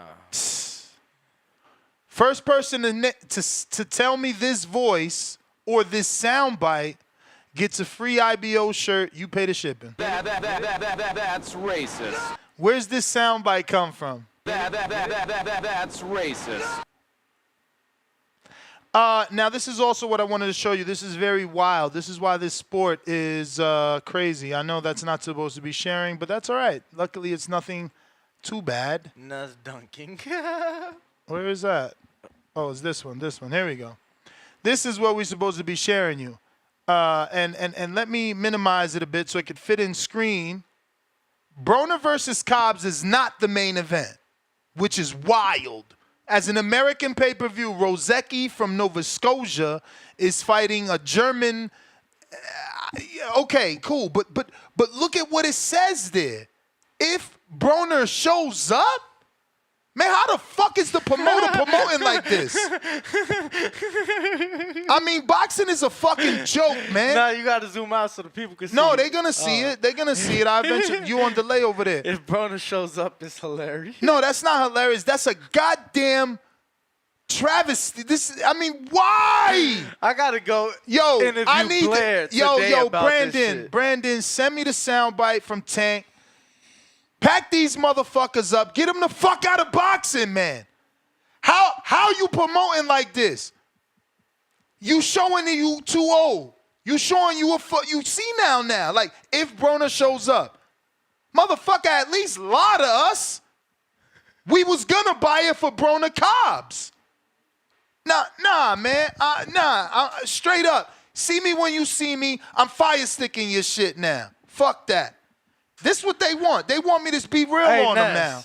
They want me to tell the truth, man. What the fuck? Only in America. What type of shit is that? What you gonna say? That was what's it called when they make a mistake? A typo. Yeah, get the fuck out of here, bro. Come on. If AB shows up, $2. Yo, that's wild. You better get the fucking interview from Blair. What type of fucking shit is this? $2 off strength says that voice is Peter Rosenberg. He's fucking right. Who did that? Off strength, celebrating their 5th ever super chat. Champ, DM us on the Boxing Voice for the address. I need your mailing name and address, and you pay the shipping. I'm going to send you 2. I didn't think y'all was going to get it. You going to get one for you and your girl. Homemade. Jairo de los Santos. Yo, small story. Rosenberg obviously used to be with Charlemagne, right? Oh, no, he was the other show. He was the other show in Hot 97 with Ebro before Ebro went from producer to being in the front. It's like Brandon and shit. All of a sudden, like, nah, put me as a host. And it's like, yo, chill, fans. Back up. I mean, you can't hate on a man coming up, but Jairo de los Nah, Santos but he took his, like, the producer had more clout than the host. So eventually, you ain't see, he got rid of the host. He made the show the Ebro show. They ain't even the same show no more. Ness, de lo mío. Having it in your system isn't the point. The point is that the amount isn't enough to affect performance. But we just proved that to be wrong. Amounts don't matter. Amounts don't matter. You trying to make it about amount. The rules say you can't have anything. Not a picogram, not a milligram, nothing, man. No grams. No grams. You got to DM me your name and address off strength so I can send you your winnings. Spider Rico.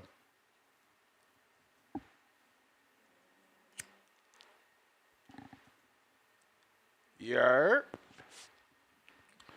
Word is born. Fire stick on deck for that Broner shit. Gonna play us out like that. Type of shit is that? Yeah, no, that shit crazy. I never seen no shit like that. Z. What up, Spider? Hey, what's up, Doc? You hear me? You sound a little bad, champ. You sound a little bad. My fault. What about now? You good. You good. I can hear you clear. I hear what's up, you. everybody? TBV. Y'all be having me, y'all give me life, especially the Schofields today. Listen to a father and son. My greatest fear is that I never have a son. So maybe, just living through fighters like Devin Haney and Danny Swift Garcia, you get to see what a father can be and really be there for their son in the greatest moments of their life. And, everything that happened to Devin, he's a boxing son, a son of boxing, because there's not too many of them where they have their dad with them and everything like that. And that's a different category of boxer, the sons of boxing, where that's all they know. They followed their son, they followed their fathers, the way that they taught them. Something that, for me as a boxer, uh, boxers like Hopkins, where we started late, boxers like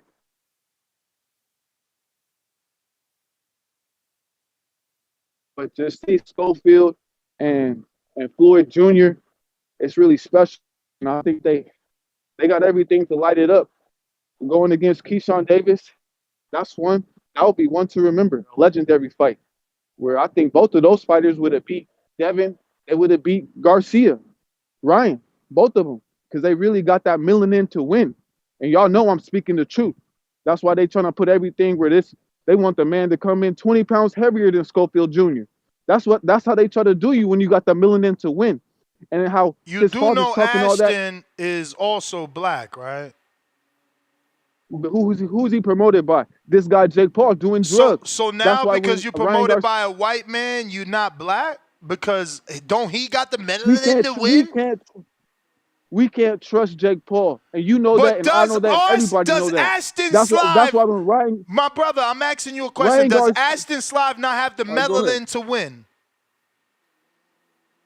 He didn't align with Jake. Anybody aligning with Jake, we can't trust.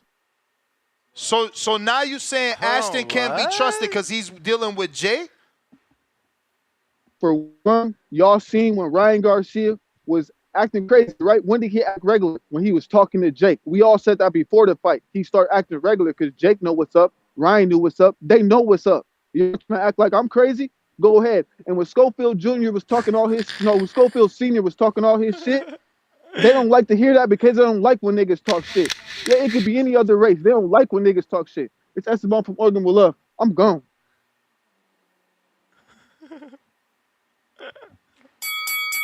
You may feel like it's your time, but it's not your time. Yo. I'm telling you, bro. Wild shit. Oh, man. Wild shit, man. Oh, man. Oh, man.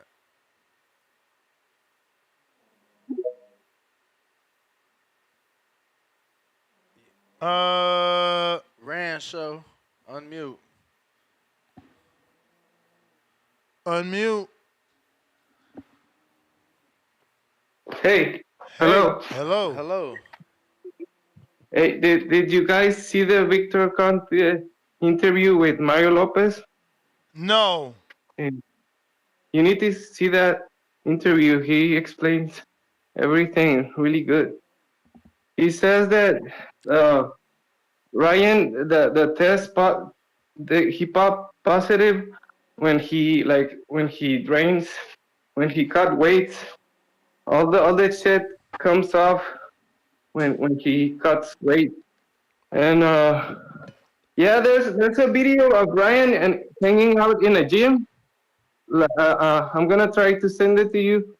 Maybe he was crashing some gym rat's ass, or maybe he was hanging out with gym people for a while, and then it popped off when he sweated off in the cutting weight. That's all I got. Thank you for everything. Champ, did you happen to be at our fight party for the Canelo Charlo? You from Mexico? Yeah, it's me. Yeah, I me. remember that voice. I know Danny did. Fucking Of course bum. I did, bro. No, you didn't. Bro, he calls in like every other week. He lying. Tell him this is your second time calling. Bro, he calls in like. It's like my third time. Thank you. I get nervous. Bro. You said every other week, Danny. You know, every other Just week admit could it. be every other month. Yo, for me. don't you want them to redo your meme that went viral with the shovel? Let it go, bro. The shit had 4 likes, 0 retweets, and that shit went viral. It did go viral. It was all over Discord. Everybody seen it. That shit had 4 likes, 0 retweets. What thing? Nah. The bullshit that's talking about. I'm sorry. Yeah, I only call when I feel I have something important to add, and I still get nervous when I call. I want to get over it, but yeah. It's all good, champ. You the man. We Try, appreciate you. try not to fight, guys. I don't like you guys when you fight too much. Nah, we good, Send, send, champ. Appreciate you, yo. Yo, send, listen, Ryan is so good. Look, I he just he just came out with a new one. a new one. A new A one. new tweet. Look at it right there. A billionth of a gram found in my system? Bruh, you can't make this shit up. New York State Athletic Commission resigns. What the fuck does that even mean? Everyone backtracking now. Stop messing with me. Defamation lawsuits. All you fake ass reporters like Dan Rayfield and everyone else who tried to claim I cheated, suck a huge one to the point you explode. What's your thoughts, Dan? The man? I stopped paying attention to his tweets a couple weeks ago, champ. Oh, bro.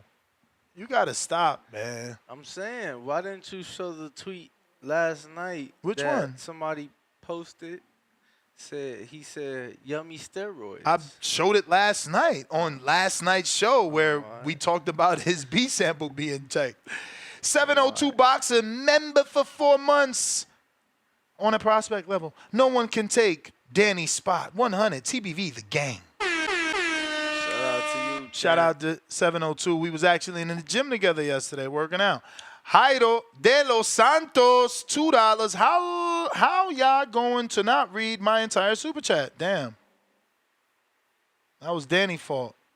I mean, if I didn't finish it, you probably jumped in and interrupted. So Ness de lo mío, having it in your system isn't the point. The point is that the amount isn't enough to affect performance. Devin didn't fight a universal soldier. He fought Ryan, and that interview looks bad.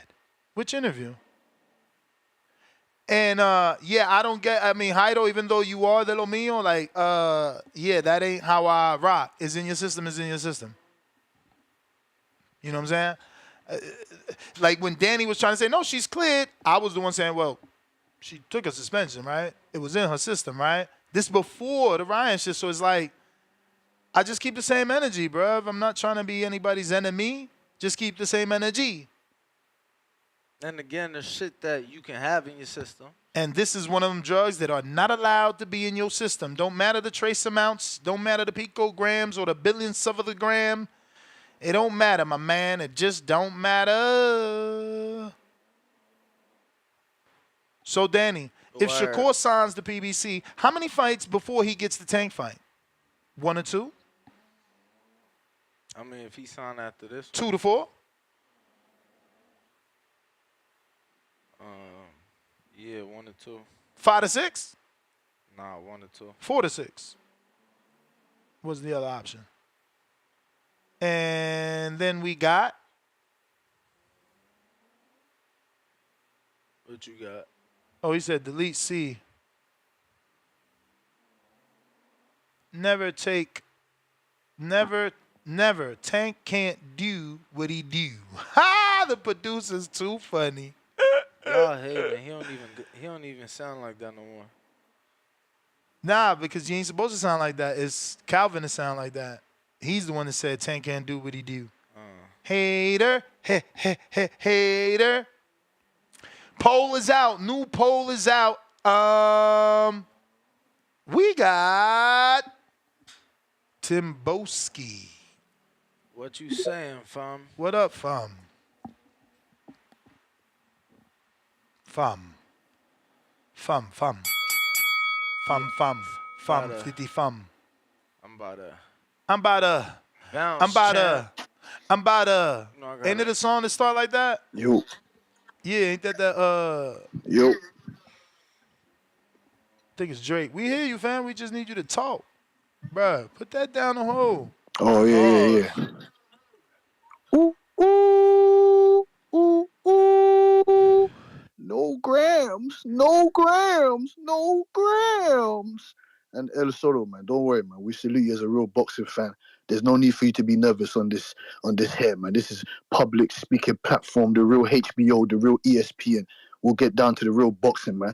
Pro box. That's what we're going to be watching today. You understand what I'm saying to you? There's a bag of quality fats on there. We got my boy the Mongolian monk up against Alberto Mercado. We saw what we saw what he could do against our boy Floyd Schofield. That was a quality interview right there. You get me? The dad's very enthusiastic. He believes in his son. You get me? I believe in him too. He seems like a young throwback quality fighter, which I like to see.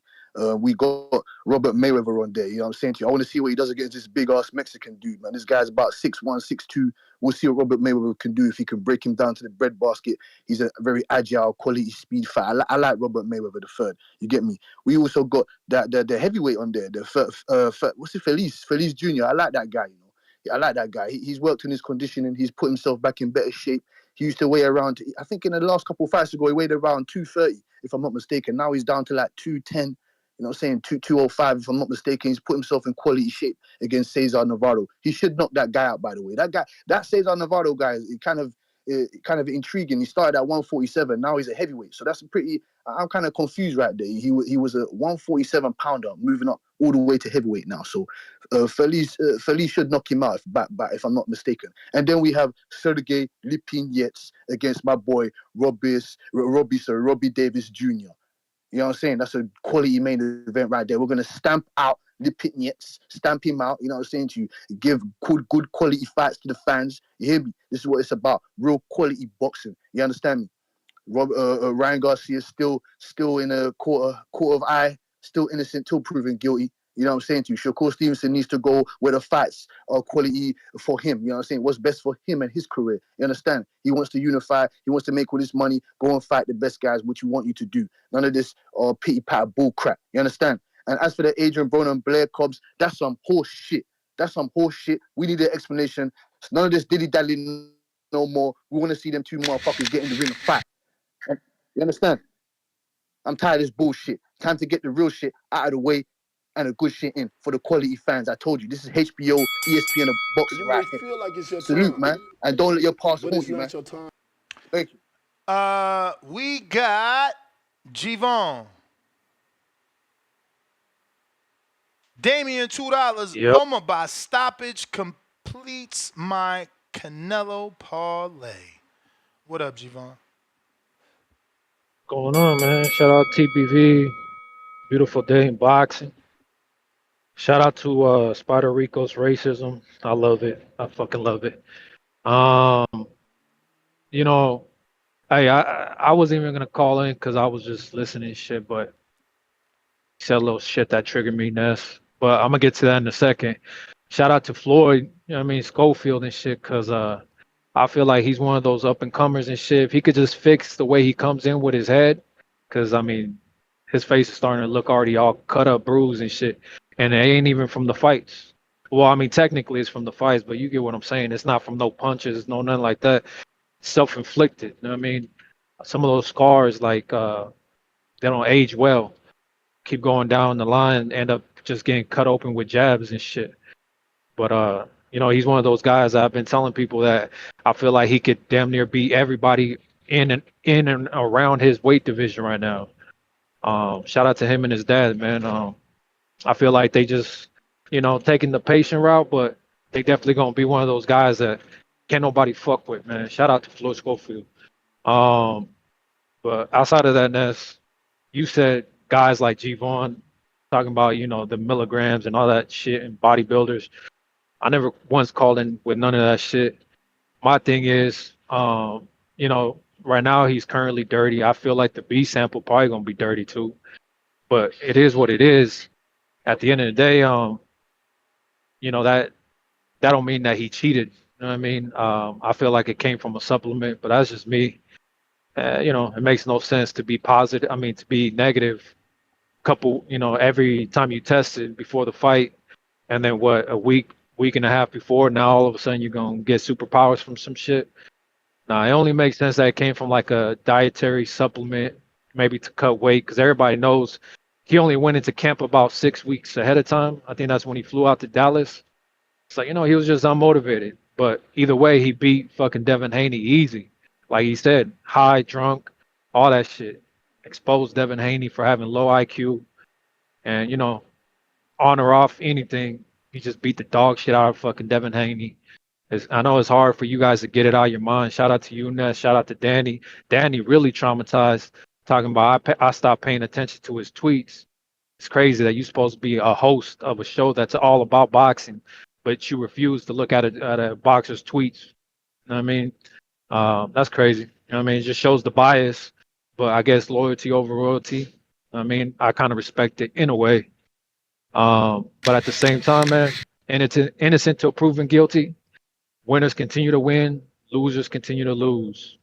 It is what it is, man. Shout out to everybody. Shout out to you guys. You may feel like it's your time, but it's not your time. All right, all right. We got Damien with another $2 cash app. He says, I can see Foster stopping Kunsakow. I mean, I can see that too, bro. Navarrete should have got it done. We got Damien sends $20 for two Joe Joyce virtual raffle tickets for the glove that we're giving out Sunday. Autographed glove by Joe Joyce and our good friend Damien just purchased 2 raffle tickets. So he's got 2 positions and 2 opportunities, raising his probability to win.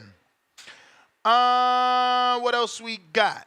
Looks like Therese coming through with the counter.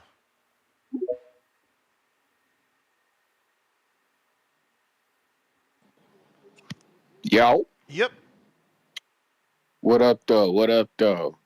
Hey, man. I just had to get in on this Adrian Brunner shit. Hey, man, y'all tripping, man. Maybe my guy Adrian Brunner might be getting that Devin Haney fight after all, man. We seen Devin Haney out here running and whatnot, man. I'm just saying, man. Maybe we might be making some shake. Maybe we might have bigger fish to fry than the Blair Cobbs, man. I'm just saying. But and then you know what they say in boxing anyway. What they say in the fight game ain't the foremost hated words in boxing. What? Card subject to change. You feel me? So shit, ain't nothing to don't trip, man. I'm sure that my guy Brunner gonna show up, but if not, I'm sure that we got bigger fish to fry. Just like Frank Martin, we was expecting him to jump in there with Shakur, and then look at that. He came out with a tank fight. So shit, what can we do, man? It's boxing. It's the fight game. And then I'm hearing you guys talking about Oshaki Foster and Consical. Yeah, I think Foster will knock Consical out. But Buddy should be fighting my guy Albert Bill anyway, man. If he just came off fighting, who the fuck was that? The Nova? He just fought Nova, and my guy was ranked higher than Nova. How come he not fighting us? I'm sick of the bullshit. I'm sick of the politics in boxing, man. We got fighters here in Toledo, Ohio who need their shot, man. I just don't understand what the fuck is going on. But shout out TBV, shout out Toledo, Ohio, and shout out Adrian Brunner, man. We gon' do it, man. Hopefully we do get that Devin Haney fight. Like I say, we long overdue for that anyway. He should have been fighting him instead of Ryan to begin with. But y'all be cool, man. All right, Big Gucci.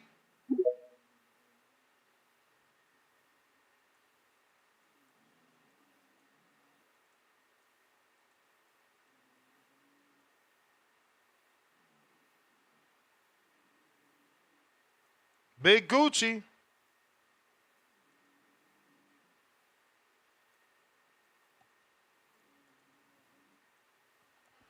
All right. No Big Gucci. We got H-Town. What up, Ness? Can you hear me? Yes, sir. H-Town, baby.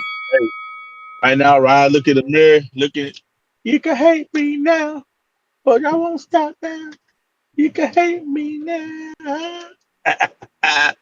Oh, man, Ness. Come on, man. Better be watching out, man. You saw the tweet. Look in the mailbox. You might get one of them the subpoenas, Ness. You be careful. Reporting false allegations, 3 multiple steroids and all this. False Come on, allegations. Bruh, anything I report, I screen share and play the audio of, so knock it off. Hey, y'all know Danny punching the air first, Alicia, now Haney. He's gonna chill right there. He ain't got no more booze. It's crazy. Hey, hey man, good interview with Kid Austin, man. The only thing is, I don't think he's ready for a big fight yet, Dan. So his last fight, he showed that if you get under his skin, he'll fight emotional and irrational. And he was really emotional the last fight, and I didn't like that. I don't want to see my fighter super emotional because then that's what gets you the Devin Haney situation. You know, Devin got emotional, got full of himself, and he thought I'm gonna go in there and do whatever I want with this guy. He's a C-class fighter, and he can't do nothing to me. He took the 3 pounds because he said he can't do nothing to me. We need to stop crying about because he can't do nothing to me because he's a C-class fighter. You can't be mad because your fighter was confident. That's your fighter's fault. He overlooked them. Don't be mad at Ryan, man. You didn't stop that shit, man. It's all 3 pounds, this and that. No. Your man was super confident, said 3 pounds was a shit. My son's going to go in there and kill him. All right? Stop all that, bro. You didn't be fair, cuz. That shit, I'm not even a huge Ryan fan, but y'all making me a Ryan fan with all the hate. Man, that's the same thing. That's how I became a big Bud fan, because everybody was hating Bud for no damn reason. It is what it is, man. That's overconfident, thinking he was still in the amateur versus Ryan. His mistake. And then if y'all don't acknowledge that, then he's gonna make that same mistake in his next fight, but he's with a puncher again and get knocked out again. Because he got knocked out, the ref saved his ass. That different ref in there, fight's over. I don't care what you say, I don't care how you want to spin it, dog. That's the facts. You know? So I just need to go regroup, call Bill, there's a Bill, and be like, hey Bill, we might need to get a better coach in here because he can't come in here with that game plan against a puncher. That's all I got in this, man. All right. Mile H-Town. Saying we bias is wild. You may feel like it's your time, but it's not your time. Saying we bias is wild for reporting. Then turn around and saying the facts is that he got knocked out when that's the opposite of the facts. Then saying the amount doesn't matter. I mean, you guys are just in denial, bro. Treat it like every other situation and go back and hear my shows about every other situation, you know. Look, is in his system. We don't want him banned. We'd love for him to come back. But like everyone else, he'll be punished if both samples are dirty. Everything else is just weirdness from you guys. Like, you know, I mean, I was one of the main dudes teasing Danny for acting the way he was acting with Alicia. So I don't know what y'all saying, man. I keep it down the middle. But Rob in Vegas, excuse me, Noble in Vegas, what up? Peace. I'll be back to that again. Can you hear me? Perfect. Indeed. Now, shout out to Rob in Vegas, even though I don't know you. But you had some great interviews today, man. So I wanted to give y'all, you know what I'm saying, y'all just do. You know, more than kudos, more than flowers, more than anything, y'all just do. Because y'all deserve it. Beautiful interviews, especially the one with OTX, man. That was enlightening them on how other people are entering into the sport and into this industry and looking to do what they can do without having 900 billion, you know, strong backing them to further the sport and to make, you know, being a spectator and an aficionado and a supporter of boxing even more enjoyable. You know what I'm saying? So shout out to them and shout out to y'all. When it comes to this Ryan,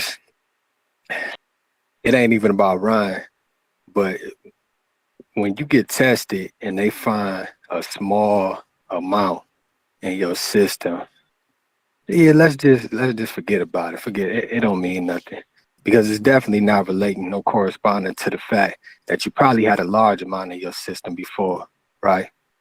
Or you know what I'm saying, that you was almost 100% at what you do as far as masking it. You know what I'm saying? It's like the reason why they still hold you accountable when they find a small amount is because just because they found the trace amount leads them to believe that there was possibly more at some point in time. They just can't find it. You was just good at masking it, or they missed it, or their tests don't bring it up. VADA is the state of the art when it comes to testing. So if it was the commission, they probably wouldn't have found shit. Nothing. Not a thing. So not just with Ryan, but when it comes to testing, period. When it comes to boxing, I think they should have a zero tolerance. I disagree with you on this point again. I think it should be a ban. That's just how I feel about it. And shout out to Oregon.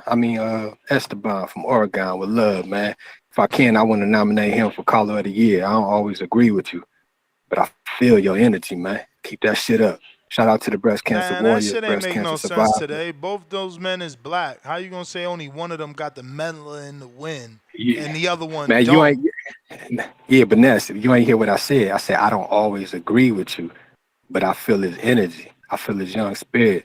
You know what I'm saying? I ain't say I agree with him. No, I I just hear said I you. feel I'm his just spirit. saying that call was wild today. Yeah. Hey, but let me say this. Shout out to the breast cancer warriors, breast cancer survivors, and the breast cancer angels. You know I gotta say that. Y'all know y'all If you my feel heart. like it's your Peace. time, Peace, Ness. Dan.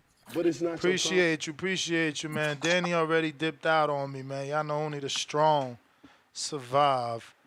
Al in the Bay, what did he say? Watching this on YouTube, smash the thumbs up. We got Emperor Mitty with the $5. He says, Ryan Lai, CIA is pure WWE, a.k.a. Def Comedy Jam. If you know, you know. Target emoji, pointing emoji, laughing out loud emoji. What up, champ? Yeah. Man, I think what Shakur should do is try to get a 2-fight deal. Uh, Tank first fight. So you have to get that in writing that you want Tank first in the 2-fight deal, and then the second deal can be a rematch or another fight. Um, that's how I would word it. Kind of like how Devin do his fights. How he only do like a 2-fight deal, 1-fight deal. You do that, you keep your options open, instead of signing like one of those long-term deals. Because if he sign a long-term deal, he ain't gonna never get to Tank. They gonna keep shuffling the cards, and then he gonna get on his last fight, and they gonna say, "Oh, if you want Tank, you gotta re-up." So I'll put that in the contract. Tank first, and then the second fight can be a rematch or whatever fight is next after that. That's how I would structure it because um, it's cool when you just starting off. You ain't got that buzz um, to get a long term deal. That's what you want.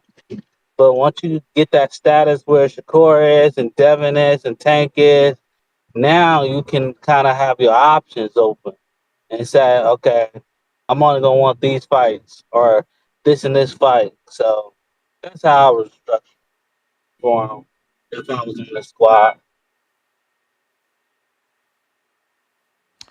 All right, champ. We appreciate you. Borough City E, what it do? We got Tone Deaf, $5. Crunk Gym shirt. I want it. We already got somebody to ask for it. So you missed out. But it's all right. We back in studio. We gonna be doing hella giveaways. We got mad shit to give away. Sometimes it'll be absolutely free, like the IBO shirts, and you just pay the shipping. Sometimes it'll be a raffle, but it always will be value. Montez, $5. Amount matters technically, but in the eyes of the people, the amount tells us if it's intentional or if it's contamination. When I say it don't matter, I mean that it don't matter because it doesn't matter the amount. If it's in your system at all, it's an illegally banned substance, so it doesn't matter, right? Like, that's what Rayfield posted. That's what I screen shared. The amount don't matter. If it's in your system, you still getting suspension. One lump sum, $2. Let your son be a man. He can speak for himself. Okay, you must be listening to the show late and just getting to the Floyd Schofield interview.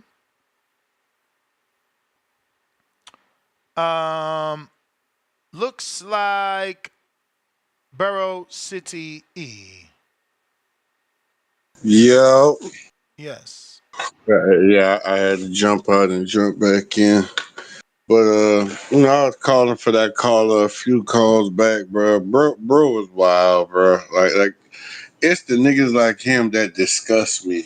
I'm talking about they want to see a man they never even met in their life lose so bad. They hate a man that ain't did shit to them at all in no way, shape, or form. They hate this boy so bad. They just don't care. I mean, they just don't care. It's literally on the banned substance list, meaning y'all dumb fucks. It's so potent and it can help you tremendously so well. Under no circumstances are you to take this because you're cheating.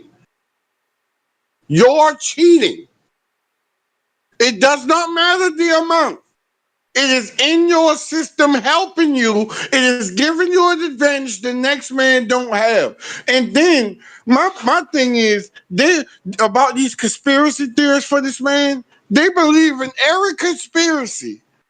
Either way, the government, I'm talking about the CIA, the FBI, everybody just against Ryan Garcia. They come to every conspiracy except what if all this was his plan in the beginning? All of a sudden he calling out the government. All of a sudden he coming through it. Now he been molested and the Illuminati all involved in his life, and he gonna be the one blow the whistle. All this. So if he did pop, he could say, "Well, yeah, man, I was exposing the elites. That's why they doing this to me." We don't come to that conspiracy. It's every way y'all think about it. Every way that's beneficial to Ryan. And the man guilty to this B sample comeback.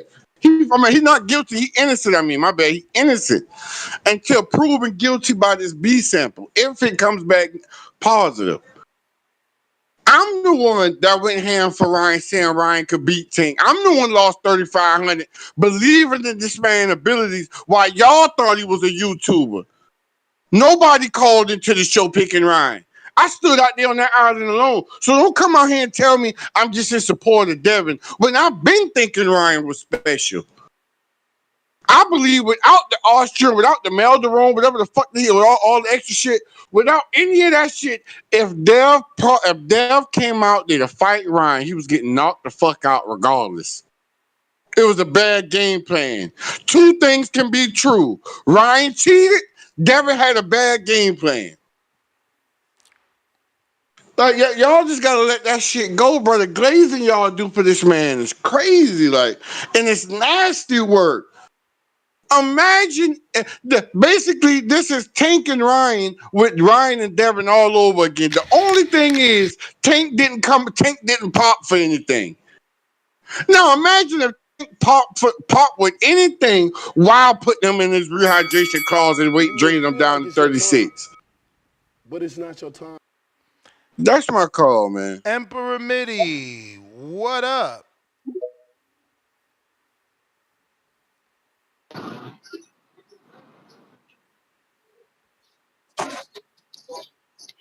Mitty. Yo.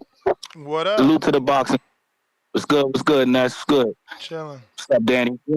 Yeah, so salute, man. I'm hearing everything that everybody's saying about Ryan not cheating and everything, man. Listen, man, this dude is Def Comedy Jam, bro. You feel me? His new name is Ryan Liar Sia. That's his name, not Ryan Garcia. Ryan Liar Sia. That's his damn name from now on, because I know the dude is cheating. You know what I'm saying? He didn't have the believability about his skills or anything of the sort. Now we got everybody sitting up here. If Devin did the same thing, this man would not live it down. They'll be respecting him, his family, his father, everybody. Man, show the same energy when somebody's doing wrong. Put them on trial. When somebody does wrong, put them on trial. So Ryan Lycia, be a man, admit that you wrong. You didn't believe in your ability, so you wanted to put an extra edge to your game plan that night. And you accomplished the mission, but now you got caught. So now it's time to regroup. We still want to see you box. We still like your skills. You got punches and shit like that. But at the end of the day, bro, like, you cheated, bro. And we got to hold this man accountable. He did wrong. And stop making up excuses for that boy. You heard me? Emperor Mitty out. Bronx, New York. Salute to the boxing voice. I'm out.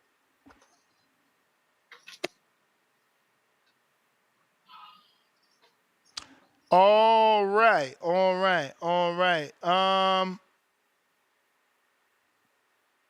Looks like we are going to Keen. Okay, we got that. Yep. We got that, everybody. And that's GTO, Instagram and Twitter. Beaver Dirty.